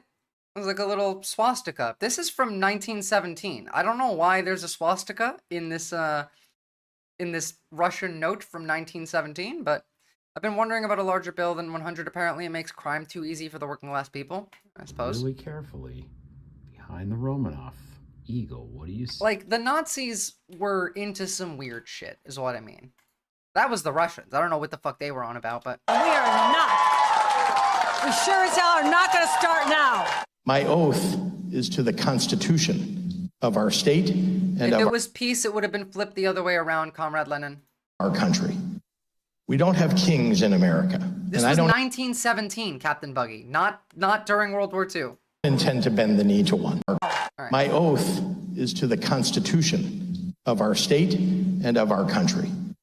We don't have kings in America, and I don't intend to bend the knee to one. Tyranny requires your fear and your silence and your compliance. True. Democracy requires your courage. And your participation. They are right now. And your participation. That's important. Here, I just want to hear Pritzker actually talk. It's a privilege to bring in Democratic Governor J.B. Pritzker of Illinois. Thank you so much for being here. Hi, Nicole. We played a whole bunch of your State of the State address. I want to play one more piece of sound before we jump into this. If you think I'm overreacting and sounding the alarm too soon, consider this. It took the Nazis 1 month, 3 weeks, 2 days, 8 hours, and 40 minutes to dismantle a constitutional republic. And all I'm saying is that when the It's been 1 month and 1 week for us. Alarm fire starts to burn, every good person better be ready to man a post with a bucket of water if you want to stop it from raging out of control. Yours is an assessment I've heard from... That's probably the harshest rhetoric that I've heard from a Democrat so far. Ironically, from a rich Democrat. A lot of them slave owners too, something like a good place for a picture of Trump's face. Anyway, other unfun fact is that dollars are made of cotton. Yes, well, dollars are made of cotton. Donald Trump is obsessed with having his face on money. Again, he has a goat sculpture in Mar-a-Lago that has $100 bills with Trump's face on them. It literally says in Trump we trust rather than in God we trust on them. He has this in Mar-a-Lago. He likes the idea of his face being on the money. This dude is like one of 3 Dems right now in office that have a real spine instead of a pool noodle. True. Senior national security officials, but only privately. And you're the only one to say it publicly. Isn't he a billionaire too? Say more about your decision to do that. Well, I should start by saying that my family escaped. Damn, hold on. This man is worth $3.7 billion. And he still has some semblance of a soul. Now, obviously, only because of his family history. I'm not saying he's a good person. He's still a billionaire. And he's still going to benefit from all of this. But, I mean, he has, like, he knows about the Nazis. He has family history there. So that's pushing him towards actually doing something about this. I don't know. The pogroms in Ukraine in the 1880s. And it was when the Russians were coming to kill Jews.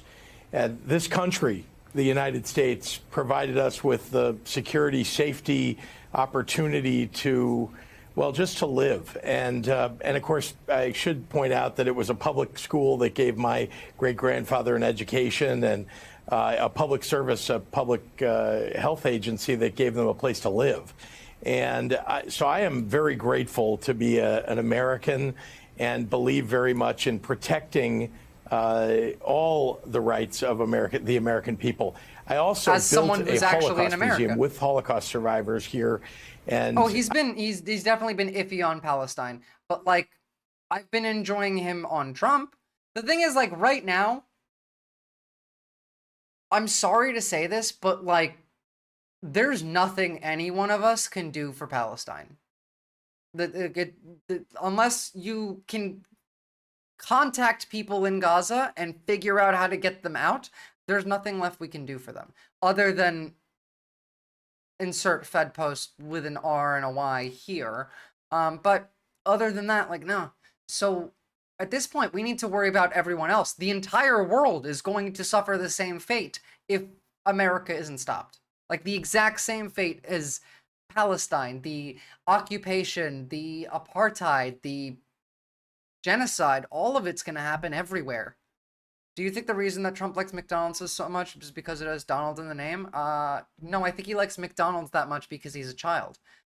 This guy's a billionaire. He's inherently soulless. After the revolution, he will get you. That's the thing. He's not doing this out of the kindness of his own heart. He's a billionaire. He is soulless. He's doing this because of a personal connection in history to Nazi Germany that is making him want to not have to do that. Like he's feeling the thing because of his memories. He wouldn't be feeling this without it. It's not for anyone else's good.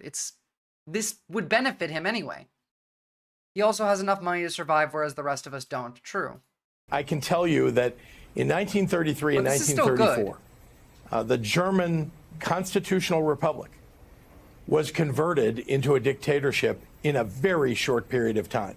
And, anybody who walks through a Holocaust museum and sees the chronology can see that when rights get taken away, when, the services to people are diminished, when all of a sudden we're favoring one group of people over another, that's a danger that we ought to all pay attention to. I'm seeing that. Nicely put, Captain Buggy. Turns out even monsters can feel fear. This comes from personal fear, not other people's, like, not fear for others. He probably gets Gaza, taxpayer fixes it, build it, and then he gets to own it. Well, like, yes. Have you not seen the Trump Gaza video, Sister to All? What his plan is for Gaza? In this country right now, and I needed to speak up. I needed people to hear that. And I think that, we're seeing gradually an understanding that we've got to speak up. People need to show up and speak out. What is it like? It's really bad. This was posted to the president's Truth Social, like his own fucking socials. I just linked it. Donald's coming to set you free, bringing the light for all to see. No more tunnels, no more fear. Trump Gaza is finally here. Trump Gaza shining bright. Again, like, this is on the president's social media. Trump Gaza done. Here's him and Netanyahu sunbathing in a pool next to Trump Gaza. Like, that's the plan. There's nothing we can do to fix that right now, other than deposing the king, which is illegal. And, like to be a really wish I Democratic could leader talk in like a moment where Republicans. the people, the only people standing up for the rule of law in terms of elected officials and the Constitution and rights, basically equal rights. I gotta get big enough so that I can talk like Bill Burr does without having to face repercussions. Because, like, he's big enough that he can say that kind of shit, and I'm not. And I would say exactly that kind of shit. Trump and Netanyahu bathing topless sluts. Yeah, you're not wrong. If anyone I knew went on vacation there, I would never talk to them again. That would be the moral thing to do, yeah. Here, again, like, pay attention. This is the death of democracy. And Governor J.B. Pritzker is with me for his first interview since delivering that address. Governor, a very stark warning that you're delivering there. Obviously invoking the Holocaust, obviously invoking, a horrible, horrible thing that took the lives of ancestors of yours and ancestors of mine is evocative. I would also think it might be controversial. People might think, how can you possibly compare what happened in Germany in World War II to what's going on here in the United States? Well, we're talking about the death of a constitutional republic. Yeah. That's what happened in Germany in 1933, 1934. And again, it's not possible. It's not hard to dismantle a constitutional republic if you have the power. And we're seeing today that you've got an administration in Washington that's ignoring court orders. literally ignoring when a judge says you can't do this. They're going ahead and doing it anyway. The question is, where does that stop? The courts don't have the ability to enforce their orders, and the president is supposed to obey them, but is not. So again, like, we just looked at a plan to ignore the courts even more so, put in place by other Republicans. We don't care about the law. I mean, like, we do, obviously, but they don't. Just one piece of a very long story that's developed over the last 6 weeks of the ignorance of constitutional norms and indeed disobeying the Constitution, announcing that we're going to do away with birthright citizenship. That's been established. Well, it's in the Constitution, for goodness sakes. So I really think people need to wake up to what's happening in Washington. And I felt like, based on my own experience, I led the building of a Holocaust museum. I worked with Holocaust survivors for a decade to open that museum. I know what happened day by day. Speaking of Comrade Lenin, we could have had this. This could have been the future. Bird doesn't know it. Oh.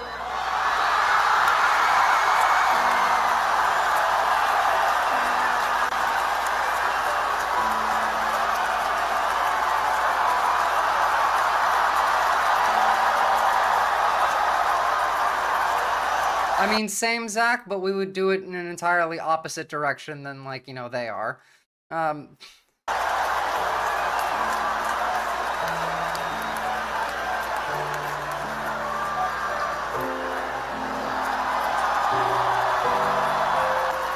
Yeah, liberals saw this and they hated it. Remember, like I don't understand how so many people had I mean, I do, but people that were liberal, that were smart even, were immediately flipped away from Bernie Sanders. Like, Hillary Clinton wasn't even popular, but a lot of people who would have otherwise liked Bernie were convinced not to. But, like, that didn't matter because Bernie did win the primary. They cheated him out of it, and then they admitted it and apologized. But this could have been our future. This could have been what we're living in. We could have just finished 8 years of Bernard Sanders. Could you imagine what this country would be like if we had just lived through 8 years of Bernie Sanders? I think there may be some symbolism here. I know it doesn't look like it, but that bird is really a dove asking us for world peace. No more wars. Fuck, that one actually makes me almost want to cry. Like, crap, you know? And then voted in Trump. Yeah, well, that's because liberals would rather fascism than socialism. Not much would probably change. I think some things would have changed. Anyone who voted against Bernie IMO still to this day are traitors and never will be allies. I mean, I'll ally with them. They're like, it's not like Captain Buggy. Most Americans don't make informed votes. You know what I mean? Like, most people that vote don't know anything about what they're voting for. All they know is the vibe check that they get given on TV and social media. But, like, the people who didn't vote for Bernie were wrong. I don't think they're traitors. I think they were wrong. A lot of people voted for Hillary because she was just a woman. The median voter brain is far too widespread to make calls like that. I think a lot of the people who voted Hillary would have voted Bernie if they knew more about Bernie, if they weren't constantly propagandized. But again, Bernie won the primary. Bernie won the primary. I'd be down for 20 years of President Bernie. Remember that term limits only came after FDR helped the people too much. I mean, to be fair, FDR only helped the people that much because the other option was the people were going to rise up and do a revolution for socialism. So, you know, I mean, not to say that, like, I dislike FDR. I like FDR. I named my fucking cat after him. But he was still working for, like, the liberals. That was the whole point of the New Deal. New favorite slur? Lump? No proletariat. What the fuck does that mean?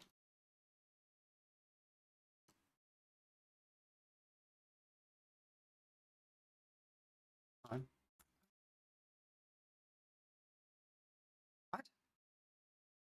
Oh my god, hold on, sorry, I messed up the the thing. In Marxist theory, lumpen proletariat is the underclass devoid of class consciousness. Karl Marx and Friedrich Engels coined the word 1840s. Cool. Okay. So these are the proletariat that don't think. The unthinking lower strata of society exploited by reactionary and counter-revolutionary forces, particularly in the context of revolutions in 1848. This just describes the entirety of America. Like half of America is this. Every time I used to read German words before I started doing Duolingo, I would just fucking skip over them. Too hard to read. All right, hold on. Let me get some stuff set up for the next bit, because we're gonna talk about some of the plans of Robert F. Kennedy.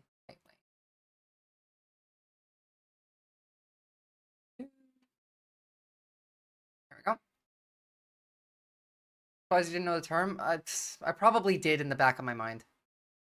Again, like, not good with remembering shit. False consciousness people. Oh, it's Communist Manifesto lingo. That's because I only read Capital. I never read the Communist Manifesto. I probably should. My conservative bit of California, Central Valley, Kern County, and Kevin McCarthy's city of Bakersfield went for Bernie over Biden in 2020. Again, like, I've shown the map of donations for Bernie Sanders. Donations for primaries in 2020, and the entire country was for Bernie. The entire country.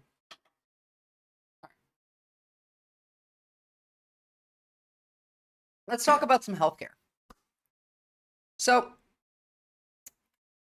this is bad. RFK just canceled the FDA's annual meeting of the Vaccines and Related Biological Products Advisory Committee. This is the government committee that determines which wild types of strains of influenza should be included in the annual flu vaccine. This has to be assessed because an RNA virus, like the flu, mutates wildly. Inside Medicine interviewed Dr. Paul Offit, who sits on the committee, and yes, American pharmaceutical companies can download WHO's recipe, but we have no eyes into the WHO anymore. So 2 U.S. representatives go to the WHO flu shot session. They occupy 2 of the 10 seats annually. Then there is no one to represent the U.S. because this country is a fucking clown show. This is bad. Like, it's pretty bad. Welcome back. The Food and Drug Administration unexpectedly canceled an annual meeting to update next season's flu vaccine. This is a break in the usual process of developing vaccines for the next flu season. Again, remember, like, flu kills hundreds of thousands of people in America per year. Just regular, like, the flu. Now, many on the FDA advisory committee are questioning why that meeting was even canceled in the first place. So CBS News digital reporter tens of thousands Jones per year, hundreds of thousands of hospitalizations per year, millions of infections per year. That's the flu. The latest. And Alex, what exactly do we know about the cancellation so far?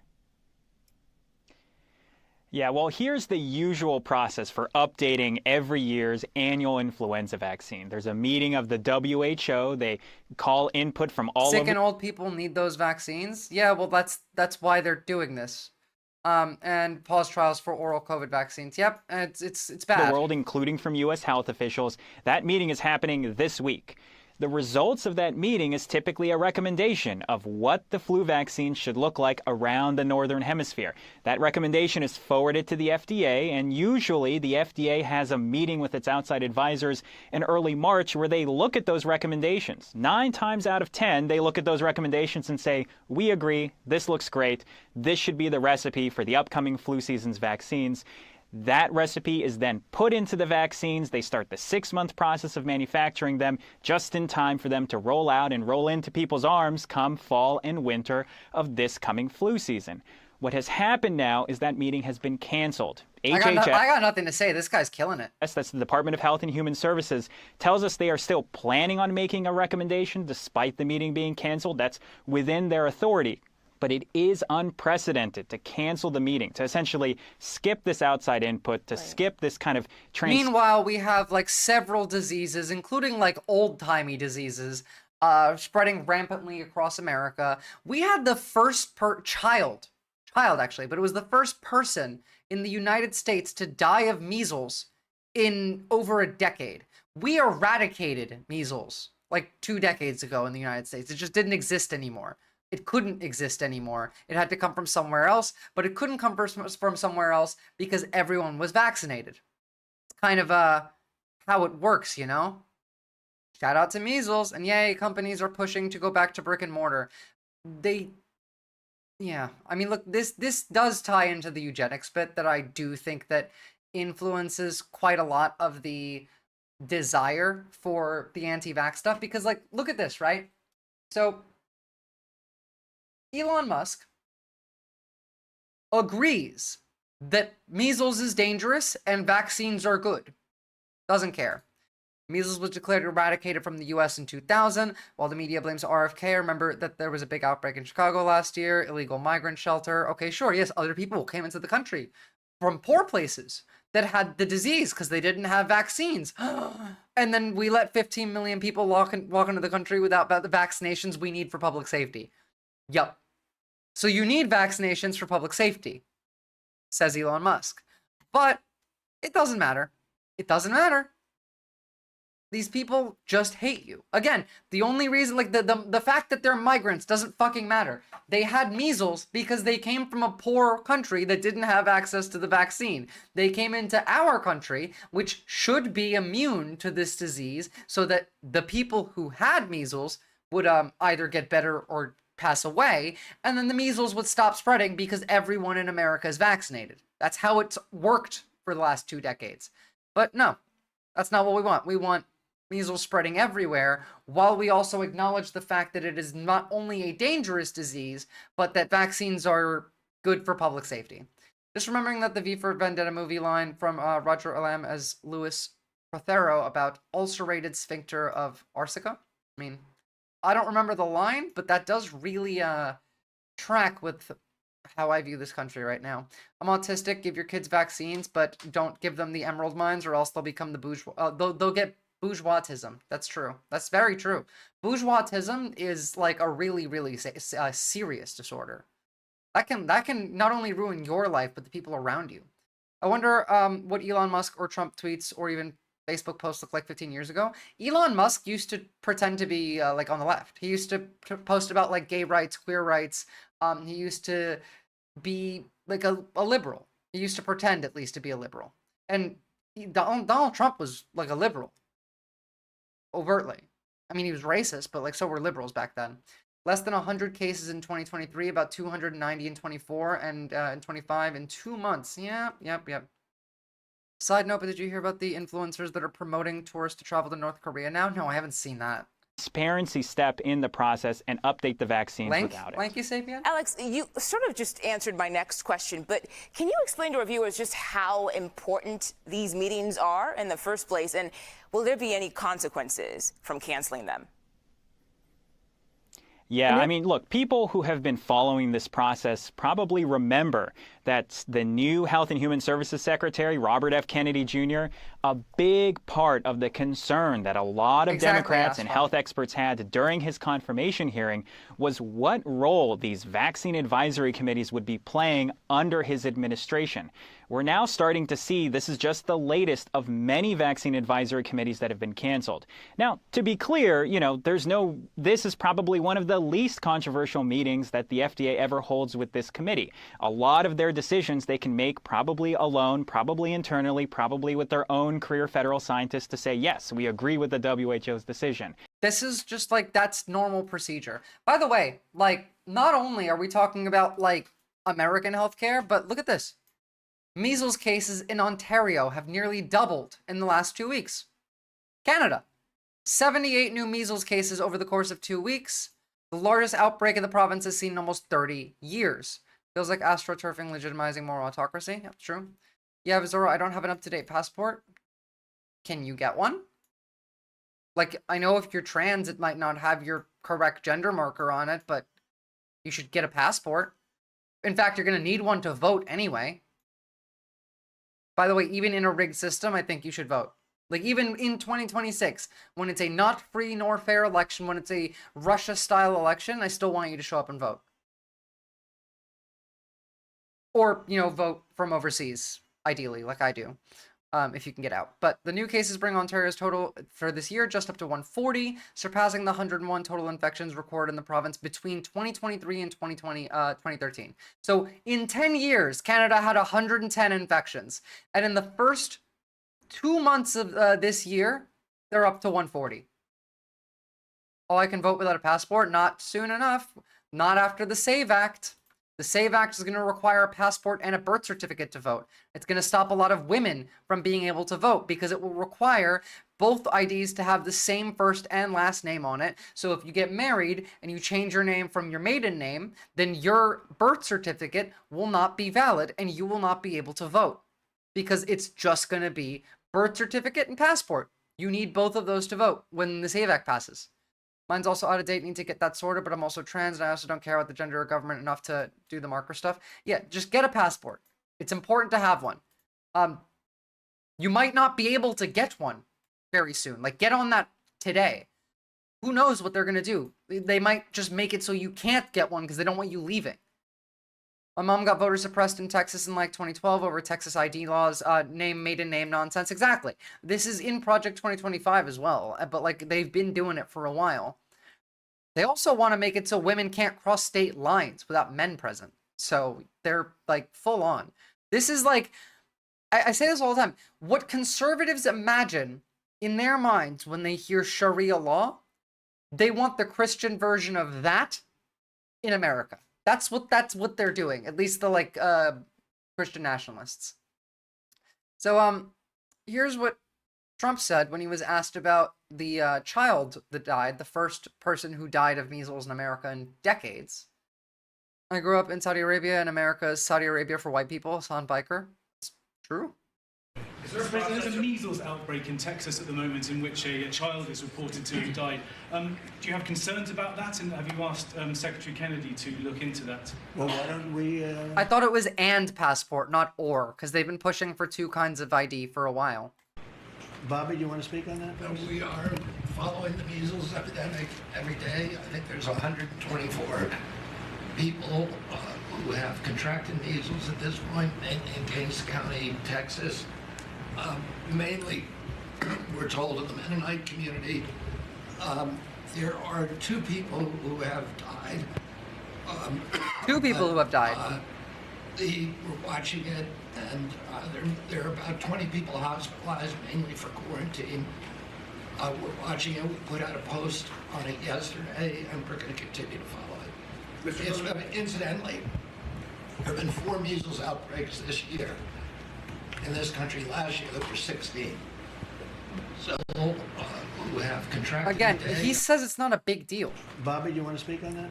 We are following the measles epidemic every day. I think there's 124 people who have contracted. Like, it's pretty bad. It's either as listed for now, but still disenfranchises millions of people. Yeah. They'll probably make that worse if they need to. I hope his raw milk does its thing. I hope the methylene blue does its thing too. Today we're learning about the death of a child in Texas. It's the first death from measles in this country in a decade. It was an unvaccinated. It's 83 Fahrenheit, 28 Celsius in California today. Hassan competing for the hottest Turk. Well, let me see.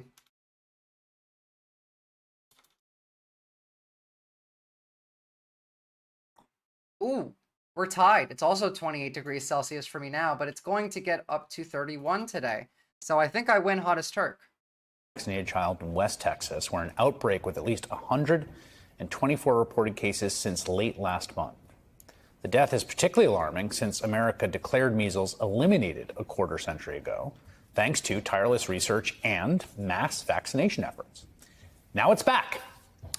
And today, our brand new Secretary of Health and Human Services, Robert F. Kennedy Jr., probably best known for spreading anti-vaccine propaganda, is in charge. We're watching it, and there are about 20 people hospitalized, mainly for quarantine. We're watching it. We put out a post on it yesterday, and we're going to continue to follow it. Incidentally, there have been 4 measles outbreaks this year. In this country last year, there were 16. So it's not unusual. We have measles outbreaks every year. Well, no, that's not quite true. Actually, first of all, it's only February. First of all, it's very unusual to have a measles outbreak when we eradicated measles 20 years ago. Are you fucking kidding me? Y'all, like, we live really in the dumbest timeline, because RFK is actually this stupid.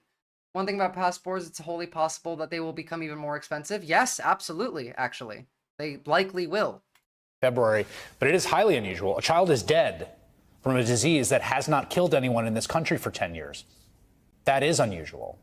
It's also not true that the 20 hospitalized kids are there mainly for quarantine. What the head of HHS said to the nation about a measles outbreak was not true. According to the chief medical officer in Lubbock, Texas, they're being treated.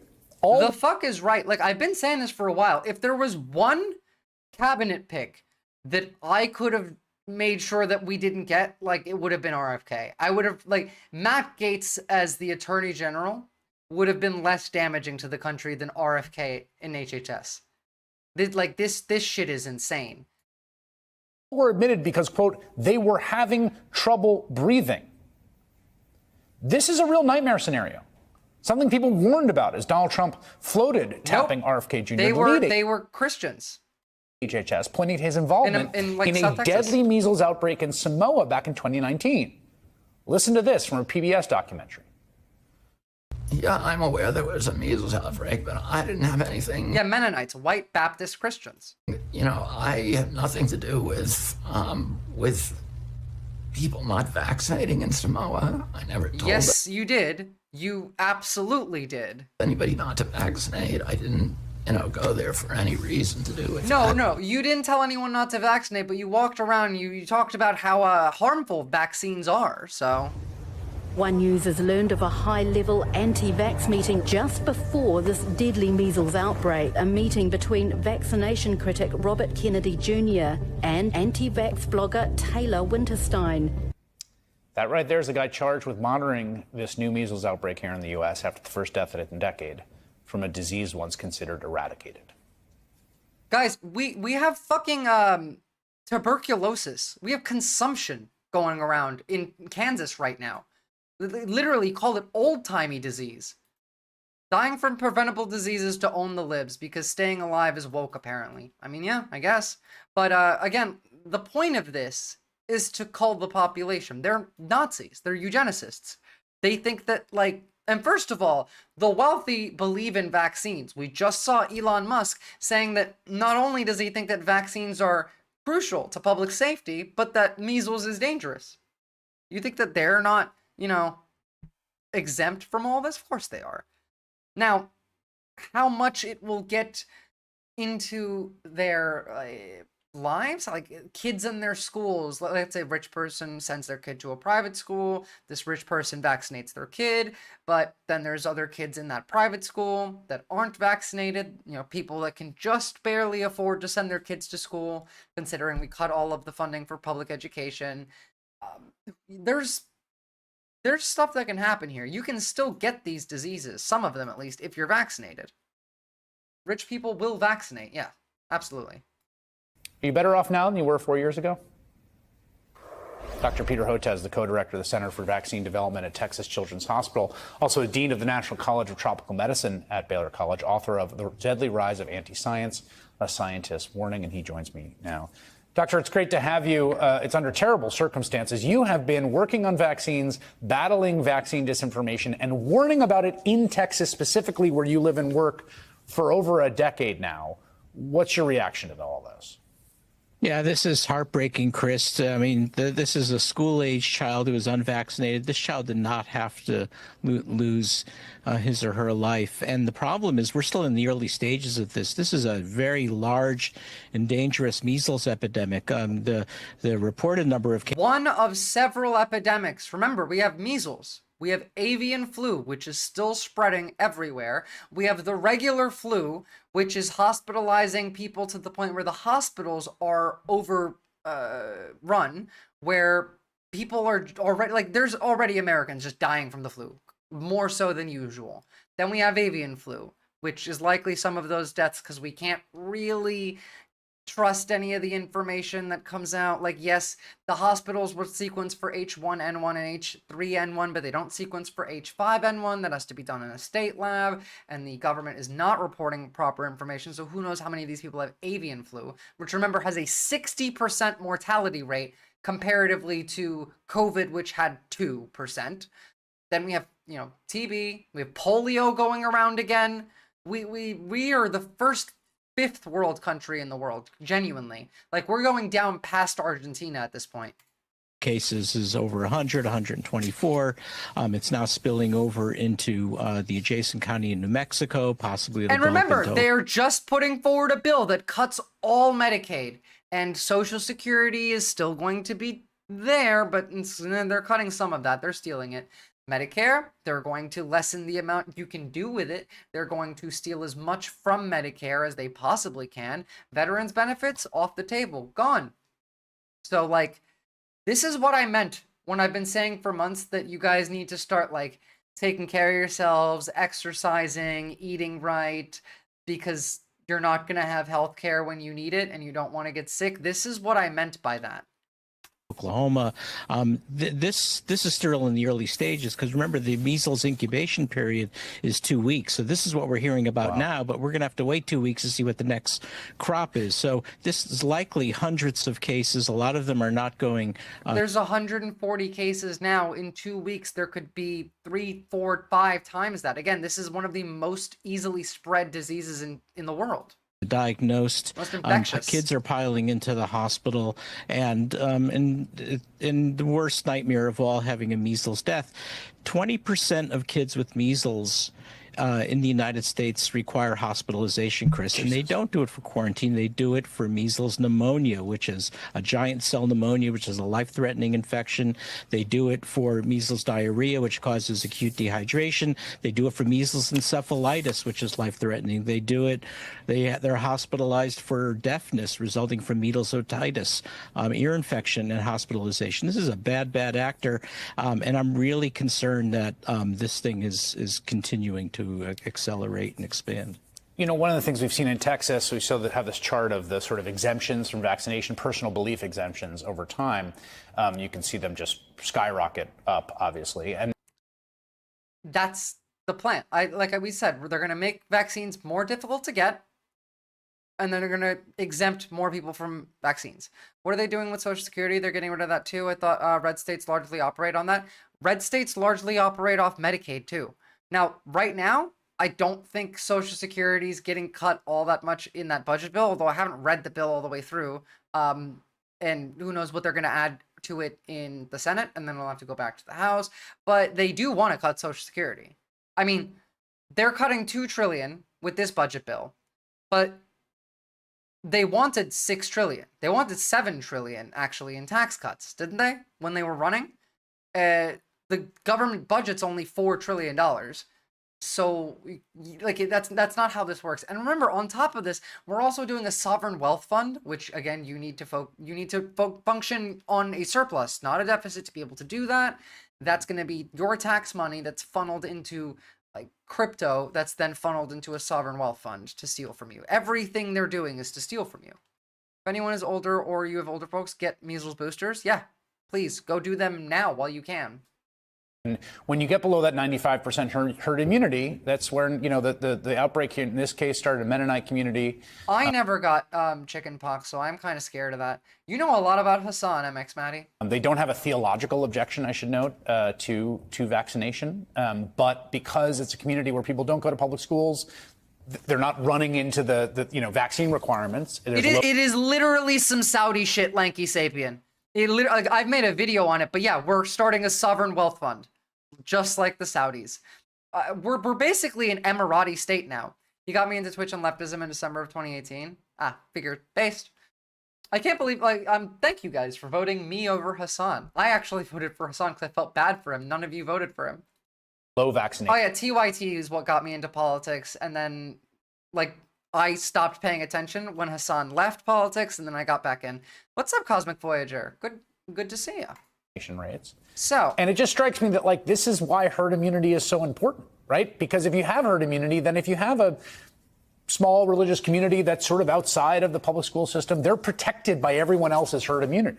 That's kind of the point. Well, it's starting in a small religious community that really has no prohibitions against vaccinations. I mean, what's happening is in Texas, we have a very aggressive, predatory anti-vaccine lobby that actually receives PAC money, Political Action Committee money, to do their work. And that really concerns me. And so even though it's starting in the Mennonite community, it's expanding pretty rapidly, I think, into other parts of West Texas where vaccination rates are also low. It's going to be all over the country. We have the largest outbreak in Canadian history since they started recording happening in Ontario. Like, or not in history, but like a record-setting one in decades. It's a lot. And this was just a day ago. Remember what he said. We have like 140 of these cases now. There's a 2-week incubation period. We'll see how bad it is in 2 weeks. Has anyone had an idea to balance the budget by increasing tax on billionaires? Yeah. To be fair, Cosmic Voyager, I don't think you should be allowed to be a billionaire. I think that should just be illegal. I don't believe in private property. If you were curious, I am a socialist. I am the woke left, the dark woke left. And you know, it's the parents themselves are in some ways victims. Because they were targeted by anti-vaccine activists for this purpose. Every one of us is a victim. We obviously for this. have an anti-vaxxer now who is the head of HHS, and there's three headlines I saw today. HHS halts oral COVID vaccine trial. Yeah, that was bad too. Kennedy has paused a multi-million-dollar contract from the Biden administration to create a new COVID-19 vaccine that can be taken orally. So for folks that don't like shots, and there's some evidence to suggest shots are actually a fairly big impediment, they've paused that. Bloomberg today, Trump team weighs pulling funds for Moderna bird flu vaccine. Okay, so I guess just everyone can die then. Oh, thank you for the follow, Cosmic Voyager. Again, like this one is insane. Part of a government push to examine spending on RNA-based vaccines. That contract's already signed. It's unclear they could take the money back, but that's happening. And then this last one, FDA flu shot meeting canceled. Yeah. Food and Drug Administration Vaccine Advisory Committee meeting scheduled for March to select the strains be included in next season's flu shot has been canceled. Yeah, as we covered that is hundreds of thousands of people get sick, get hospitalized with the flu in America every year. Tens of thousands die every year, so that number is going to go up quite a bit now. And again, on the track of please take care of your fucking health and be healthy as much as you can, because everything that you have around you is now not healthy. Well, I mean, to be fair, it never really was, but it's worse now, is what I mean. Your water, your food, your medicine, all of its quality has gone down. Here is a study that just came out yesterday that finds hundreds of contaminants in U.S. drinking water. A new report from the nonprofit Environmental Working Group shows millions of Americans are drinking water tainted with unsafe levels of chemicals, metals, and radioactive substances. So basically, your choices are more microplastic, yummy, yummy, yummy, or metals and radioactive substances, yummy, yummy, yummy. In its annual update to its tap water database, the group analyzed water quality data taken from nearly 50,000 water systems across the country from 2021 to 2023, and it found 324 different contaminants in drinking water. A 2019 study from the EWG found toxic mixtures of 22 carcinogenic chemicals in the U.S. drinking water. 22 carcinogenic. I mean, you can get a bidet, but that's not going to help you with drinking water. Hoping the radioactive substances kill the cancer from the carcinogens. That would be cool. It wouldn't, actually happen, but by the way, this stuff's going to get worse. Water is going to be less available, especially in parts of Southern California, as we continue on with the droughting. Areas of Arizona, New Mexico, Southern California, that's turning into a desert. That's essentially the outback of Australia. If you can, leave the country, leave the country. If you want to stay in the country and you want to move, go to a blue state next to the Great Lakes. Go to Illinois, go to Michigan, go to places that are largely still going to have water for a few decades. Again, the Great Lakes are the only body of fresh water in the world that is still gaining fresh water, not losing it every year. It's going to be really important over time. Could play a role in more than 100,000 diagnosed cancer cases nationwide. Or you can drink vodka all day. The alcohol will kill all of the metal and radioactive chemicals in it. It's Wednesday identified long-lasting polyfluoroalkyl substances, or PFAs, in all 50 states and 4 U.S. forever territories, chemicals. and found that levels are actually highest in major metropolitan areas. PFAs are also known as forever chemicals. Sydney Evans joins us now. She's a senior science analyst at the Environmental Working Group. Thank you so much for being here, Sydney. How significant is the number of Americans exposed to PFAs, and what do these toxic chemicals do to the body? I think most people would be shocked to learn that just about all of us are exposed in some capacity to contaminants in our drinking water. I think a lot of people take for granted that when they get water through a community water system that it's been treated to legal limits, but that doesn't mean that there aren't any contaminants, that those contaminants aren't at unsafe levels. We see a number of different contaminants with a range of health effects, many of them carcinogens. And so the EPA does set maximum contaminant levels for chemicals, but the study notes, quote, what is legal is not necessarily safe. Do you agree? God damn, I need to get myself a water filter. I don't even live in America. I live in Australia, but I'm positive that we probably have the same problem here. I just drink straight up tap water, so I should probably do something about that. Ian, in your view, what should be done? That's correct. There's usually a pretty big gap between what we see in the research for what is safe versus what is actually legal. The gap there exists because of the delay that happens sometimes between the publication of this health-based science and the actual setting of those legal limitations and the process that it takes to go through and set those limitations. I do not have a water filter under the sink. Nope, I need to go and get myself one installed. I need money. That shit costs money, Cosmic Voyager X. I don't even know how much that would cost, but then that's like, you gotta buy the water filter, you gotta pay for the labor to come, install the shit, and then you have to pay for, maintaining it. Like, that's money. Money I don't have. Only about 90 of those contaminants are actually regulated, even though we see the drop me presence a of over sub. 300 across the water in the United States. And the study also found nitrates, radium, chlorine disinfectants, all in U.S. drinking water. Radium, and nitrates come from all of the runoff from agriculture, like pig farms, for example, from cattle, from the shit that they make that then adds into the water creates that. That's I lost my train of thought. And the study also found nitrates. That's the word I was looking. It creates the nitrates that then enter the water and then continue to be in the water, as well as things like radium and heavy metals. The water is just not safe. What am I supposed to drink if water isn't safe anymore? Coca-Cola. I don't know. The thing is, nothing is safe anymore. Nothing. All of your food is going to have issues like this in it, if it doesn't already. Because all of the regulations are gone. Everything we were doing to try and lessen this is now gone. Now, what we're talking about here, what she's explaining, is the conditions of this problem while we were trying to lessen it. It's only been 2 months. The removal of the regulations would not have, fucked it up that badly. But it's going to get worse than this. This is just where it is now. It's easy to install. You just put it in line, unscrew, and into the filter. Yeah, but they still charge you time and money, and I still want to pay them a good wage. I can't go buy that and bring it, put it in my house anyway, because I don't own my house. My landlord would just want a contractor to do it. It's fucked. It's really fucked. And again, I don't even know how much they cost. Please donate so I can go buy clean drinking water. Radium. God damn it! I'm like the starving child in Australia in the desert. What could be possible reasons for U.S. backing Russia?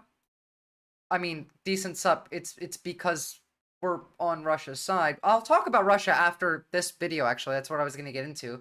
But I'll send you a link in a second. Across the water in the United States. And the study also found nitrates, radium, chlorine disinfectants, all in U.S. drinking water. How do these harmful substances get in? It can be a range of things. There are some contaminants that are naturally occurring, like arsenic, which can come from bedrock. But a number of the contaminants, I don't have an Amazon wish list. For example, like PFAS, are fully synthetic and only there as a result of industrial pollution and other uses. What are some steps that people can take to make sure that the Forever water they're chemicals, drinking is guys. safe? Forever chemicals. I'll first say that I don't think the burden should be on any one person to make sure that their drinking water is safe. Fair.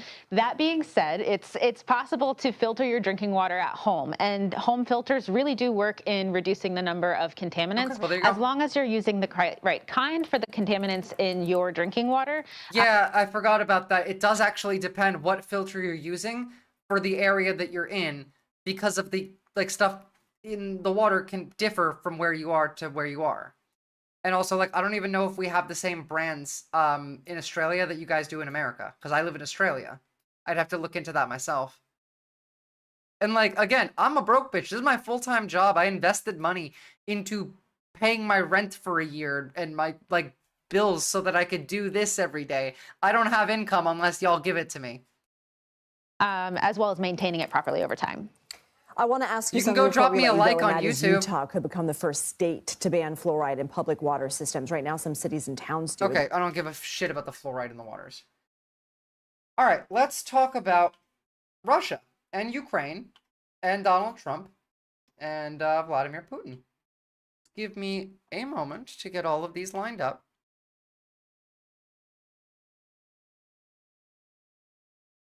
Fluoride. Your health is just going to be bad. Your teeth are going to fall out. These people are genuinely demons. I don't know how else to say this. Okay. That should be enough to start with. Now, for one, I've shown this before, but this is a former director of a department in the KGB. He did actually have this job.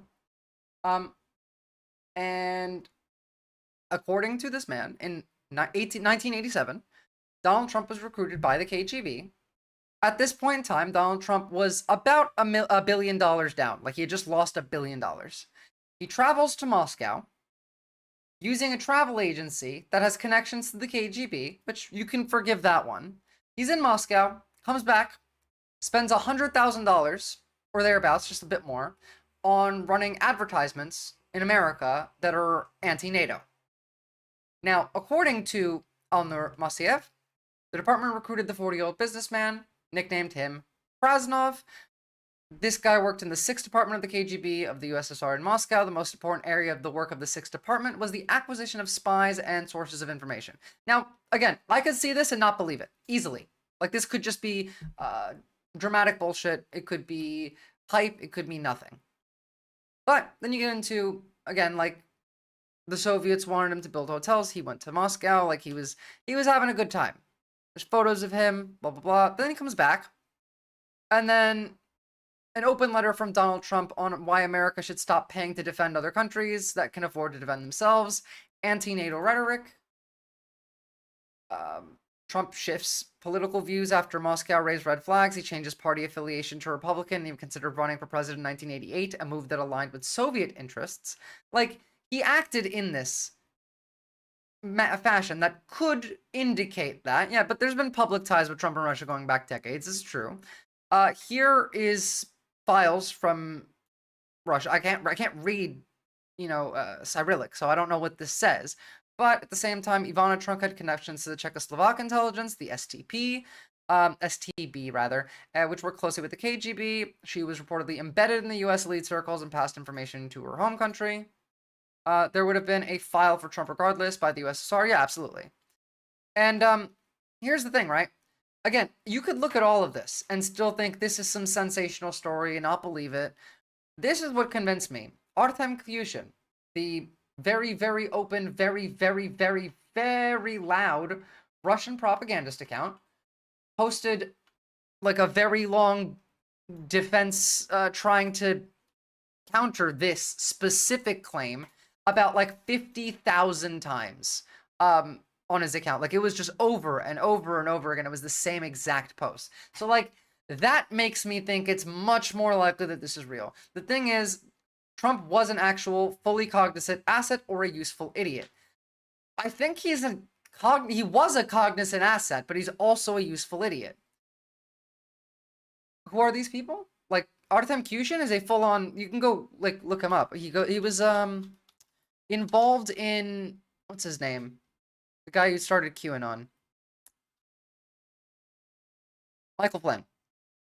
He was involved in the stuff with Michael Flynn. He was also involved in the money that Eric Adams was getting paid from the Turkish government in his case that got dropped when he traded it for, traded his freedom for letting ICE walk into New York City and just start breaking people's doors down. So, like, but on top of this, how much of these actions, how much of our foreign policy is actually by Donald Trump? Gosh, you're not ready yet. How much of this is Donald Trump's actions? Because he's not in charge. He's the puppet. He's the clown. He's the one who's out there specifically just to be a show. He's the bread and circus all on his own. He was bought so long ago, as soon as Daddy's money dried up. True. But the point is, it doesn't matter now if he was KGB. It is, like, yeah, it does not matter at all whether he was or wasn't KGB. The actions that are being done by the US government now are pro-Russian actions. That's what, like, the Russians would like. All right. Now we're going to talk about the Ukraine war a little bit. I just, I really want to push how important these last few weeks are. Give me a second. Finally set up. What's up, Cat Thrower? Good to see you. It's been a hot minute. The greed part, he does what he's told. He's also trying to squeeze blood out of every stone. True. Now, like, the one thing that I think everyone's kind of overlooking when we're talking about America and Russia, and because of Krasnov, Elon Musk had been meeting with Putin for years. Like, while Biden was president, Elon had several meetings with Putin. Putin asked him to turn off Starlink in Taiwan because Xi asked Putin to ask him. Now, when it comes to Elon, this is just kind of how I feel. Y'all know what the fuck is a plot twist for the ages? Holy shit, thank you for the The subs. fact that the CIA walking around get dismantled by Elon Musk. The old CIA would have had that nigga in the back of a burning car at this time tomorrow, and his kids, and his mama, and everybody else who the fuck could do anything about anything they had going on with that. Fuck that. Go back to Africa, you monkey. Okay, first of all, everything in that video is true. The end of it, I lost it. It was just like, I did not expect that at all. At all. Oh my god, thank you, Cat Thrower, for the subs so much. I said 100% I grew up in New York and I remember his nasty family. Everyone hated them. And Leona Helmsley? True. Yeah. Yeah, the end of this was not expected. What the fuck? But it is a massive plot twist. The CIA used to have, I don't know, a spine. Now this is how we see our government. This fucking idiot. Just gonna help there. Pete Hegseth has welcomed Doge to come into the military. We have to start in the Pentagon. We need to make a trigon, 3 sides instead of 5 sides in the Pentagon. A trigon. It's a triangle. A trigon. Like, these are the people in government? Are you fucking kidding me? Talk about meritocracy. You can't get blood from a turnip, and you can't get money from me, was already a saying 80 years ago. It's only gotten worse. The richest in the country, in the world, make it make sense. I mean, again, nothing here is new. We're just following along on this course that's been set decades ago.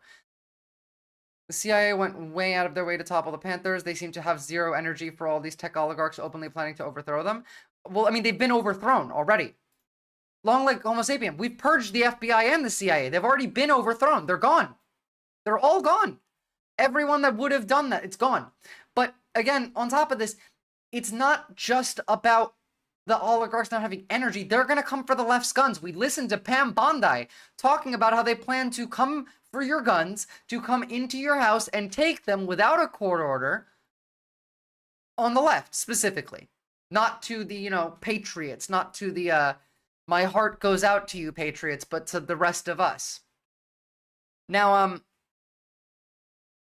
Trigon makes it sound very ominous. Trigon is just the funniest thing I've heard someone say when talking about the Pentagon. To be fair, gon is Greek for angle, and the geometric term being inconsistent has always been weird to me. All right, but that's just being contrarian because we have the word triangle. When you're saying, I want the Pentagon to be three-sided, and you use the word trigon instead of triangle, I'm sorry, but, like, you go in the hole.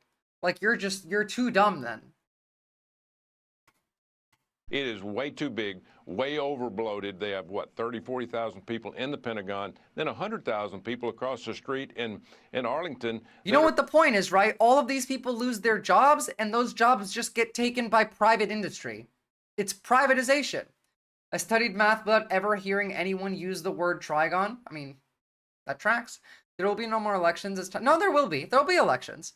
They'll just be like elections in Moscow, you know?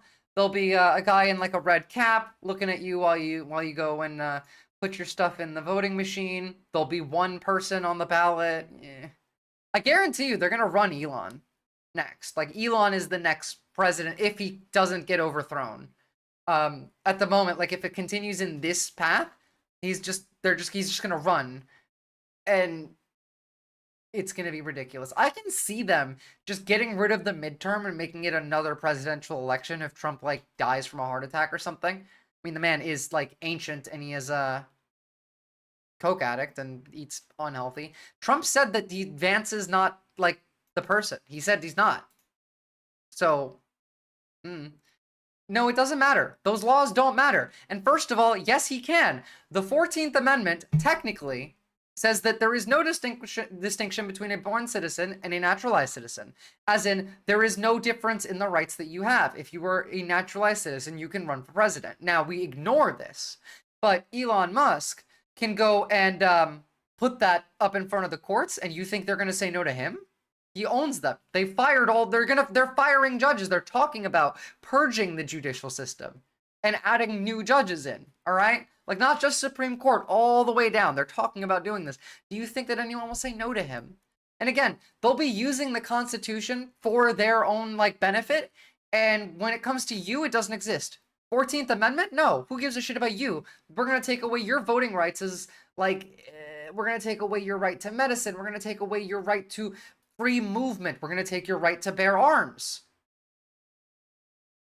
They're making tons of money. We have to cut back and do it for the warfighter. Help the warfighter build equipment, do the things we need to do. We can get the cuts. Vance has no riz, poor Kip. Continue to do what they need somebody who can, like, energize the right.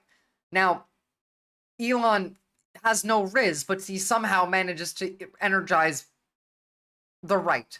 Over time, like over the next 2, 3, 4 years, do you not think that he'll get better at this? Did you not watch Trump enter into office stumbling around like a buffoon in 2016, and then by the end of it have a way that's slightly, like have learned some stuff? They're already laying the FDR defense for it. Oh my god, yeah, Clamjammer, exactly. Martha Salinas, hello, new to the chat. Welcome, welcome, welcome. I mean, poor Kip. I haven't been all that wrong about much so far, so I feel like maybe, I don't know, I think maybe I'm on the right path, considering, the face of a sweet summer child, true pre-breakfast banana. What Pete has done is cut out all the bloat and all the DEI, get our military back to a killing machine, somebody that can protect this country and our allies. Again, they're just going to privatize it. No, it's okay to disagree. I'm just saying, like, I haven't been all that wrong yet, so... Like, you can disagree with me. That's fine. There should have been protections against a power grab like this. Well, no one thought about that, decent sub. We're basing everything off of a piece of paper written, like, 300 fucking years ago, back when you needed boats and horses to move around. We can go into space now. How the fuck were they gonna think about this shit? Nazis didn't exist back then. I mean, they left their country because they were religiously persecuted, but then they built a persecuting country. America was never built as a free country anyway. I don't know. Even though some of the right are genuinely getting mad at Elon here, their memory will be conveniently short term. That's true. That's true. and you want to add in this other language, the proper place for this, as I've said again multiple times, is to put it in the minority views, which will be part of the oversight plan.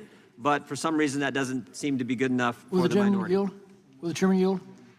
Thank you, pre-breakfast Ben. I really do appreciate hearing that I was correct. Oh, I mean, hey Visora, we are definitely cooked. What's up, Proud PPG? We're getting more and more cooked. Yeah, we're not cooked, but we're getting there. We're medium rare right now, I would say. There's still a lot of stuff that they're trying to do that we could stop, but I don't see us stopping the consolidation of power anymore. It's too late. Again, the Nazis dismantled a constitutional democracy in 1 month, 3 weeks, and like 6 days. So it's been 1 month and a week here. We're cooked by the second year, that I can see. The weirdest in Europe went to Britain, and then the weirdest there went to colonize Turtle Island. That's my indictment of my ancestors' Puritanism. Fair enough. Sure. Okay, back to Russia. Nobody will even say anything bad about Russia anymore. Like, the right wing just will not criticize the Russians. Just to pursue this point for a moment, this claim that this was fact-checking, wasn't this a suppression of New York Post reporting on the... Clamjammer, why are we despondent on this? We should be celebrating that they're bringing about the end of this country super quickly if they went slower. No, I understand. Like, I am pro the collapse of the American economy, but I don't want the unnecessary things that are going to kill millions of people. You know, like, yes, people are going to die, but we don't need the unnecessary deaths too. We don't need deaths from lack of vaccine. We need the economy to crash. I don't need the rest of America to suffer more than just an economic crash. And yes, DJT has been a Russian asset since the 80s. I mean, like, Americans are going to die in this case, right? Yes, some deaths are okay. Why? Because otherwise, we're going to have wars all over the world where our tax money is going to be spent on killing millions of more people. If Americans suffer, first off, maybe we'll learn a lesson. Americans are coddled. Americans have never, like, as a whole, I understand there's a lot of people in America that are poor that are suffer, but I mean, like, as a whole, the country has not really had to suffer in a way that instills practices, experience. I'm talking like how people were after the Great Depression. We don't have that now. We're coddled to the core. We don't even, like, the right wing is talking about wokeism. They're getting mad at someone calling Donald Trump the grifter in chief and trying to ban him from office, right? So these people want all of this to happen, but they don't want the economy to crash to the point where we can't build up a war effort. They want to transition the economy into a war economy. We just had a shame 20-year war and Trump wants to reinvade. Yeah, he wants to reinvade Afghanistan too as well. So now we have Canada, Greenland, Iceland, Afghanistan, Mexico, Panama, and according to Alexander Dugin, who's like Putin's right hand, possibly Western Europe.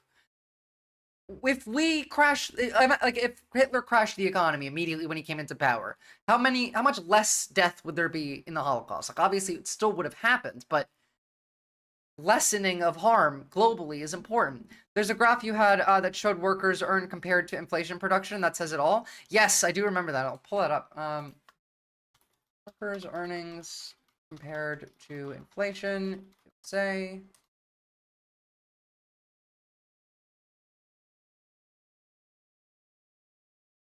Yeah, the no new wars president. The let's start a war with fucking everybody president.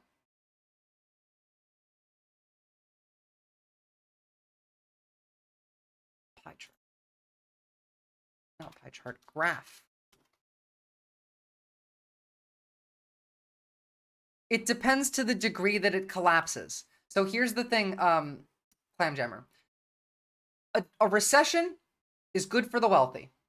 A depression is also good for some of the wealthy. But an economy that crashes to the point where it can no longer recover, that's a whole different thing. That's a very, very different story. And the rich might still benefit from that.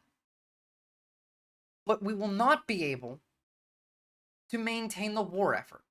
This isn't the chart that I showed, but I mean, here is an example of it. First of all, wage gap, men and women. Ouch. But here we go. No, that's productivity. Oh, well, actually, there it is. So productivity going up. Real hourly wages. Real minimum wage. They fucking hate you. And didn't Trump pull out of didn't Trump brag about pulling out of Afghanistan? Par for the course? Yeah, it just tracks. How did we screw up America? It's such a good idea. The way that we got here is through hyper-individualism. The fact is that Americans hate each other. Everyone outside of your house is your enemy. I will not talk to you. I will not see you. I will not work with you. I mean, I just put out a video of me kind of yelling at a chatter, which I hope is still around and doesn't feel too bad that I posted that video, about why the fact that, like, you need to go the fuck outside. You need to be part of this. You need to be active. I don't know. Clam Jammer, yes, there it is, and we can get started new. I mean, look at this shit. They fucking hate you. They're evil. And there's the erased, like, the information of how many pages were erased from the Epstein files. Yeah, we've covered it already. Martha Salinas, nothing of import is going to come from that. I don't even think they'll attack Bill Clinton, because they've already done that enough. There's nothing really in there. I don't know. If people can just chill and cower in fear, they can win. If people keep throwing fits, boycotts, and protests, they can't push too hard and doesn't work. We need enough people to do that, though. Well, Raza, and everyone that's doing it is a liberal. I'm hearing about, like, a mass solidarity strike for one day this week. Nothing like that will ever work. You can't just strike for one day. You need everybody that you can get, at least 10, 20% of the country, to just not work and continue that way. But it's difficult to have this kind of situation where everyone is starving and everyone just doesn't really care and nobody's incentivized in their community. You don't have any investment in other people in your community. And so therefore, it doesn't matter to you. You won't go out and have solidarity with others because you have not invested any time, effort, emotion in others. How can we reduce hatred, decent sup?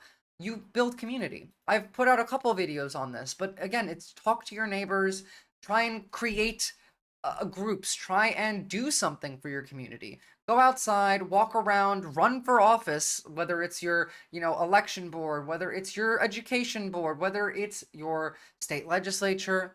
We have to fix everything from the bottom up, but the way that we fix the hatred comes from talking to each other in person in a fashion that is helpful, that is cooperative, that is engaging in a manner that isn't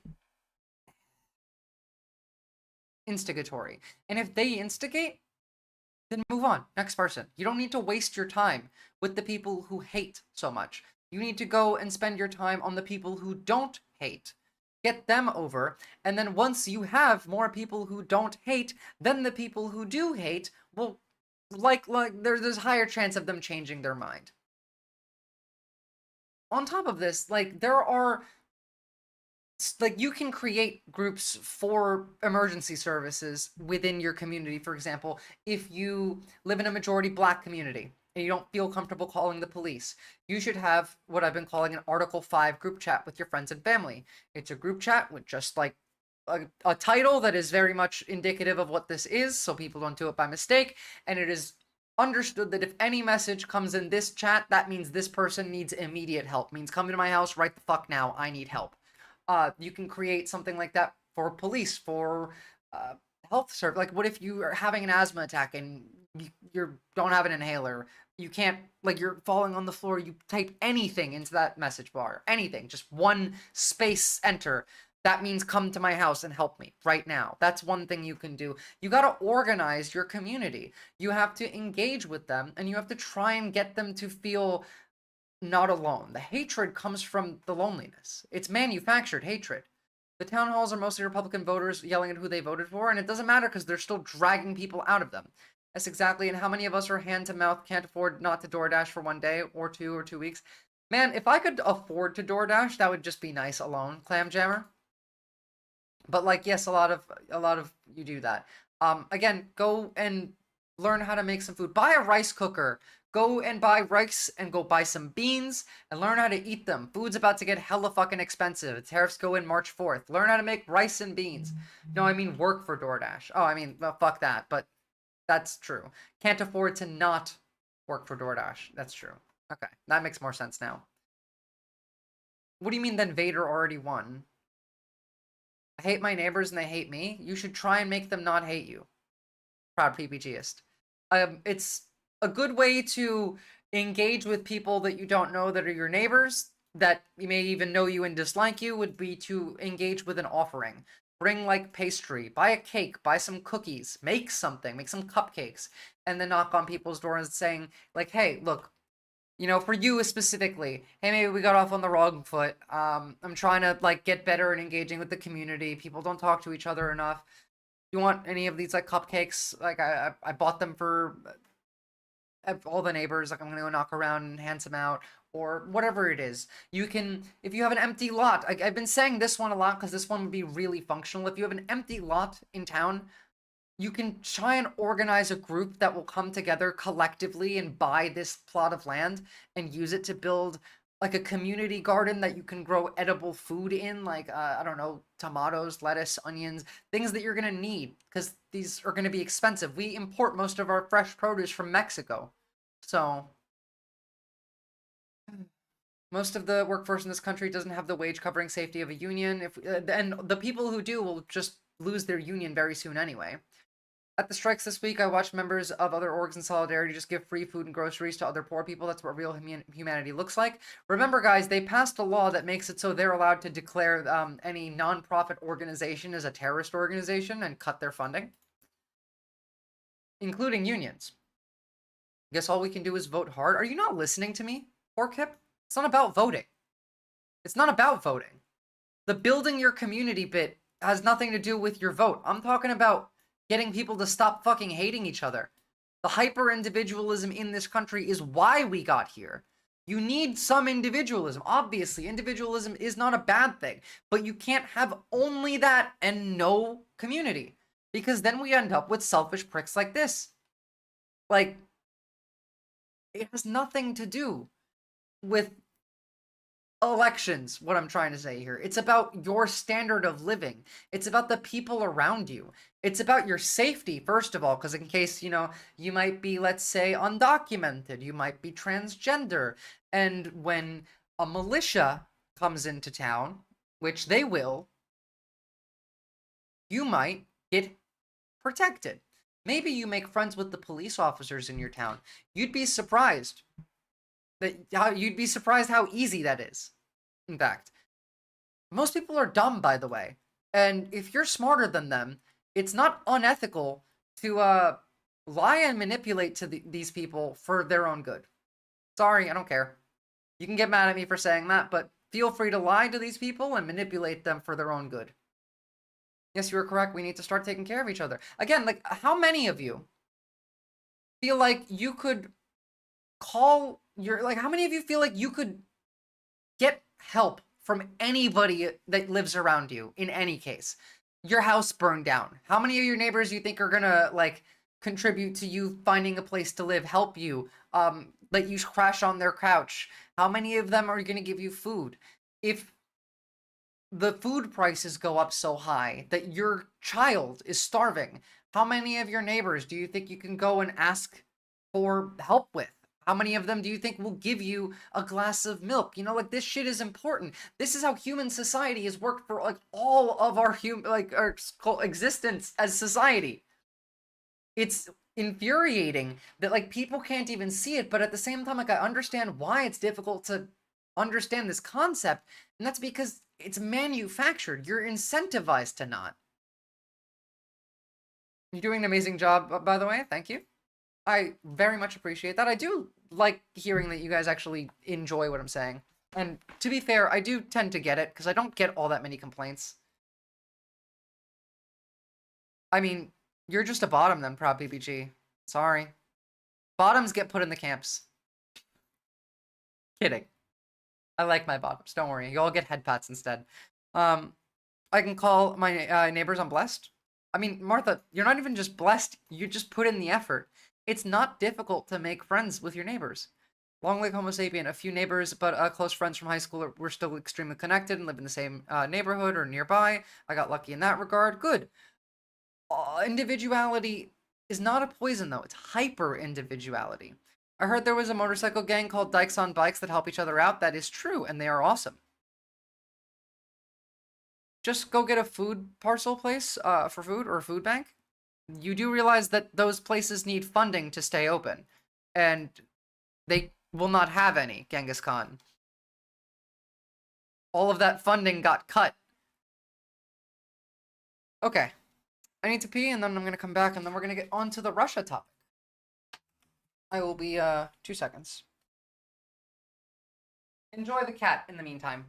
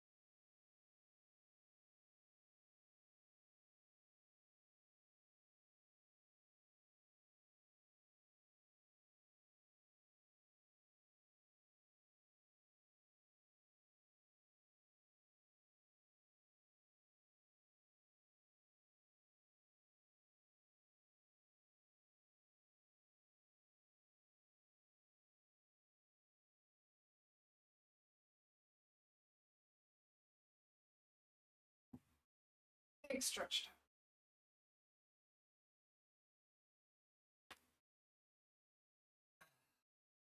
Big stretch. Also, guys, please join the Discord. Drop a like in the YouTube stream and a comment if you want me to grow. It definitely helps. And drop me a sub if you have the ability. I very much appreciate it. I love the cat TV. He destroyed it. I wish I need to buy another one because that cat TV doesn't even, like, all of the structural framing is gone. I can't put it together, not even with, like, duct tape. I'm not talking about Australia, Genghis Khan. So, Clam Jammer, about to be hella vegetarians. If that's the solution, you'll get all your canned peas if you could ever get from you could ever want, and zero protein. But that's probably what they want. They want us all to be anemic proles that they can't physically fight back. I mean, true. That's why I'm saying go stock up on canned beans and rice, motherfuckers. Go learn how to make delicious meals out of beans and rice. You can make a lot of things with those two ingredients. You can add a whole lot and make it better. All right, now. We are obviously on the Russian side. We are threatening Ukraine with cutting off their access to Starlink if they don't give us half their minerals. We're doing straight up mob shit here.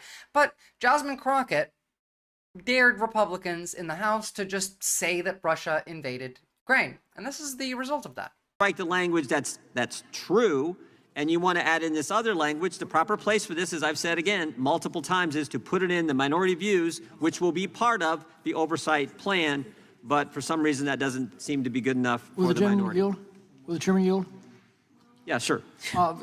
Just to pursue this point for a moment, this claim that this was fact-checking, wasn't this a suppression of New York Post reporting on the genuineness of the Hunter Biden laptop, which what the fuck? Like, what in the fuck? Why are we still talking about Hunter Biden's laptop? Motherfuckers, Matt Gaetz was everything that you guys thought Hunter Biden was times like 5 billion.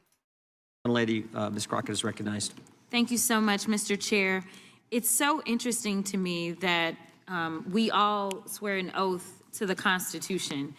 And we say that we take that oath seriously, but when it comes into actually doing something that looks like preserving that oath or looks like preserving the Constitution, we get a little wobbly, and I'm not really understanding what's going on. Freedom of press doesn't look like kicking out the Washington Post, or actually the Huffington Post has been kicked out. We know that the Associated Press has been kicked out, and now the Washington Post is not going to allow for op-eds in any way. If for some reason they... Yeah, I forgot to mention that Jeff Bezos directly said that they're not allowed to criticize the sitting president of the United States. Zero criticism. What this is starting to feel like is a smaller version of Russia. And I am trying to tell you that we are nothing like Russia. We are not supposed to be like... We are watching the Russification of the United States. Again, what happened to the Soviet Union after the fall of the Soviet Union is exactly what's being done here. The consolidation of wealth among 5, 6, 7 oligarchs, the control of the state media, the crackdown on civil rights, all of these are shock doctrine. It's just the same thing. Did Bezos say that after he did the whole spiel on opinion writers? It was part of that. Yeah, he banned them with that. That was the whole spiel, is they're no longer allowed to do that.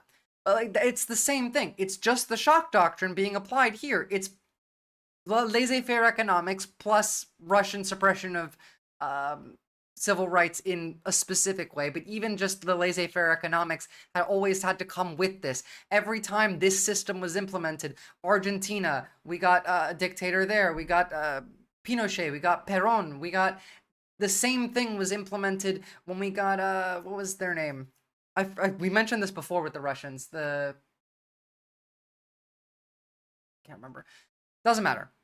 We've done this over and over again. We did this in Iraq, we did this in America after 9/11. We're just doing it more and adding the Russian influence to it. Russia. But that is what we've got going on. And I'm sorry, I know that some of my colleagues still struggle with answering the question of who won the election in 2020. And you may have felt a way when you had social media checking people and saying, no, Trump did not win the election in 2020. That is absolutely factual.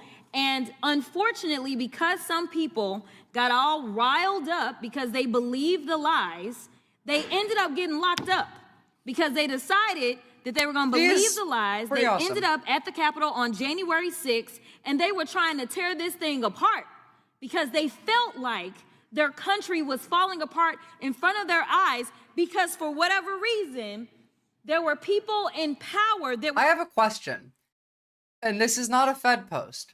If the president and the attorney general say that the law is what the interpretation of the opinion of the president of the law is the law and nothing else, so if it clashes with the opinion and interpretation of that opinion of the president's opinion, too many words, then his tweet on any man who saves his country has committed no crime.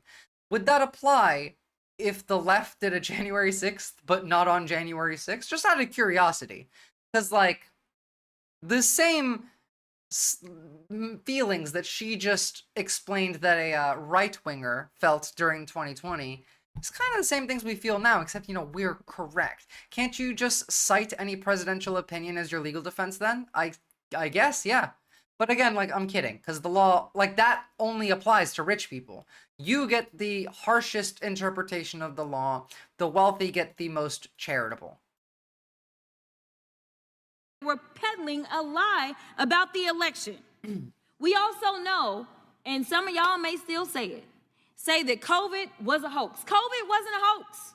Tell that to the over 1 million people that died under Donald Trump's first watch.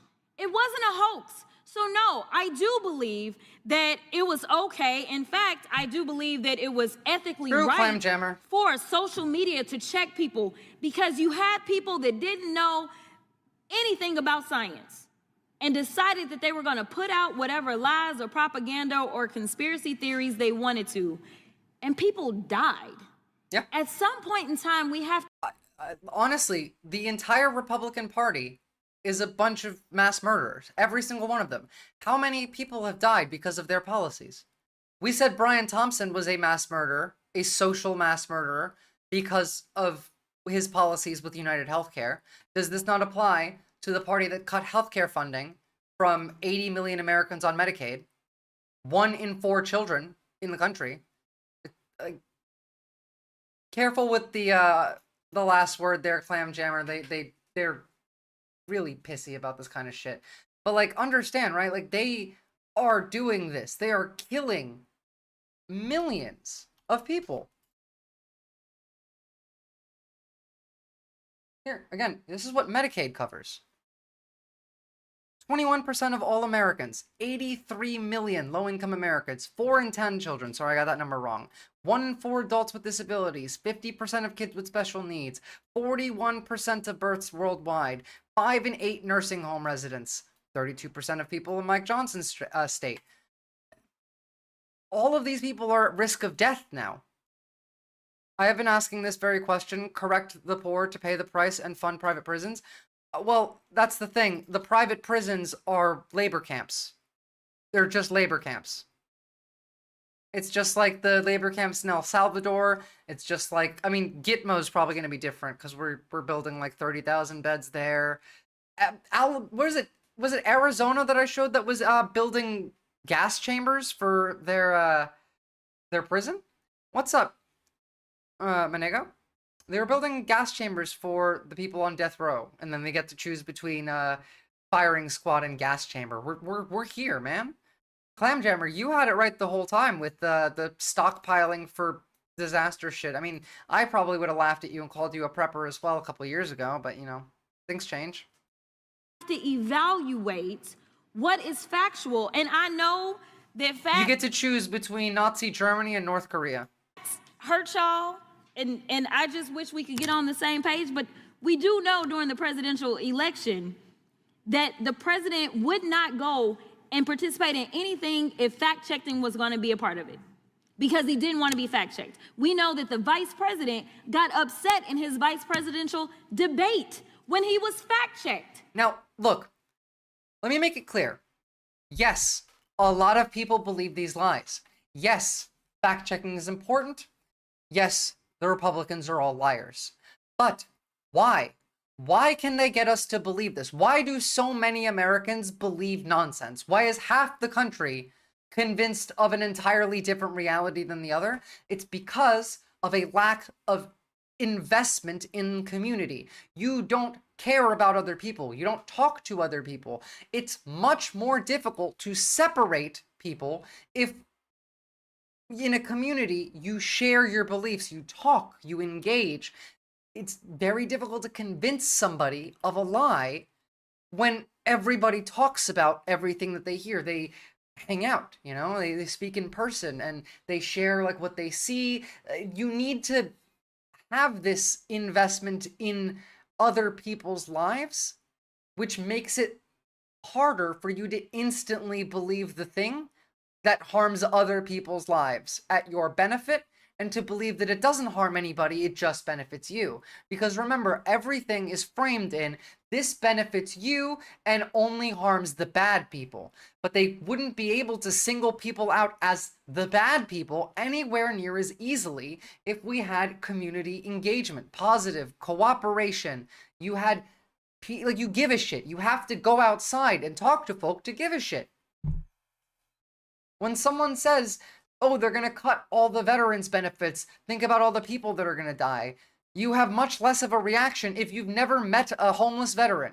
If you've walked around New York City and you've seen homeless veterans, then that makes you, and you sat and talked with them, you get an understanding of how they ended up here. You've helped them out. You've been investing time and effort into other people, then you care. It's the simple, like, concept of you have to give a shit. And if you don't give a shit, it's much easier for them to do things that harm you because you're not paying attention because you don't care. Clamjammer, why is it the only black woman and Jewish men standing up for and speaking out against this right now? Because they know they're gonna be like, they're gonna come for them first.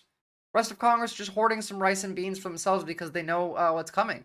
No, and they're not even hoarding rice and beans for themselves. They've invested in the companies that they know are going to take off, the private prison companies, the tech companies. Like, they know what's coming, and they've invested in it. That's the only difference. Again, the only reason they can convince you of these things, the only reason they can push us further and further separate, the only reason they can polarize the country this much is because you don't have any like investment in other people. You don't have trust. You don't care about other people. XU, no. Pork hip, but then you have to trust the goodwill of people. The American government has proven time and time again that can't. No, you don't trust the government. You trust people in your community. The government is run by liars and grifters. You have to trust your community. And if you want the government to be trustworthy, then change the government. It's your job. Change doesn't come from the top down. Positive change only ever comes from the bottom up. That's it. Only the bottom up. Are they not people? Actually, no, they're not. They're human beings, but I would consider most people that are elected officials not actually people. Because the thing that makes a person is empathy. It's a soul. Most of these people are soulless fucking grifters. They're ghouls. They're empty suits. That's it. They're not people. They're human beings, but they're not people. It used to be a time in this country that we as members of Congress or elected officials thought that it was okay to just tell the truth. I said most. And most Dems I also count as not people. The people like on the Dem side, Jasmine Crockett, AOC, what's his name?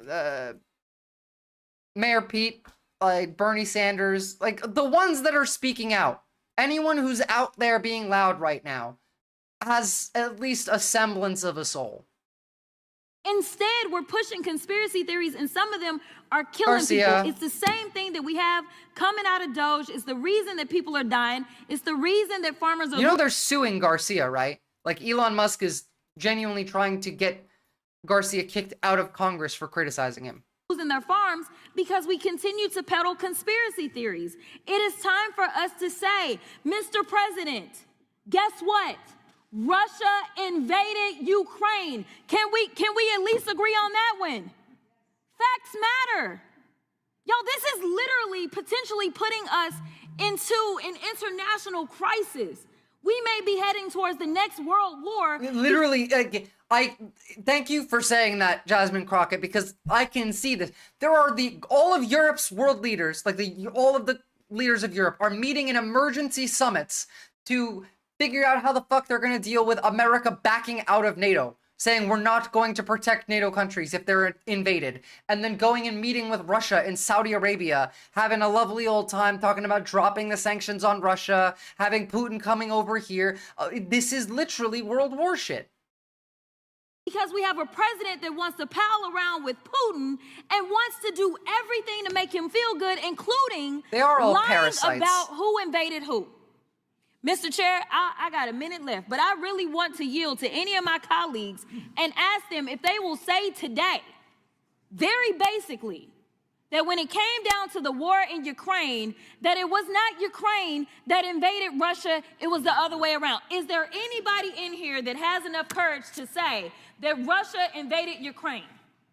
You can have my time. And this is yet the problem. Yeah. This is the problem. That is not infringing upon free speech. Will the gentlelady yield? I will yield to the... Right. Thank you, Ms. Crockett. To be clear, your challenge, I think, was across the aisle, because I think every member on your side of the aisle agrees with the obvious fact that Vladimir Putin ordered the filthy, bloody, imperialistic invasion. Geez, okay, that's a lot of narrativizing, Mr. Raskin. Like, I mean, like, you're not wrong on the point, but you don't need to... This is exactly what fascists do, is they have to make the enemy some kind of, like, horrible, giant, massive, like, they have to make them non-human. She's not peddling war with Russia, you idiot. Russia's the one peddling war. Fucking peacemongers, all of you. Of Ukraine, and in fact, at the time, Donald Trump as president... It's like when the Israelis talk about, like, Hamas as if they're animals and monsters. It's like when the Ukrainian soldiers talk about Russians as, like, they're orcs. It's all this ideology of dehumanization. Stop doing that shit. Denied it. In fact, he praised it. He said it was, quote, now describe Iraq and Vietnam. Act of genius when Putin ordered the invasion of Ukraine. So I would hope some of our colleagues would consent to at least that historical point, since we think history is so important. There are people who want to Anyway, relive that? So, moving off that, I just wanted to show you, because Pete Hegseth also won't say this, but when he was on Fox News, he had no problem saying that Russia was invading Ukraine. No issue back then, huh? But now that's an issue. Now you can't say that. The woke have come for it. You can't say Russia invaded Ukraine anymore because of Republican wokeism. And I'm not even kidding with the Republican wokeism thing, because slightly off topic from the Russias, but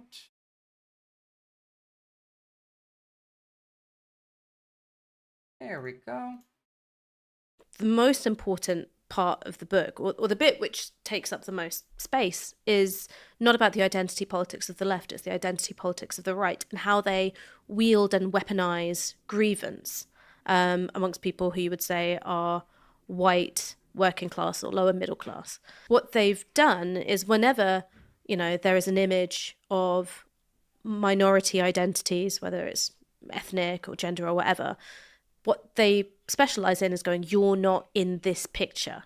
And it's the kind of thing which, take someone like Lawrence Fox, does it all the time, right? He'll, screen grab an advert or a TV show. And effectively what you're saying is, where are the white people?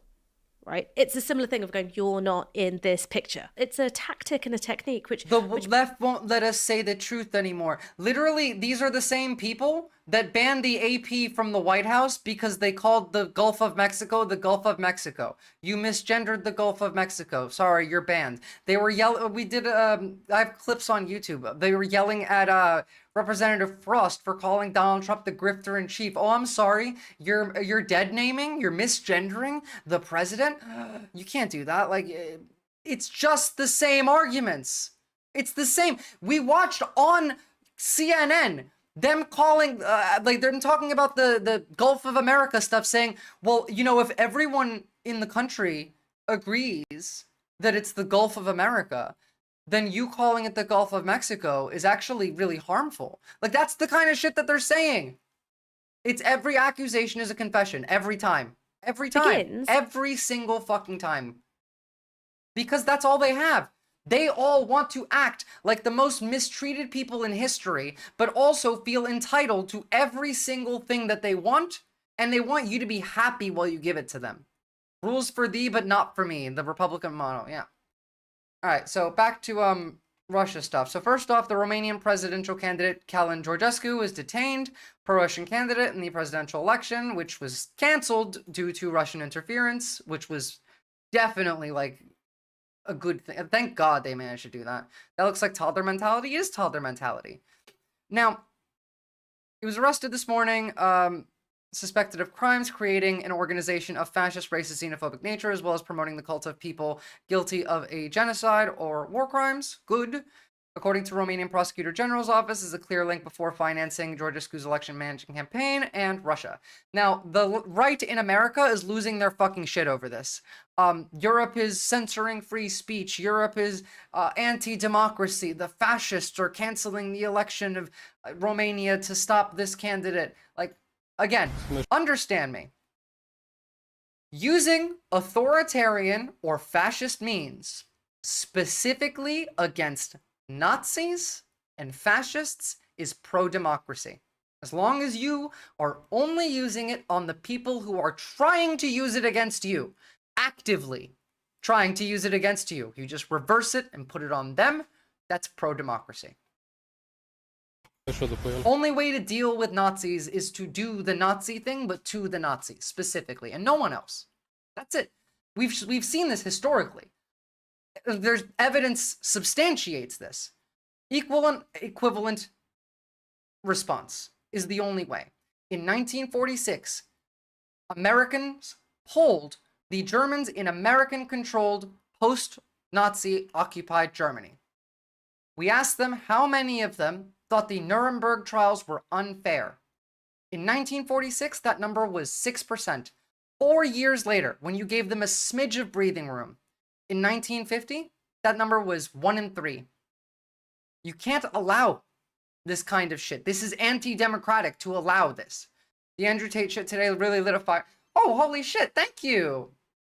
I really appreciate that. Like, I don't know. I just understand that, like, this isn't going away.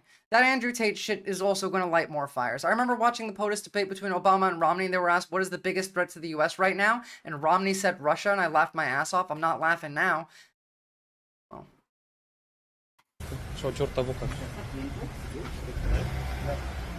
Kind of biggest threat to the world now. Thank you for the sub, Walker Steele.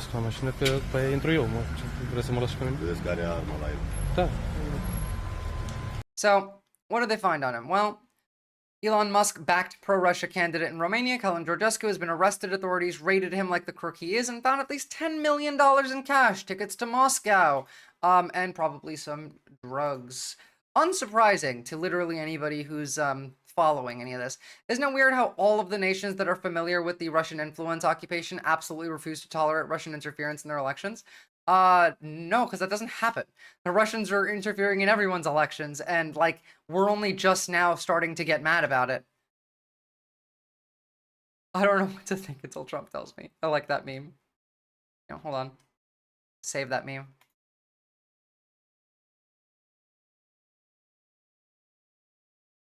Again, also, Trump says sanctions against Russia are going to be lifted at some point, which was weirdly a day before he announced that we would be imposing new sanctions, so who knows what the fuck that means. And also, we're now open to Taiwan being forcibly taken by China. Mr. President, you've been very clear in saying that as long as you're president, Iran will never get a nuclear weapon. That's true. They already have one, you dipshit. And the only reason Iran already has a nuclear weapon is because Trump backed out of the nuclear deal. Now, of course, they were still trying to make one, but they were going way slower. They have a nuclear weapon now. They just haven't announced it. You can see that by looking at, like, seismology tests that show weird seismic activity in and around Iran right around when was expected, the timeline that said, they'll probably have a small nuclear weapon around this time frame, and then we have non-earthquake but seismic activity specifically in that region right around that time frame. They have a nuke. But on top of this, like, it's your fault. They don't care about any of this. It's all just lies. The entire point of getting us out of the nuclear deal was for Iran to start developing a nuclear weapon so that we could go invade them with Israel. Testing them is pretty hard to hide. True. They unfroze all their assets too. Yeah, I know. But at least Europe is using Russian money to now, like, fund Ukraine. They're just giving Russian money to Ukraine, which is based. It was a matter of when, not if, when Trump pulled that shit. True. And the only reason Israel unofficially has nukes is because they stole seed material from our Savannah River nuclear plant. Funny how that works, yeah. Is it also your policy that as long as you're president, China will never take Taiwan by force? I never comment on that. I don't comment on anything because I don't want to ever put myself in that position. As in, I don't want to piss off Master Xi. Like, obviously, he's bought by Putin, but Putin's owned by Xi, so that's how that works. Also, like, I love chat sometimes. Like, you guys have some of the most base takes. I like my community. I just wanted to say that. And if I said it, I certainly wouldn't be saying it to you. I'd be saying it to other people, maybe people around this table, and very specific people around this table. So I don't want. So wait, that just sounds like now he's like, yeah, no, we've already talked about it. Specific people around this table I've talked to about how we're going to let Russia take Taiwan. Not Russia, China take Taiwan. That's what that sounds like, right? Does that not sound like that? You've been very clear in saying that as long as you're... And Erdogan hasn't bought this doofus long like Homo sapien. It's the only one. He's also a very important dictator. President, Iran will never get a nuclear weapon. That's true. Is it also your policy that as long as you're president, China will never take Taiwan by force? I never comment on that. I don't comment on anything because I don't want to ever put myself in that position.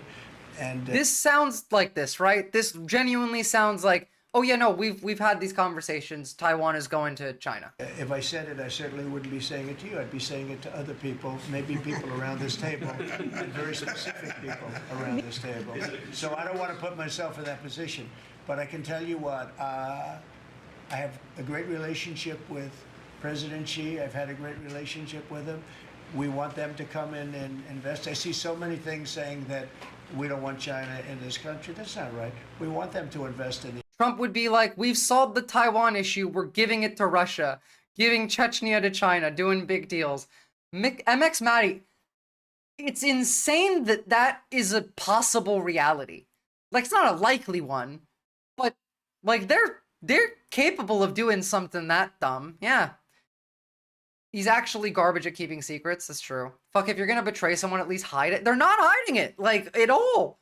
Great relationship here. 60% tariffs, best bud. Yeah. Meanwhile, we're also raising tariffs on China. United States. That's good. That's a lot of money coming in, and we'll invest in China. We'll do things with China. The relationship we'll have with China will be a very good one. Okay, there you go. I mean, out of the horse's mouth right there. Years, Ukrainian... Wait, hold on. 1 second. Okay, there we go. So I had some videos lined up and I didn't want them to instantly start up with sound. Wait, what? While Congress cried about foreigners buying up US shit. Good God, this is kind of like a rhetorical comment. No, yeah, like this is the plan, man. Like this has always been the plan. have been fighting off Russia's full-scale... Okay, now we're gonna look at Russia. Actually, wait, no. Hold on. Sorry. Wrong order. Wrong order. Oopsie. Got that one. And we're gonna start with this one. So first of all, I think we have to understand Turkey's role in this. Like how important Turkey is. No, you know what? A map first. Never mind. We're working it out as we go. Let's look at the map and understand what happened first before we got here, and then we can talk about what's the next steps. We're literally accelerating into the next World War. We are. Invasion. The war began with Moscow expecting a quick victory. The map tells a different story. Russia launched attacks from the north, east, and south, capturing large areas of territory with minimal resistance. But in the first hours of the invasion, they failed to capture Hostomel airport, strategically located an hour's drive from the center of Kiev.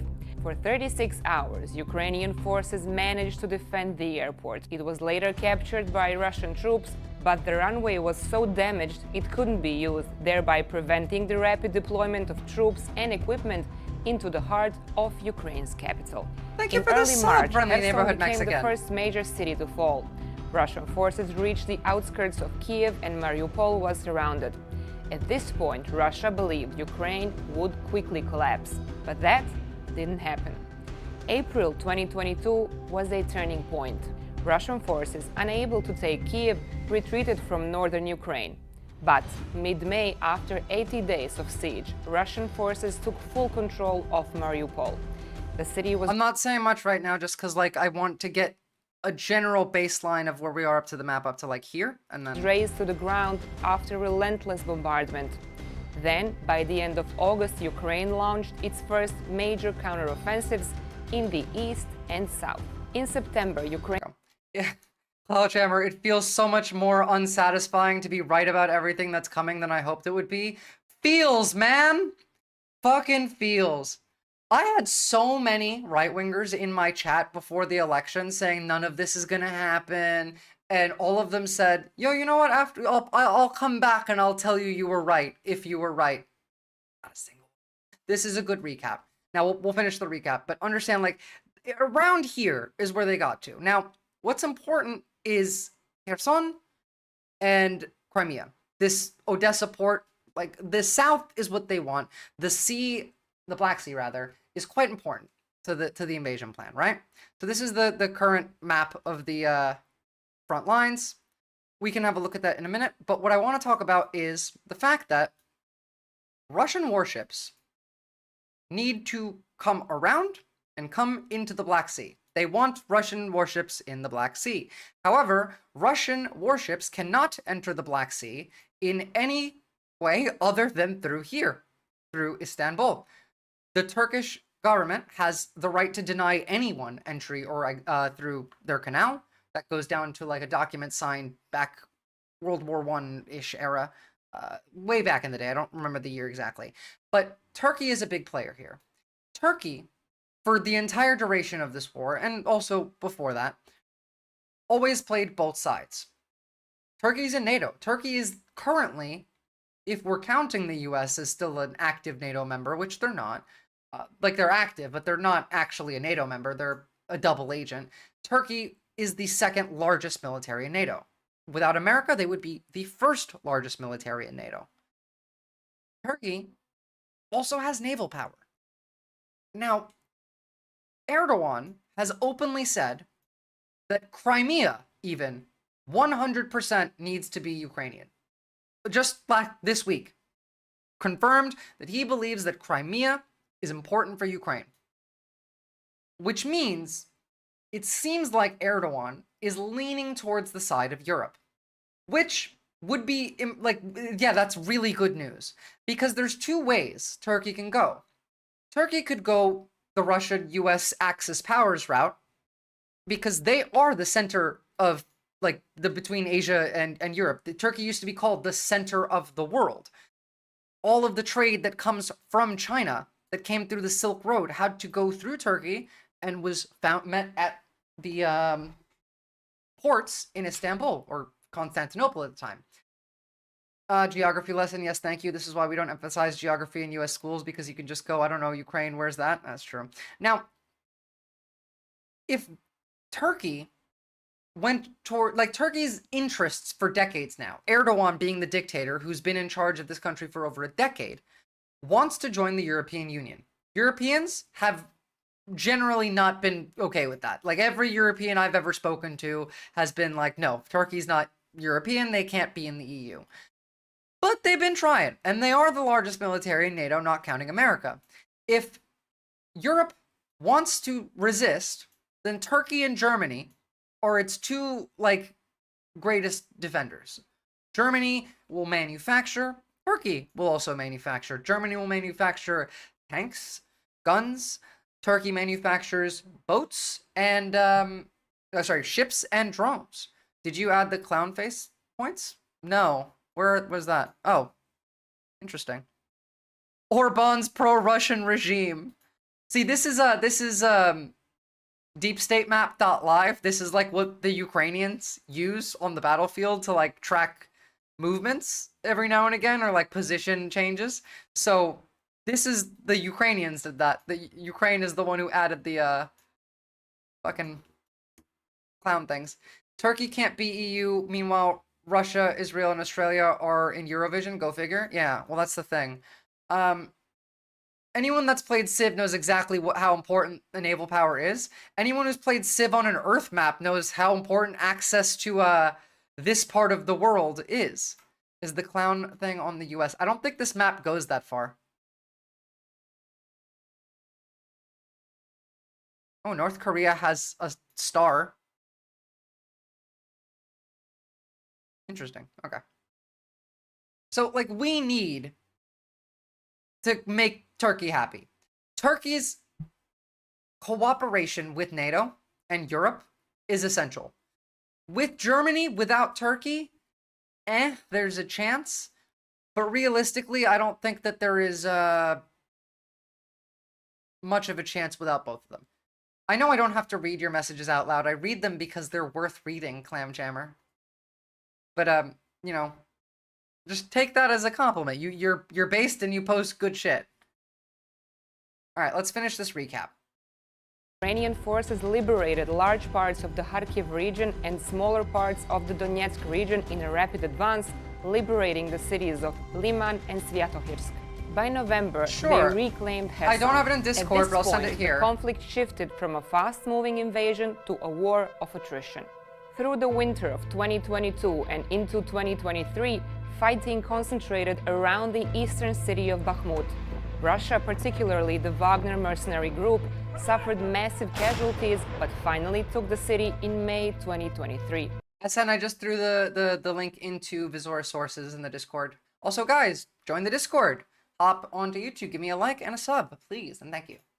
A month later, Wagner's founder Yevgeny Prigozhin staged a short-lived mutiny. He died 2 months later in a mysterious plane crash.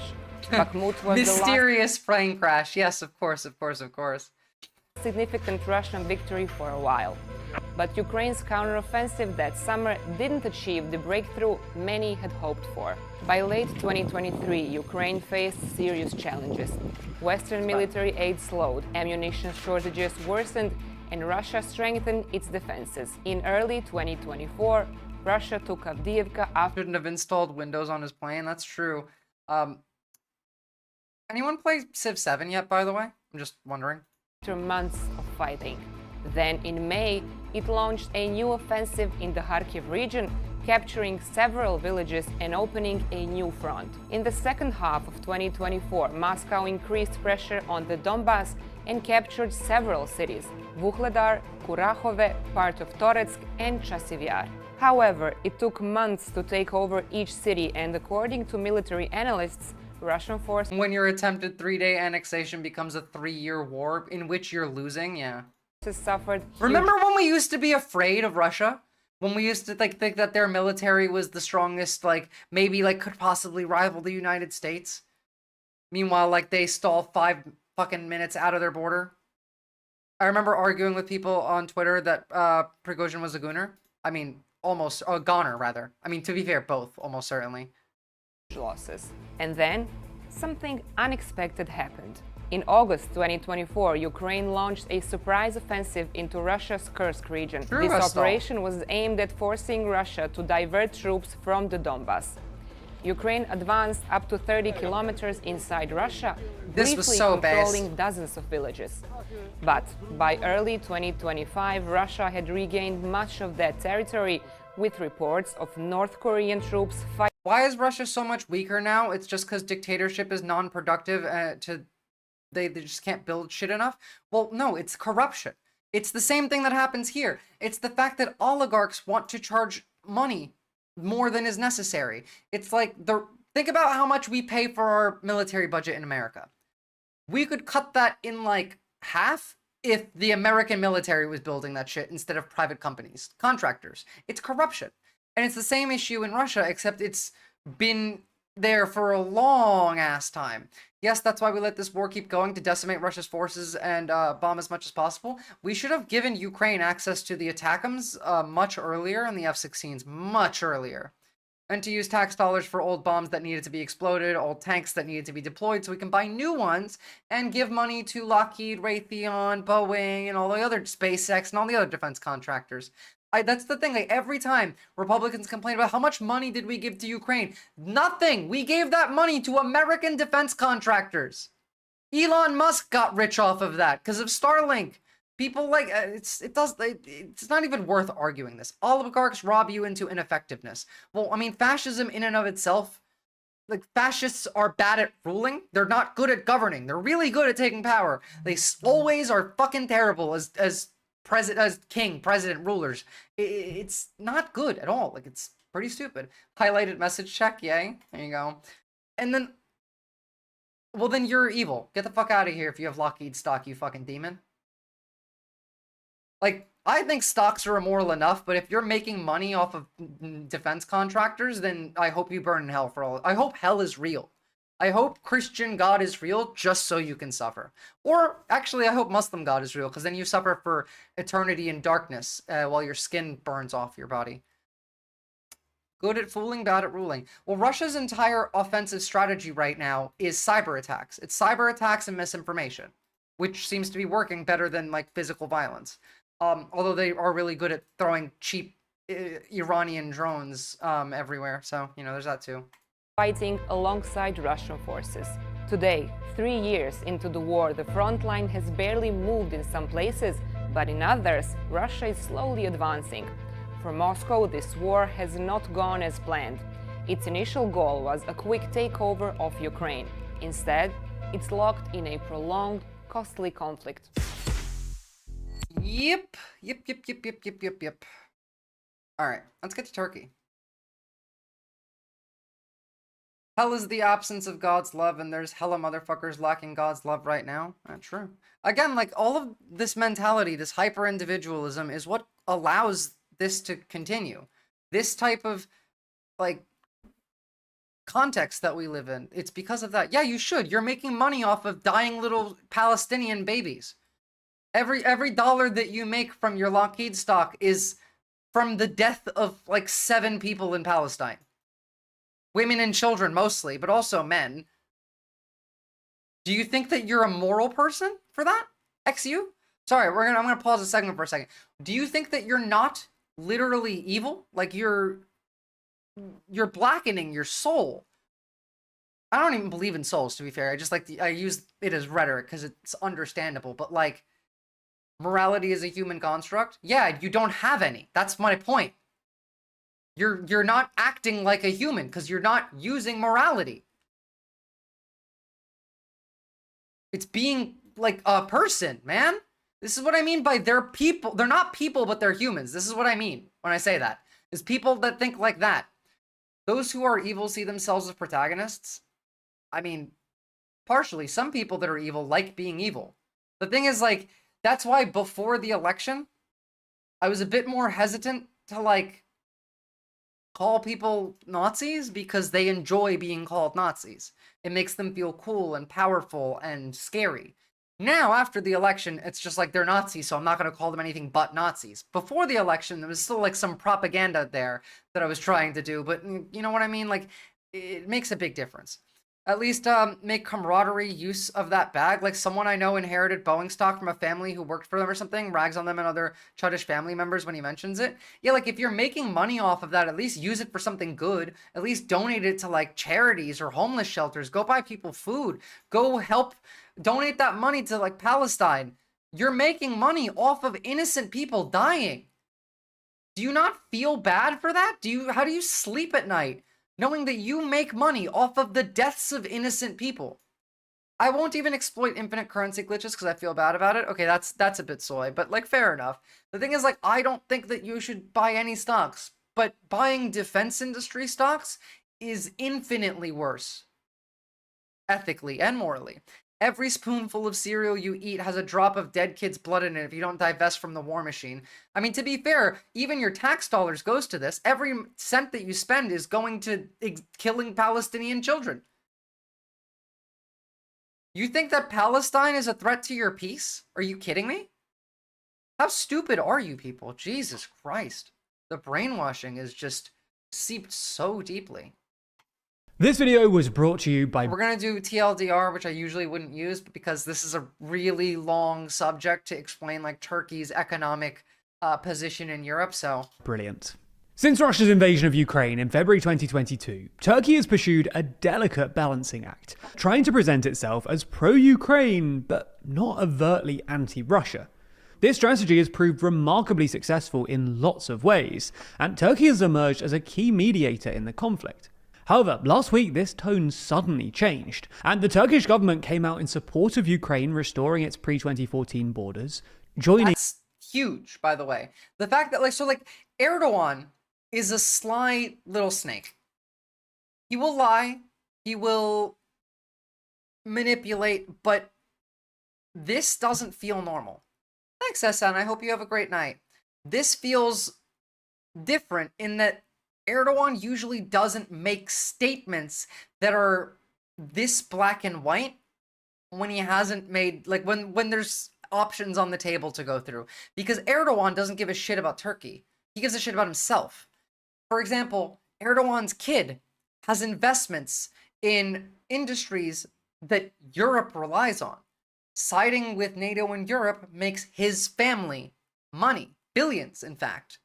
Turkey wants to join Europe. This could make that happen. If America is now fully on the Axis power side, and Turkey is the largest military in NATO, this makes Turkey now a major global player. Turkey's been wanting to be the hegemon of the Middle East for a very long time. Now, Iran is... Sorry, I was being facetious in the last comment. I have poor timing. Fair enough. Iran is the hegemon of the Middle East. They're the country that has the most respect and is in charge in the Middle East. Turkey wants that title, and so does Saudi Arabia. If Saudis are on America's side, Iran isn't.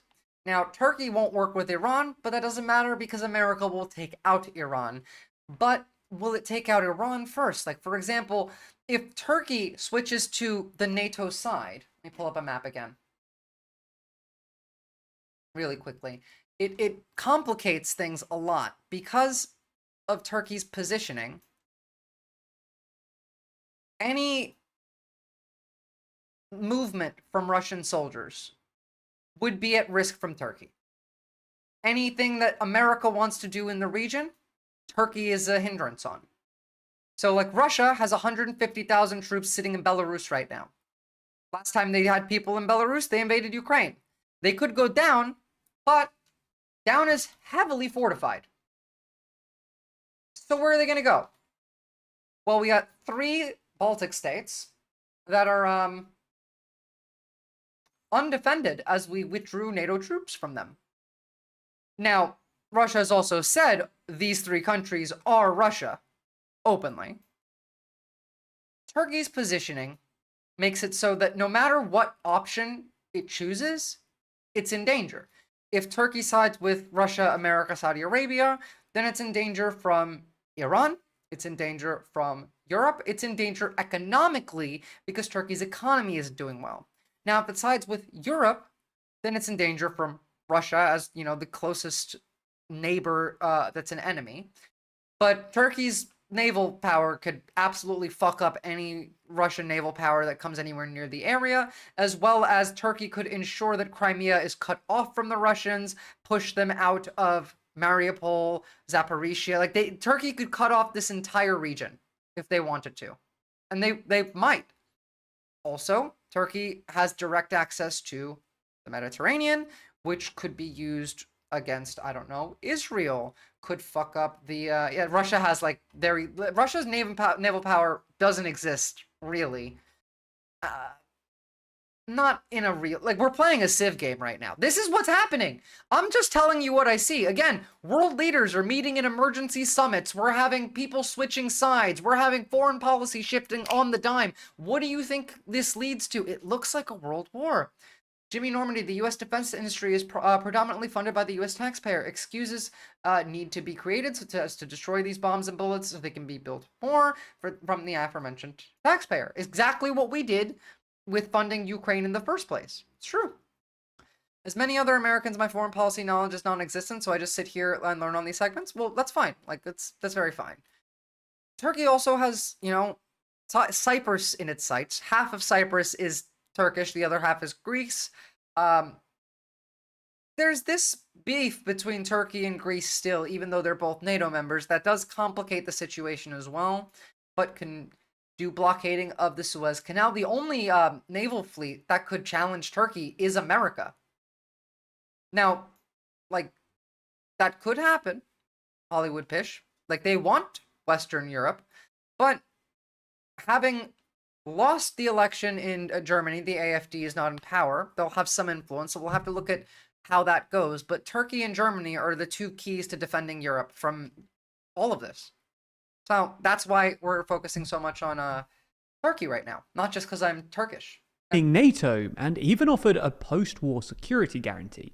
Again, like, support Ukraine joining NATO, offering a post-war security guarantee. These are huge offers to make, concessions to make, that is pro-Europe. Honestly, it looks the other way, XU. So in this video, we're going to take a look. The UK has said that they would put UK soldiers in in Ukraine. They want to. We watched Starmer and Trump talk about this morning. It's in the beginning of the stream. If you want to see it, you can jump to the beginning of the YouTube stream and drop me a like. And yes, I am Turkish, Clamjammer. I was born in Turkey, grew up in America, and now I live in Australia. Look at how Turkey's Ukraine posture has changed, and what might have motivated this sudden shift.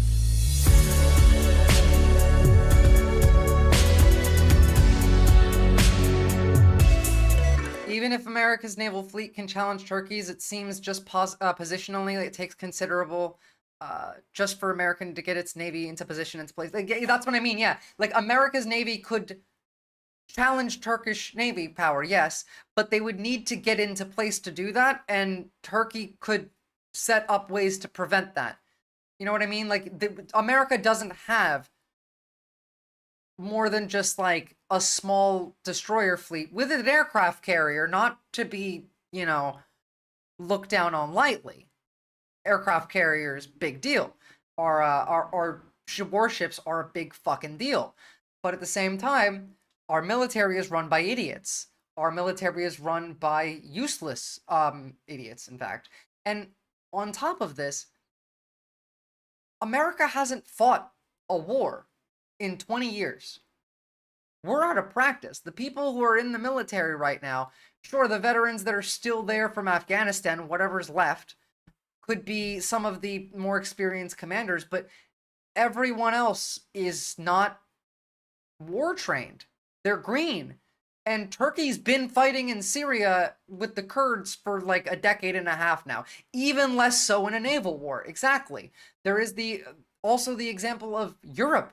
If America wants to attack Turkish naval power, Turkey could theoretically defend itself and maybe even win in a lucky case, but add Europe into the equation, you got a little bit more going on there. We are still practicing coin operations when we need to be switching back to peer-to-peer warfare doctrine. Yeah, no. Russia's currently losing to one lone country. That is, I mean, yeah, we're just funding them. That's all. Like, we're just giving them tools, and Russia's losing for 3 years. I can't see Hegseth and Tulsi being particularly effective if some shit hit the fan. Well, they get their marching orders directly from the Kremlin, so they'll just do whatever the Kremlin says. It's just a matter of they're too dumb to implement things properly. No, the US and Europe are not fighting in Ukraine. Ukraine is fighting. All we did was give them guns and weapons. Russia had more guns and weapons. That's not an excuse. Stop, fucking whining, you little snowflake. Russia's losing to Ukraine, a country that barely had a military prior to that invasion. And all we did was give them guns. That's it. That's all we did was give them weapons. And, Russia's military, which had more weapons, was prepared, was trained, was planning things. They are losing. Now they have to get help from fucking North Korea. Yeah, they had to get reinforcements from North Korea twice. Twice! Two batches of reinforcements from North Koreans. Never miss an episode and always feel in the loop by subscribing and ringing the bell. So you should feel so embarrassed to have that position when the country that you were saying is like, Europe is cooked, Russia will take over, motherfucker, you had 30,000 North Korean troops you needed. 3 times. Let's start. It's genuinely, like, it's beyond embarrassing. It's humiliating. Russia should be humiliated. Miss an episode and always feel in the loop by subscribing and ringing the bell. So let's start with a bit of context and explain how Turkey has positioned itself throughout the Ukraine war. True to form, Turkish President Recep Erdogan has tried to play both sides. And, well, he's sort of succeeded. For starters, Turkey has enjoyed a series of diplomatic wins since the invasion. Erdogan has pretty good relations with Putin, despite Turkey being a NATO member. And Turkey hosted the first round of negotiations between Ukraine and Russia in March 2022. While these negotiations promptly collapsed, Erdogan then played a key role in negotiating the Black Sea grain deal in July 2022, which allowed Ukrainian That's very funny, Maddie.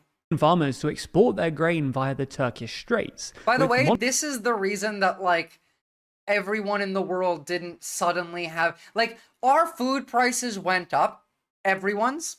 They could have gone up a whole lot more. And to be fair, they went up like twice as much as they needed to because, grocery stores wanted to gouge your prices using 2 fake shocks, not fake shocks, 2 shocks that allowed them to fake their required inflation price raising amount bullshit, and then they go and brag about how inflation is good for their bottom line on profit calls. Like, we know all this shit. Russian soldiers were complaining about having to retrain North Korean troops Modern Warfare tech. Jesus Christ. Monitoring from the Turkish authorities. You're grabbing someone 2 ages behind you in a Civ game to help you fight a war. As burnishing Turkey's diplomatic credentials, Erdogan's ambivalence also has helped the Turkish economy. Turkey's economy looked pretty vulnerable when the war began. Thanks to Erdogan's unorthodox monetary policy, inflation was already running at about... The dumbest monetary policy for inflation. Inflation hit like 250% in Turkey because Erdogan started claiming that interest rate raising for inflation was actually just a conspiracy theory that like the West made up. And so what we need to do is we need to cut interest rates and give everyone money. Inflation goes way up, obviously. And then they did it again and again and again. There was a point where they were buying Turkish lira to keep the lira stable because it was crashing so much. They ran out at one point of their stock of US, like foreign money to buy Turkish lira with so that their own currency wouldn't collapse. It lasted for like a year. Food prices skyrocketed, all the prices skyrocketed. It was very stupid. To be fair, that just means that the latter is overfunded on our tax dollars, except it is and it isn't. Like, it just kind of breaks this system. Oh, sorry, no, never mind. You're talking about North Koreans. Like, this was very stupid. 50% year-on-year in January 2022, and the sanctions-induced rise in global energy prices threatened to make everything a whole lot worse. However, Turkey weathered the storm pretty well.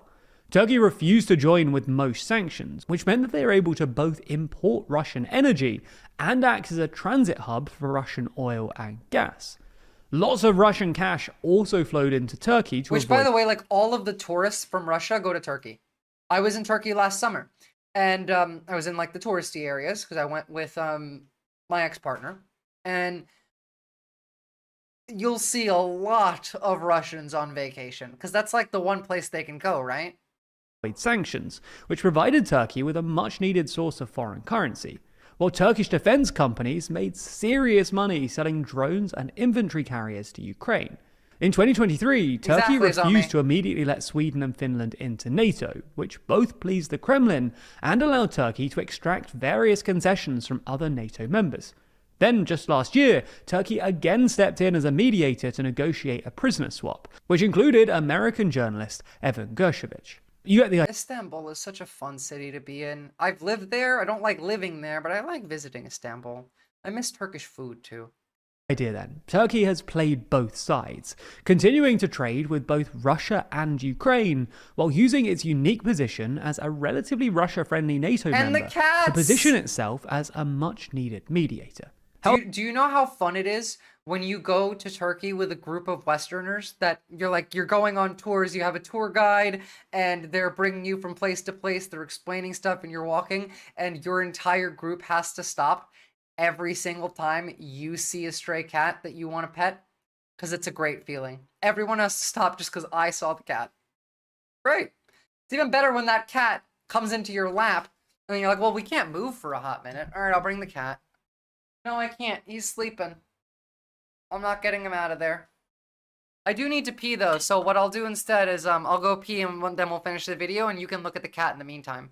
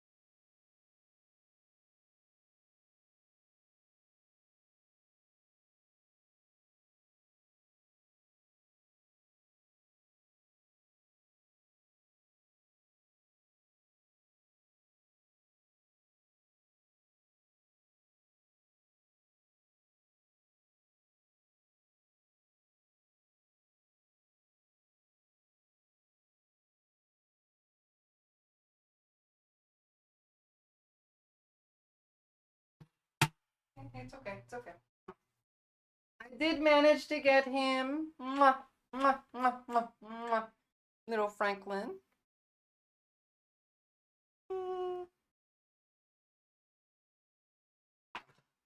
He's getting less camera shy. I need more water, so another 2 seconds. I just gotta fill this up.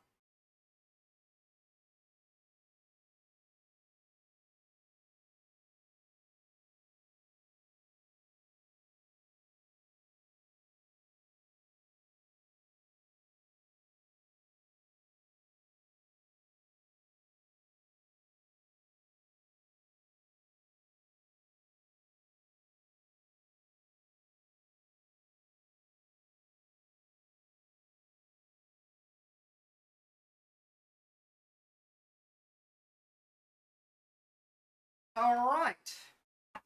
I'm back. Sorry about that. I lived in Las Vegas for a year, my sophomore year of high school. Probably good to visit, but yeah, I lived there. I've been to Vegas. I've never lived there. That does not sound all that fun. I've lived in a few states. So I've lived in North Carolina. I've lived in Colorado, Jersey, New York, obviously. Got cat hair all over my face now. Anyway. When Turkey shot down a Russian bomber plane along the Syrian border, Putin halted all Russian tourists traveling to Turkey. Shortly after, Turkey promptly apologized and paid full reparations to Russia. I do remember that, but it was still fucking badass that they shot that plane down. Because again, that was a NATO country attacking a Russian jet. Like, that was pretty based. However, in the past couple of weeks, Turkey has started sounding conspicuously pro-Ukraine. This really began on Tuesday last week, when, just a few hours after Russian and American officials met in Saudi Arabia, Zelensky paid a surprise visit to Ankara.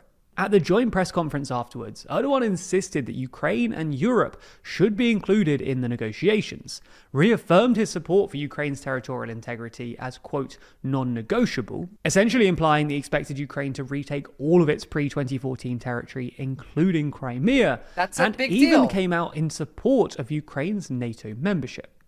This all directly contradicted the Trump administration, who had pursued negotiations without Ukraine or Europe, suggested that Ukraine will have to accept some territorial losses, And we refused to give them a security guarantee even after the deal for the minerals.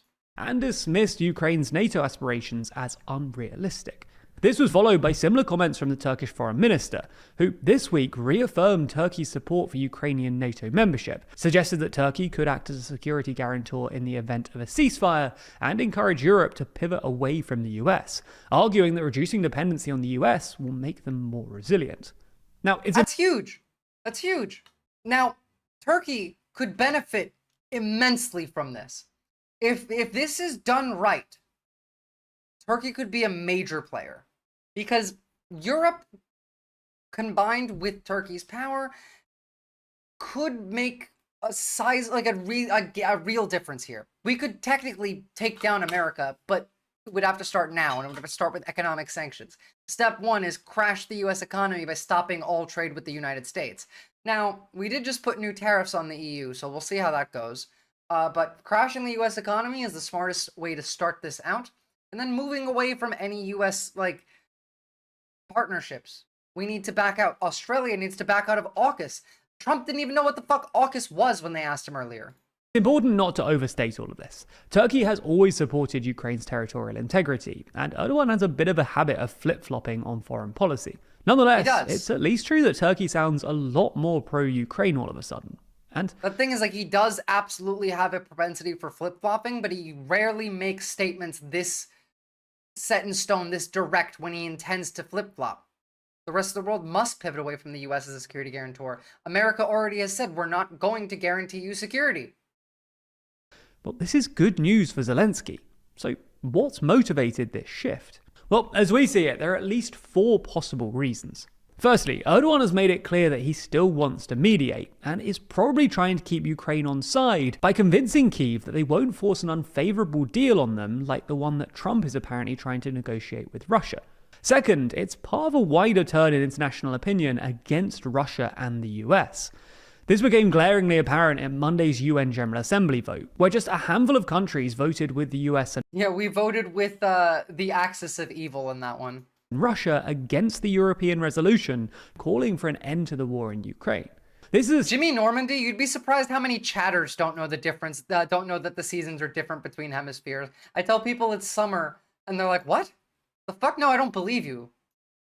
essentially because, while the war looked a bit like a NATO-Russia proxy war before, which meant that countries which weren't super keen on the West were reluctant to throw their weight behind Ukraine, now Trump and Russia are apparently on the same side. It looks more like plain old neo-imperialism. The big countries bullying the small countries. It is. Erdogan has long advocated for a multipolar world, rather than one dominated by the traditional superpowers. So it's not surprising that he's resisting Trump here. Third, they're not Turkey usually, wants... like, it doesn't mean that they're stupid. We don't learn that kind of stuff, usually. Like, a lot of those people have been perfectly good chatters. It's just, like, it's pretty common to not know that. Russia out of the Black Sea, which is why Erdogan is so keen on That's Ukraine. big. wants Russia out of the Black Sea is a big deal, as we've seen on the maps. Third, Turkey wants Russia out of the Black Sea, which is why Erdogan is so keen on Ukraine recovering all of its pre-2014 territory, including Crimea. But fourth, Turkey wants to leverage its military power to get something out of the EU.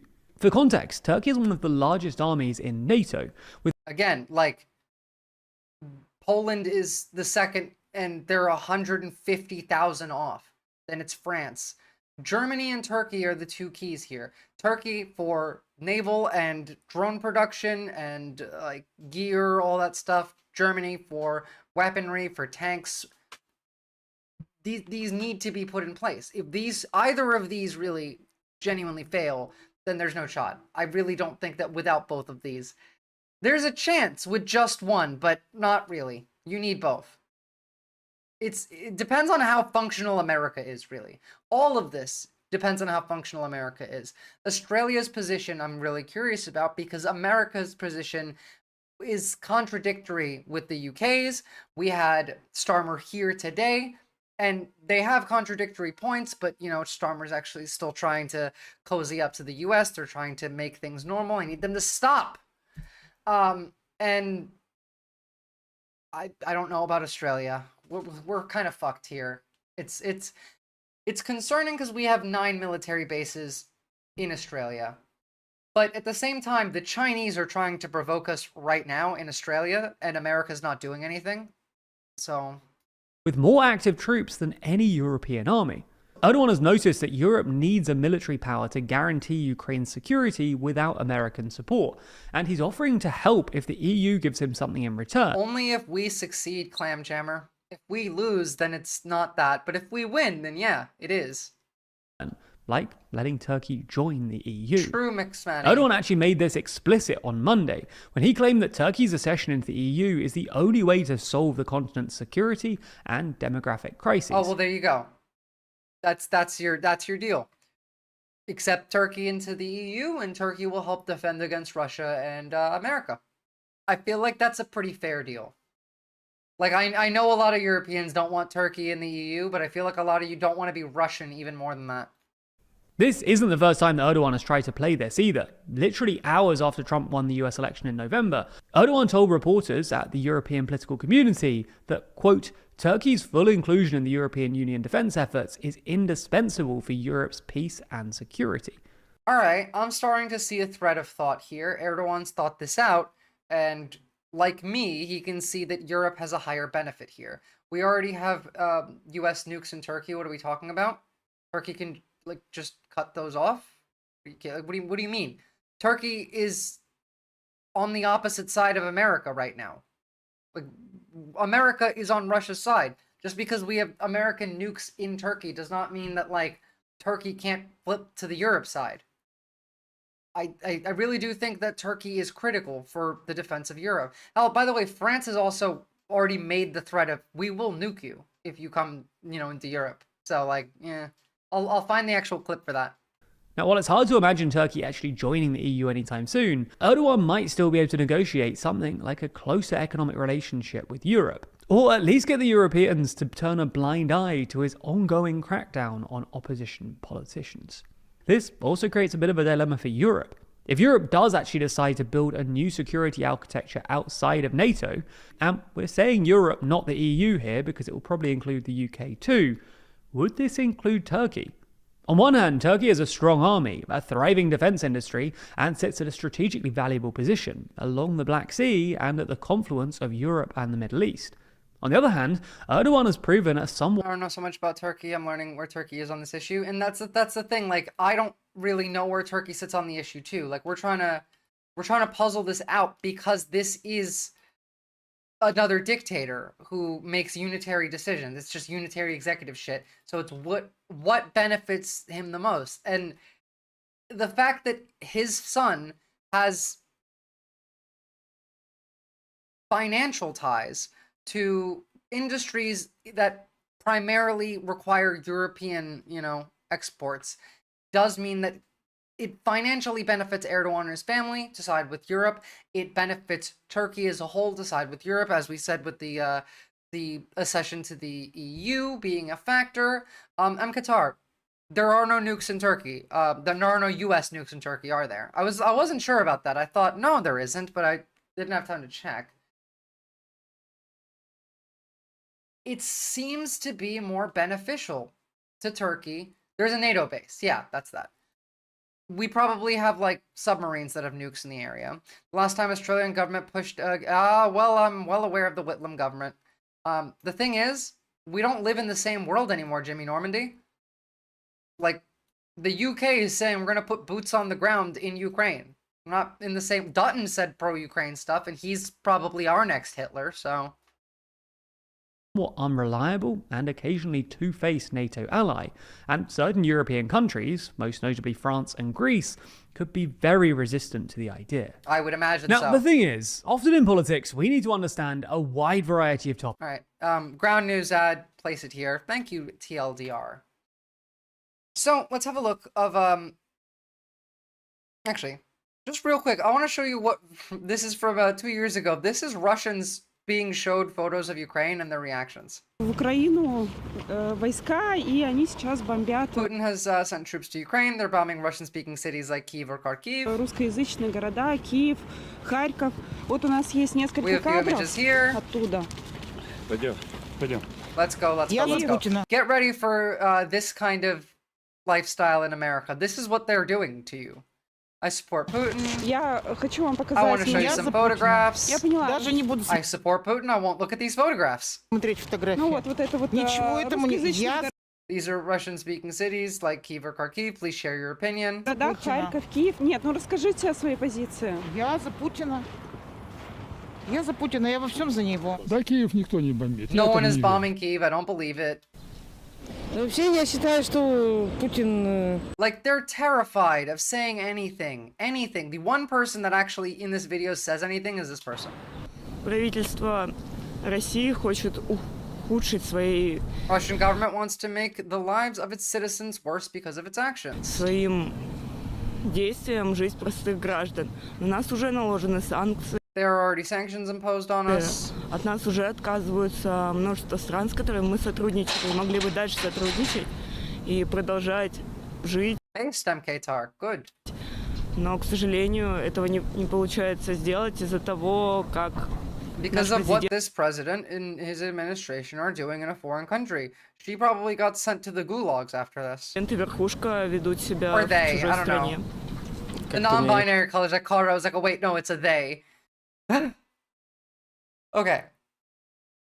God bless them for speaking the truth. And good luck in the gulags. So I would rather not talk about it because it can be dangerous here. Хочется прямо это говорить, потому что у нас как-то это может за это быть какая-то опасность, поэтому я лучше воздержусь от этого. I'd rather abstain. I'm for peace. I don't want war. Не хочется войны. Превентивный удар. That's as far as you can go. All right. Now, because obviously the war is coming to a close, one way or another, the attacks have ramped up. The Russians are trying to land grab as much as they can before any deal is made. If you refer to the Russian invasion of Ukraine of anything but liberation or anything positive, they will just jail you. Yeah, exactly. So I just want to have a look at like what's going on there, what it looks like here. Buckle up, American buttercups. True. That's gonna be America very soon.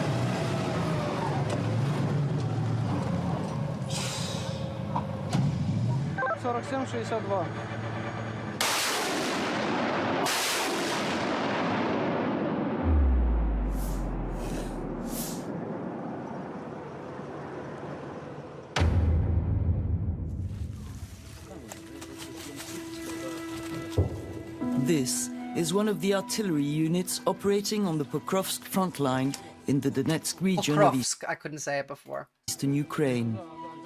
Most of the soldiers greeting us with smiles are in their 20s. Yet, they're fighting one of the fiercest battles of the ongoing war against Russia. У нас колектив склався в 23-му році.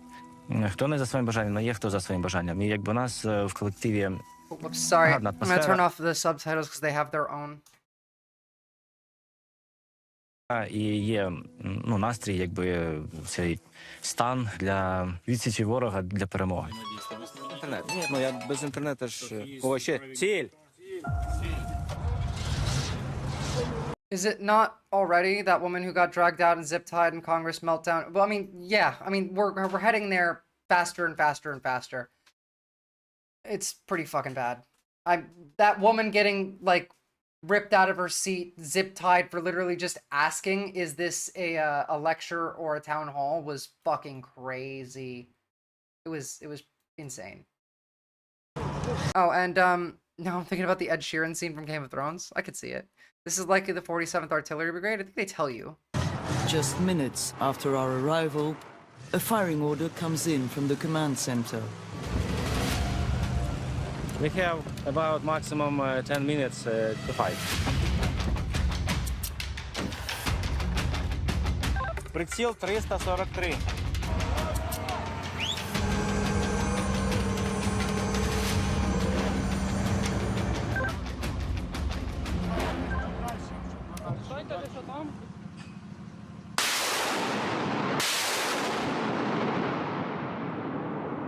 Russian troops are less than a dozen kilometers away. That's wild. They're closing in on the nearby city of Pokrovsk. Shooting orders are very frequent. It's the fourth time in a row within a few minutes. It's always like this? The maximum, it was 14. 14 per day. Christ. Oh, it's... How do they know what position to be in and angle to fire? Do they have like big, well, I mean, they have people that are like looking at maps and shit. A lot of them use this map, like deepstatemap.live, and this shows changes in like both sides' battle lines pretty frequently. They have people that are, you know, they have drones flying around and planes flying around that are reporting where the enemy is and reporting it back, and then, you know, positioning, and it's just like regular old warfare stuff. It's artillery warfare. Where is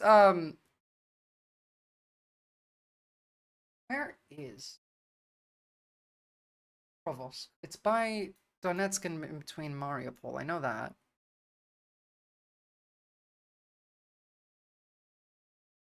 I work for this map.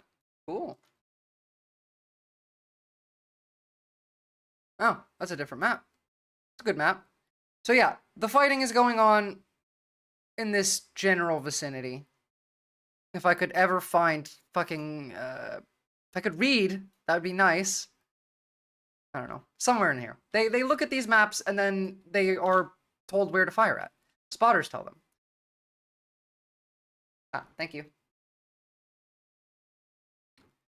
So, yeah, right there. Right by the front lines. This city has... the Russians are really trying to take this city. It's a lot. It's a lot, because for now it is... Thank you for the map, Zombie.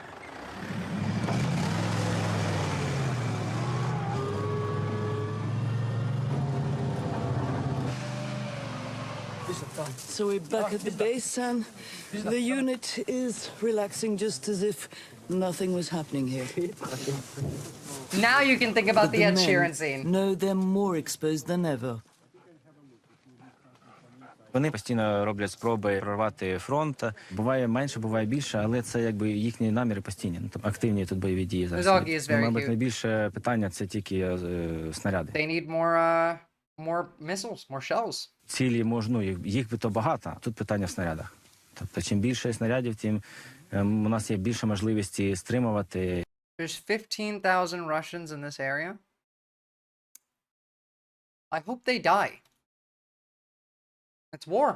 І, давати відсіч. They started it. Political discussions suggesting that Ukraine should let go of some territory to end this war. То я не підтримую поступки територіями. Це вже проходили двічі, і це просто... Damn, Zombie, what do you do for work? How do you know so much about this? Like, you know, like, brigades and divisions? Or what are you, in, like, the Ukrainian military? One division is supposed to cover 100% of, that's not hundreds of kilometers. That's what I'm trying to read. Jesus Christ. My brain's верніше відкласти надалі можливість, щоб росіяни далі пішли з новою силою на нас. We head for the command post coordinating operations on the ground a few kilometers away from the unit's position. You'll be really surprised to see how they organize. It's actually the deputy wild commander, a prosecutor before the war, is holding a briefing. Все, тоді давай туди на діпстейт. Ти позиції, де що, як? А карти роздавав чи ні? Чи не роздавав? Ще ні. Again, they just go on that website, the deep state one that I have in the sources section of my Discord, and they just print out photos of it to give to other people. You geolocate and map the war. Based. Туди, зараз там будемо далі допрацьовувати. I suppose you're the person to have here then, aren't you? Watching you weekly. Cool. I'll check them out. That's really awesome.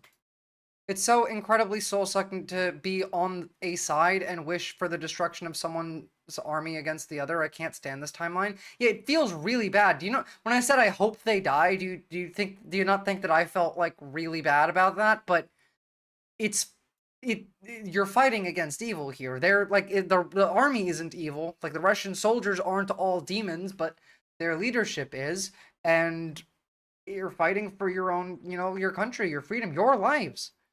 Ukraine is fighting for its right to exist. Russians are fighting to get some extra. Well, to be fair, a lot of those Russian soldiers are conscripts and people that they grabbed out of prison. So a lot of them are also fighting for their freedom, but not in the same way. По факту, тут є танковий ров і тут є зуби дракона. Вони отак от, стоять. І ваша задача дивитися дорогу до танкового рова. Що, не дай Бог, щось сунеться зразу. So, let me read that to you, because that went by really quickly. По факту, so, there's an anti-tank trench there, pointing at a part of the map. Тут є танковий ров і тут є Dragon teeth here. What is a dragon teeth? I'm not, like, big on military equipment. Зуби дракона. Вони отак от, стоять. That's where they're standing. Your task is to watch the road to the anti-tank trench. Це дорогу до танкового рова. Що, не дай Бог, щось сунеться. And to react right away in case anything moves. Це зразу. Concrete blocks that stop tanks. That makes sense. I'm gonna look at my picture. Всі є? Ті, хто там другі заходили, хай заходять сюди. Зараз вже край. Oh, wow. Okay. I see them now. That makes sense. Those are wild. I've never seen these before. These are dragon's teeth. Получається, ладно, середина. 9/6. Мінус. Ситуація з несправедливістю, тому що ворог починає обходити з флангів, витісняє бригади, які менше укомплектовані, менш підготовлені, і намагається нас... Hold on, I'm going to move my camera so I'm not blocking some of the subtitles. Менше, можливо... By the way, you were right about it being the 38th. Менше укомплектовані, менш підготовлені, і намагається нас взяти в клешню і намагається обійти. There is a Покровськ. This is a road to Dnipro, so they are very near. Is there a real risk that the Russians might either seize or bypass Pokrovsk and move further to the west? По факту такий ризик є. Ворог... The main issue is that the enemy is advancing every day, and Ukraine's lines are holding where they have trained soldiers. Where the lines aren't holding is where the conscripts, well, not the conscripts, the younger people are, the people that don't have as much battle experience, because the Russians are, this is like the final push, The timer's running out and you're trying to get as much gold and land as you can before the clock hits zero. Суне кожного дня. А якщо він захопить Покровськ, Мирноград, це будуть відправні точки для просування далі по трасі Дніпро-Покровськ. Це основна артерія живлення. So what they're trying to protect right now is this road. Because if Pokrovsk falls, then this road falls. This road leads to Dnipro. This road is like a artery road for supply lines. Іменно транспортна. Він захопить железнодорожні шляхи сполучення. They capture the railway lines, it'll be a tactical advantage. Також це буде, скажімо так, більш тактично вигідно для ворога саме просуватися далі по нашій території. You mentioned the less experienced part of the troops. Is this a real issue at the moment? Удача, скажімо так, супроводжує ворога тоді, коли на його шляху трапляються найменш підготовлені наші сили, тобто це новоприбулі, ті, ті, яких недавно призвали, і плюс там, де Or where командування... command doesn't understand the tactics and strategy of defense. So it's either the young people or they're giving bad orders. Не зовсім розуміє тактику, стратегію здійснення оборони і не зовсім може якісно працювати на лінії оборони. Yeah, some commanders would suck because, like, again, you can't. No group of people is all going to be perfect and smart, and some of these commanders are probably greener than other commanders. You know what I mean? It's the green troops that are losing. You can see, like, these are holding patterns, and the arrows are non-holding patterns. Дивиться, то по факту лінія стоїть там, де є найбільш підготовлені підрозділи. Line is holding up where the most prepared units are, where there's adequate command. Де адекватне командування, а там, де, скажімо так, лоб на лоб, там так не працює. Тому і втрачаємо територію. 11:22, 9:0. The officer interrupts himself. Live on screen, we see a drone unit attack unfolding on a group of Russian I'm not sure I'm allowed to show this. soldiers. Вони чують, бачите, We'll do it почули. anyway. О, і зараз вже летить FPV-ха, зараз буде їм вайрон. Actually, no, I can't show this. Зрозумілими методами Sorry, guys, I там forgot Twitch policies. м'ясо, вогневий вал. Війну виграють професіонали, які володіють базовим навичком володіння зброєю, і мотивовані бійці. Немотивований бієць, якого там, скажімо так, для якого не секрет, бусифікували або насильно призвали, це людина, яка при першій можливості втіче. Тому... They don't want people that are going to run away. They want people on the front lines that are there to fucking fight.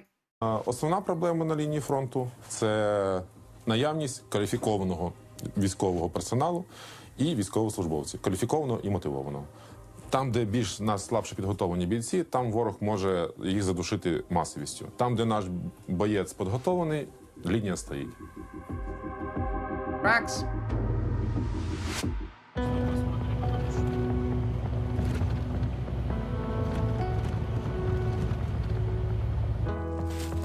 After 3 years of war, keeping high spirits has become more than a challenge for those who enrolled voluntarily. Yup, Clam Jammer. Feel free, not laws. Well, I'm in a so-called stabilization point, not far from Pokrovsk. This is an emergency center for wounded soldiers, and the location has to be kept secret for security reasons.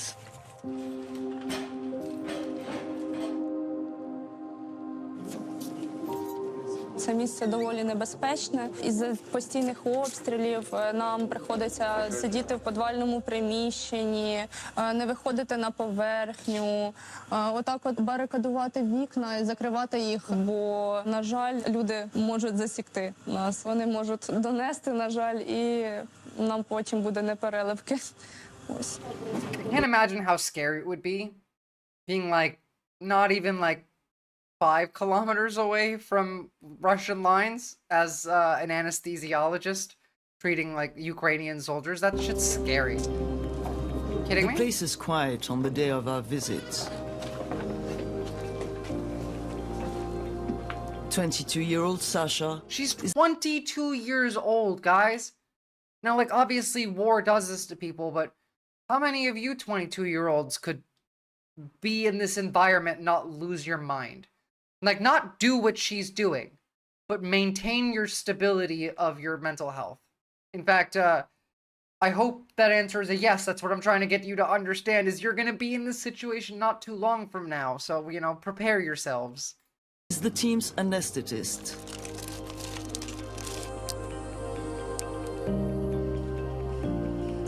Great Depression She and the ass staff timeline. are on a rare break after a trying night.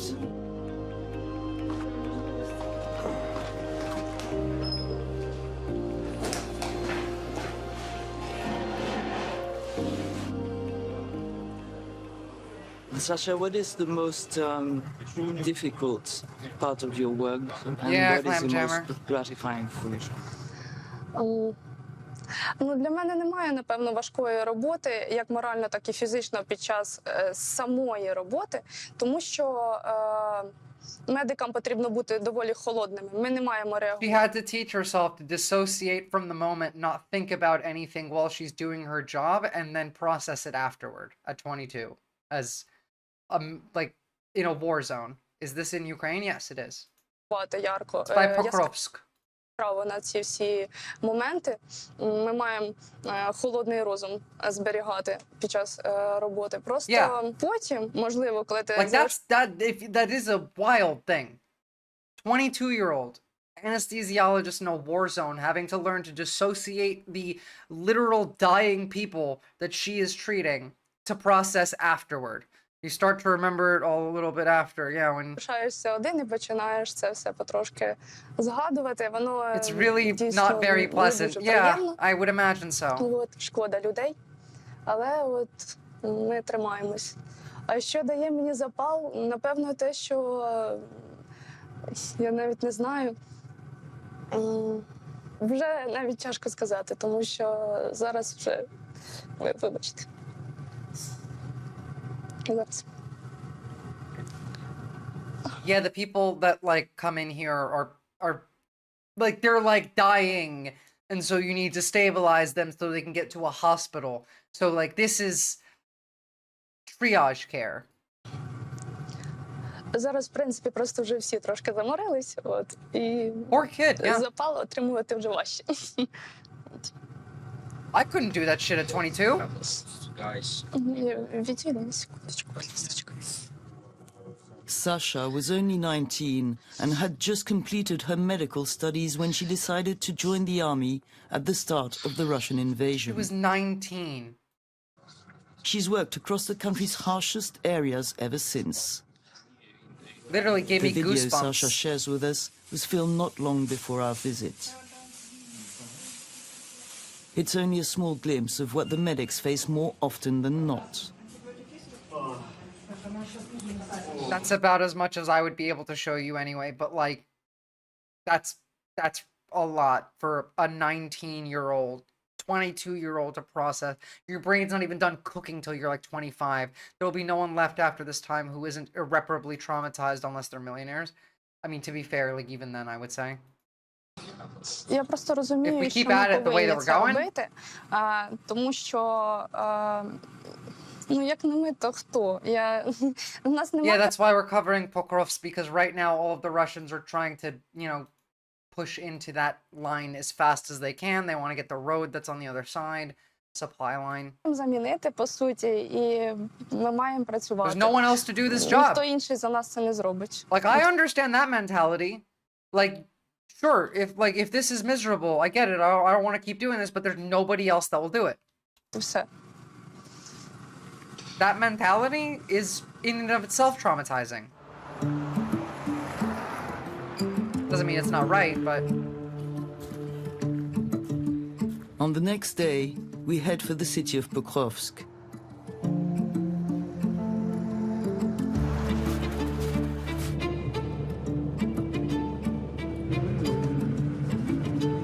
Maxim, a civil military cooperation officer in the Ukrainian army, is our guide. Сьогодні попрацюємо, подивимось, що там з населенням, поспілкуємось з бажаючими на евакуацію. Якщо буде бажаючи, то заберемо. By the way, this is why you're going to encounter this is the same thing you're going to encounter in America. When you tell people you should leave, you're in the Nazi country, leave while you have a chance, you're going to encounter the same kind of behavior as we're about to see. She is a total badass. I do feel for her at the same time, though. Nobody should have to go through that at that age. Nobody should have to go through that at all. Чомусь зустрічаємо супротив. Всім відомо, що Покровськ є в обороні, дуже близько, справа не будемо це, дуже близько стоїть ворог, який наносить дуже багато арт-ударів, прилітають каби, ну і також FPV-дрони, які працюють. Дуже великі втрати серед цивільних, але вони чомусь при кожній нашій зустрічі шукають But for some reason, every time we meet with people, they are finding arguments to tell us why they won't leave. Інформаційні довідки для нас, чому вони не поїдуть. Та люди кажуть, я тут народився, я тут хочу залишити. Не можу коментувати, але зустрічається постійно. Which is why I won't push y'all to leave if you don't want to leave. I just want solidarity, that's all.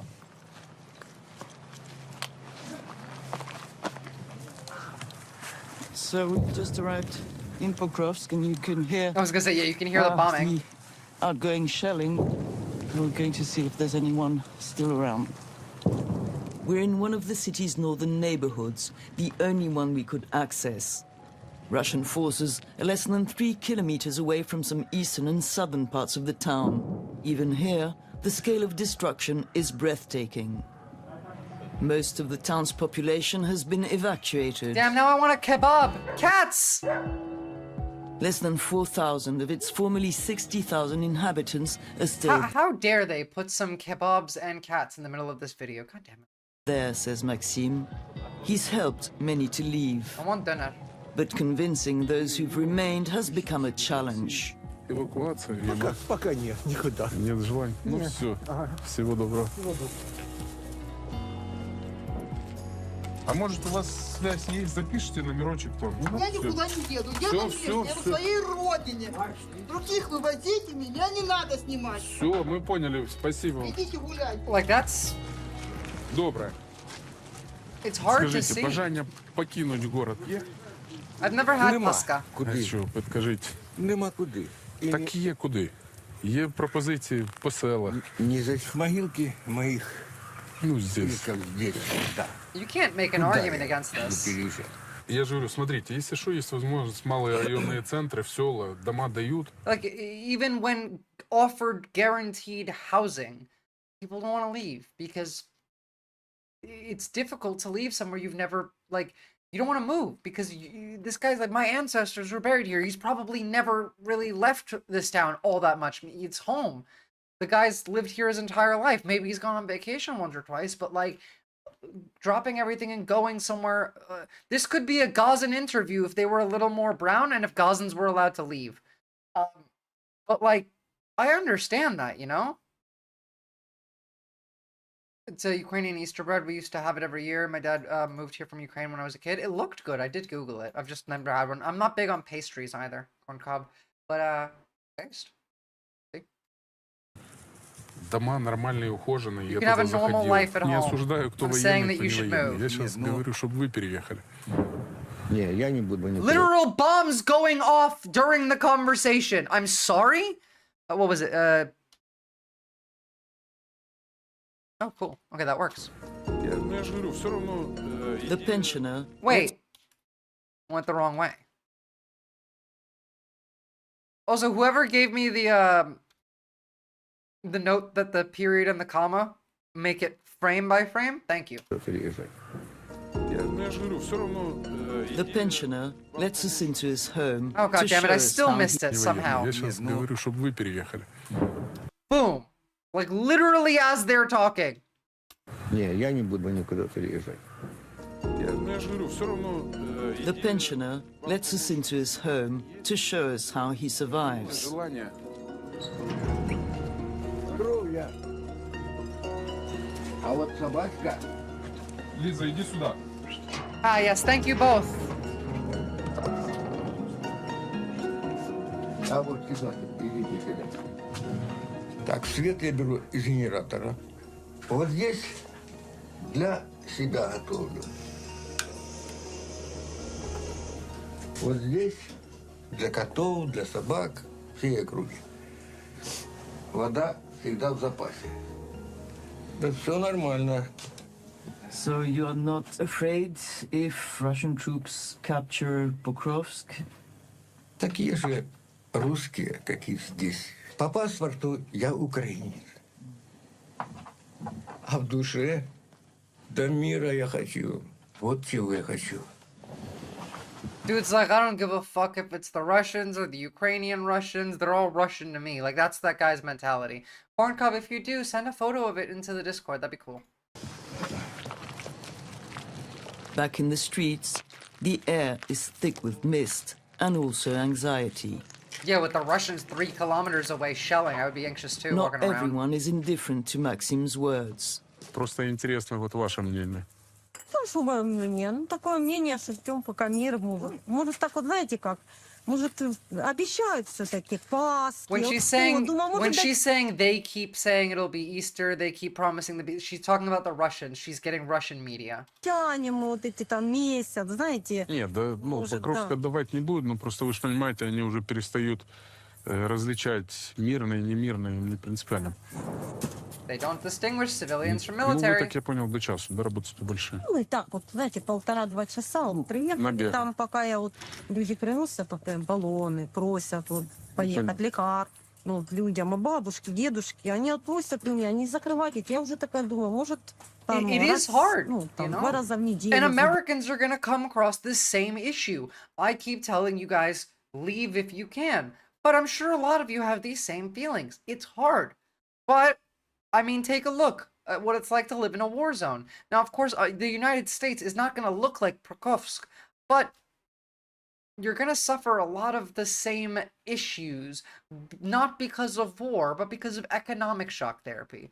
Bro, Ukrainians hate Russians so much. Whenever I made a friend with an Eastern European name, last name rather, my dad would ask, they're not Russian, right? I mean, to be fair, the Baltics and the Eastern Europeans are so racist against each other, it's kind of mind-boggling. It almost tops Indians against other Indians.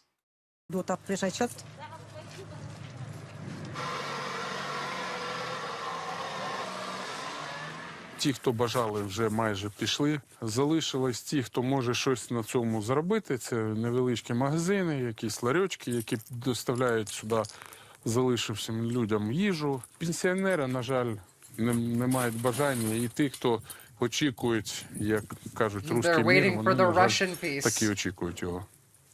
Є в даний момент психологічне таке, да, And then there's the psychological influence of the press, влияние as прессы, we которая all сюда know very добивает. well. Это радиостанция, которая рассказывает, что вы будете жить как в Советском Союзе, то есть идет подлог понятий. Замена вот бывших. The radio says that you will live like the Soviet Union. That's implying the replacement of the former USSR by today's Russia. This is supposed to be a good thing. СССР на сегодняшнюю Россию. I mean, to be fair, from these conditions, it would be an improvement. That will come and fix everything for you. We're going to bring back communism. And your life's going to be great, is what they're saying. That's not true at all, by the way, because the Russians are not communists in any way. Идете, и вам тут все отстроят. Ну, как показала практика, ничего не As отстраивают. practice has shown, nothing was rebuilt. Every territory they've captured, they have not built anything in it. Их руин, ничего They не just want to оставляют. mine it, strip mine the entire country. It's curfew time. I love The how I shop owners are said. closing I love their how I said months ago that, like, even before the election, I said the Ukraine minerals thing is important. That's why Trump is like. That's why Trump is trying to negotiate with like Putin. America wants those minerals. Putin wants those minerals. That's why Ukraine is so like geopolitically important right now, because we need them. And there's people in my chat being like, "Oh no, those don't matter. Those minerals are everywhere." You should see the city of Toretsk and the civilians that live there. Absolute stalker vibes compared to this. This is why all of them have worn us down with egg prices and such. We just start to beg for peace and affordable groceries. That's what they want to do. That's the shock doctrine. It's put you through continuous shocks until your brain can no longer handle it and you submit. That's the point. That's what they want. Doors. In 1 hour, there will be no more light. The shelling is intensifying, and those who are still around are scurrying home.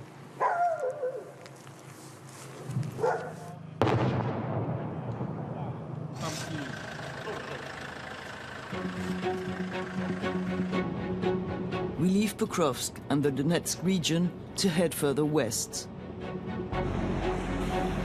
They're rare earth minerals. They're not just everywhere. We are draining the supply with all the increasing demand. AI is gonna AI is going to destroy the world.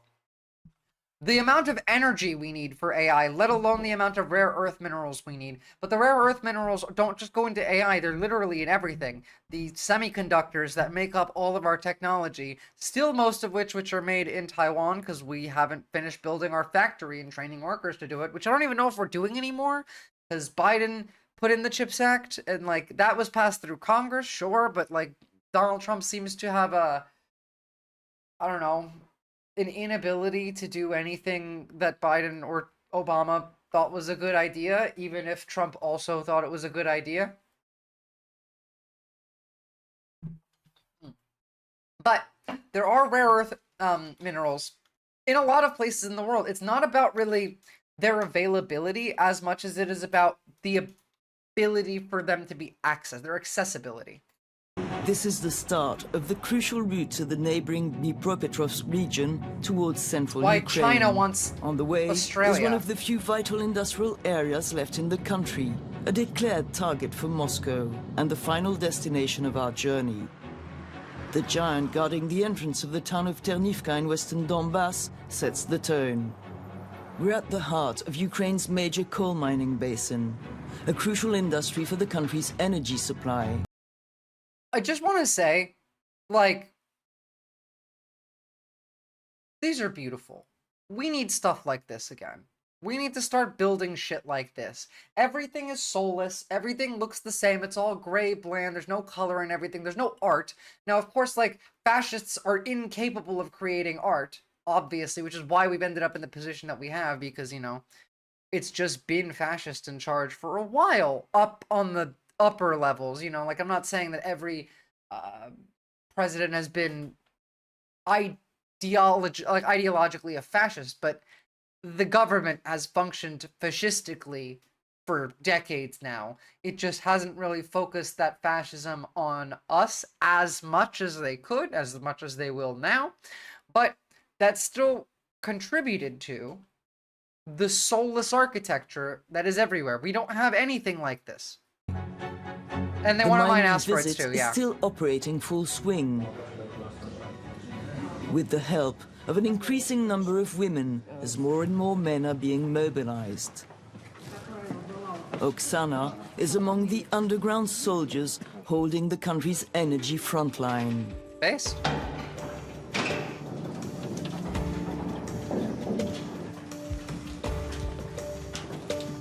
She operates the cage that takes the workers down to the mine shaft. When was that? $600,000, 2022. Half human, half goat sculpture honors Elon Musk. Jesus Christ. It was Crypto Bros that did it. Fascists can't create art. One guy failed an art class so hard he went fascist too. Yeah, like, that's what I mean. But like, when you're a fascist, you can't create art because art requires empathy, it requires feeling, it requires emotional attachment to the world around you and the people around you. You can't make art otherwise. Why do you think all of the fascists love AI art so much? Why do you think all of the fascists copy Donald Trump? Everything that they say.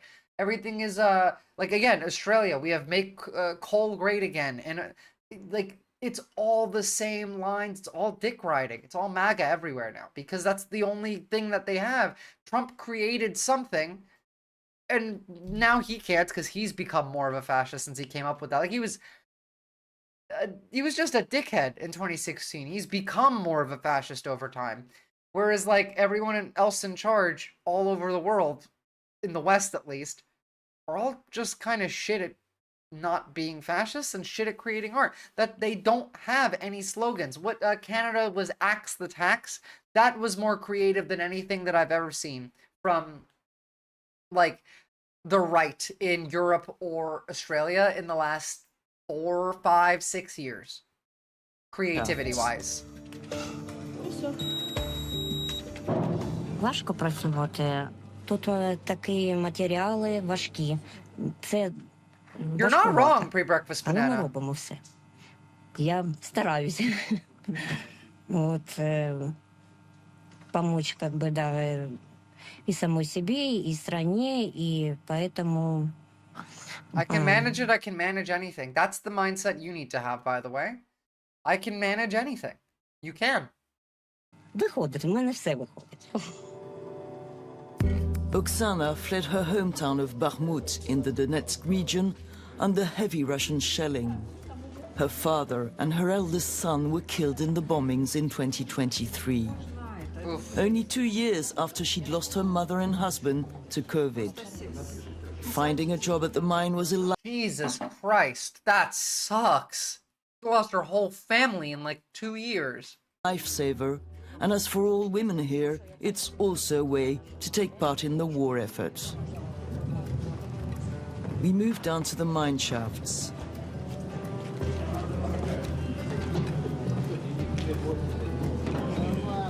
traveling about 300 meters down into the earth, and this is the deepest point of what is the oldest coal mine in the western Donbas region in Ukraine. I'm just waiting to hear Donald Trump start saying, make the Donbass great again or some shit. Before the war, women were prohibited from working underground in Ukrainian mines under a law going back to Soviet times. They now account for about 5% of the underground workforce in this mine. Nice. Many women here were displaced by the war. I mean, not the reasons behind it, but like the fact that like women can now do that. Losing their homes and former jobs. Tatiana used to be a nanny. Irina was an accountant. Моя робота полягає в тому, щоб доставляти за допомогою вагонів матеріали в забій, а гірничу масу з забою сюди.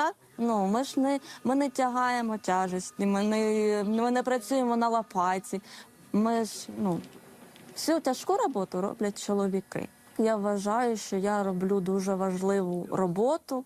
І The Russians bombed the glass ceiling. I love that. Неоціненний вклад в нашу стабільну економіку та нашу перемогу. Помощь в шахту. Ребята на войну, девчата в шахту. Ну, таким образом. This is very similar to what happened in World War II, where the men went off to fight and the women went in the factories, and the men came back and the women stayed in the factories. Поддерживают друг друга. Ой, как они хотят лучше не знать. Irina feels she's lucky. Her husband Andrei is not far away. Oh, she He's is worked lucky. at the mine for years, as his father and grandfather did before him. She is incredibly lucky. Are you kidding me? To get to stay with her husband in the middle of like the war and work in the same place, that's pretty awesome. Good for He was her. the first to encourage her to apply after she lost her former job to the war. Дівчинка давно його немає. Тато вийшов на пенсію. Шахтарі з наших династій, шахтарів ми є ринка. А в даний момент така тяжка ситуація в країні, що стараюся працювати ще більше і більше. Я вважаю, що дуже важлива робота, так як дуже часто раніше були блекаути, не хватало вугілля чи на електростанції. Yeah, I mean, if the power goes out, it's pretty bad for the war effort. In the depth of the mine, the thunder of war is on everybody's mind. Тривога завжди є. Поки ви під землею, не зрозуміло, що... Yeah, like going up every day at the end of your shift must feel like being a vault dweller, leaving the vault to see like what's left of the world above. Like that must be the feeling every day. Це на поверхні. Як можна відчувати себе, коли в країні війна, тут твій дім, твоя родина, твої батьки найрідніші, твоя дитина зростає тут. Ну як можна себе почувати? Ну це жахливо. Is it helping you to be working together? В будь-якій ситуації ми один для одного опора і підтримка, тому мені комфортно, звісно, мені комфортно. And you, what did it change for you to have your wife working here? Приємно. Спокійно, знаєш, воно поруч, під присмотром. The company has pledged to keep employing women in the shafts once the war ends. Bam, there you go. It's like this. It's exactly what I described. We let women start working in the factories, making stuff during World War II. Women got a whole lot more rights, ability to work. Like women's freedom grew quite a lot because all the men were at war and we still needed shit done. And then the war ended, and then the women got to keep the gains that they made. So that's, I mean, ideally, Ukraine wins this war, and that is nice. I don't think it would work that way if the Russians win, but... Something Oksana and her colleagues hope will happen soon. Lodged in my mind is the 8 decades between stagnation and laws going back to the Soviet era. He lets us follow her to the place where she finds a second breath after a day at the mine. We're not in the good timeline, you know? Shit's pretty dark, but we gotta find light where we can.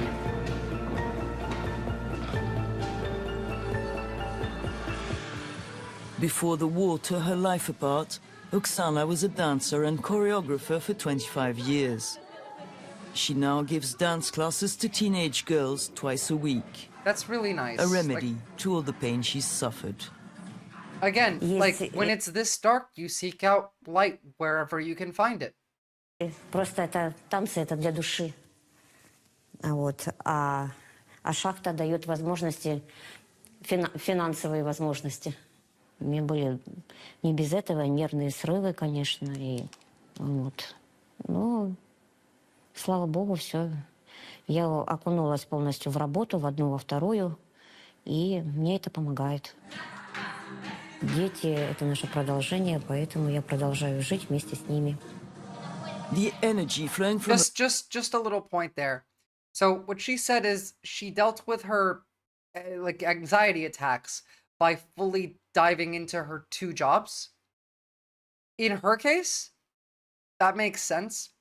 I don't want you people to be doing that. Do not try and cure your mental health problems by diving into your work. That's exactly what they want you to do in this case. In your case, unless you are in Ukraine, don't do that at this point in time. That will get you to tune out. You need to get angry. And you need to get angry and you need to go do something. Oksana feels the dance I have videos on things you can do. Talk to people. Во-первых, движет мной, наверное, большая, очень сильная любовь к детям, к искусству и, наверное, вера в лучшее, вера в нашу победу. Надеюсь, что мне хватит сил. Pretty sad, guys. Like, it's not good in any way, shape, or form. Wow, it's been 6 hours. Now, I do have, like, one more segment I can do. You guys want to hear about Australia? We got a Chinese warship shit happen in Australia. Or we could just leave that for next time. It's up to you. Well, it's actually up to me, but it depends on how quickly. Ah, there we go. Fine. I do want to talk about it. This is fucking funny. It's actually really stupid. Good evening. We were assured our Defence Force was watching Chinese warships by air and by sea as they stalked south down the Australian Y'all are coast. awesome. But in stunning revelations, it was actually a Virgin Australia pilot who first sounded the alarm about the Chinese Navy conducting live fire. How the fuck do we have Pine Gap, a geosynchronous satellite that can see everything that Australia is supposed to have access to? Pine Gap is technically a joint facility. I guess not, because we're just like, we're relying on... The fact that Pine Gap didn't report that should just mean we kick the Americans out. Like, that alone. There's 100% chance that that was picked up. There's no way it wasn't picked up. It's just that it was picked up by the Americans. Five Eyes? Yeah, like more like Blind Eyes. Jesus Christ, that was a good one, actually. Got him. To be fair, like, America threatened to kick Canada out of Five Eyes, but 100%... Pine Gap is not a joint facility. This confirms it. You what, mate? Like, yeah. Our exercises, which forced passenger jets to divert. China's most powerful warship, the Zunyi, bristles with high-powered weaponry as it sailed south with 2 other warships into the Tasman Sea. They're basically circumnavigating Australia. They're doing a loop around Australia right now. Defence Minister said they were being watched. We are monitoring very closely what the activities of the task group are. Not closely enough, it seems.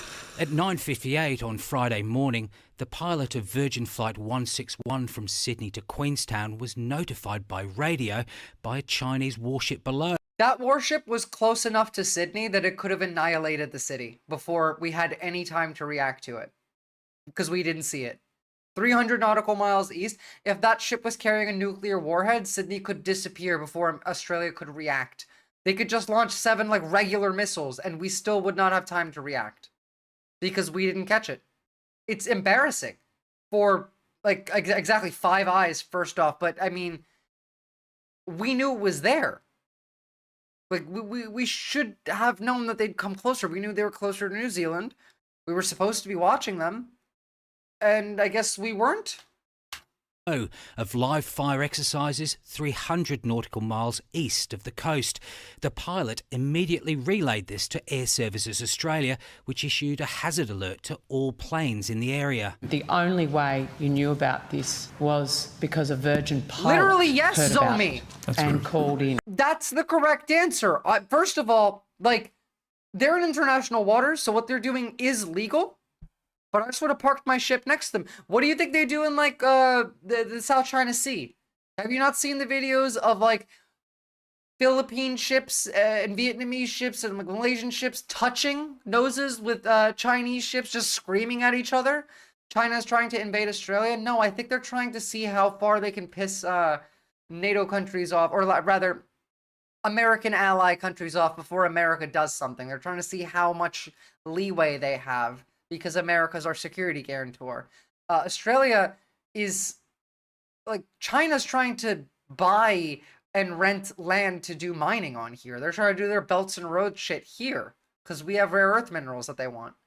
But at the same time, like, we trade with them. Most of our exports go to China. Most of our, like, economy is dependent on China. So, like, it's interesting that we didn't pick this up. Correct.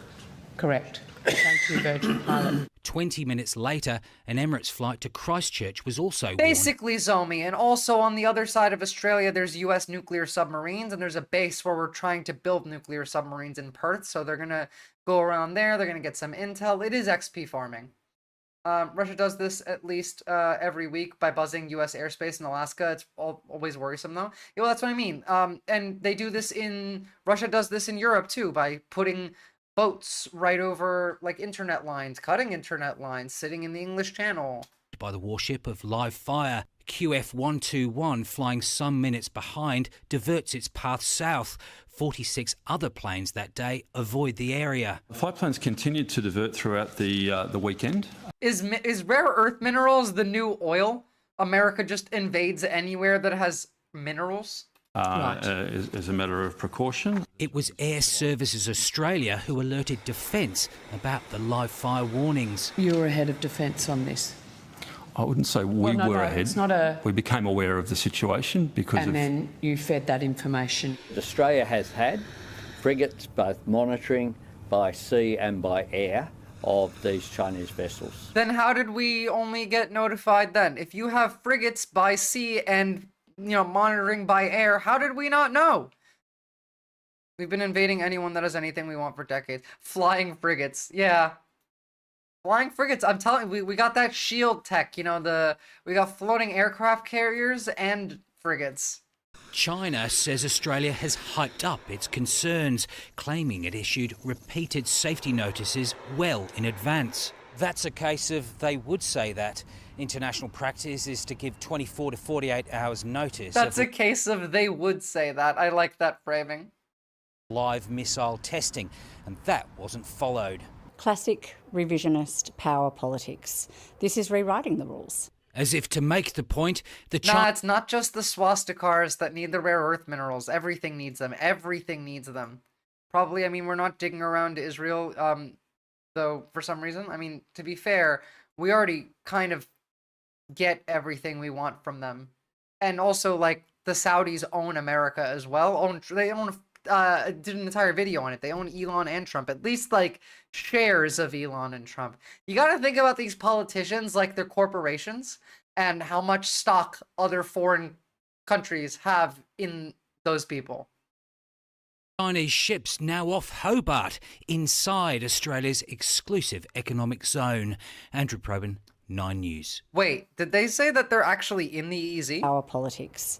This is rewriting the rules. As if to make the point, the Chinese ships now off Hobart, inside Australia's exclusive economic... So they're in the EEZ, and we're not doing anything about it. And we're not going to, because we're scared of America. That's it. That's what it is. It's pretty stupid. I don't know. Anyway, thank you guys for tuning in today. Please don't forget to join the Discord, drop a like on the YouTube stream, and a follow and a comment. I really appreciate that. And now, let me see who's available to raid. Ooh, Peacefire now. Based. Got a real based streamer to raid.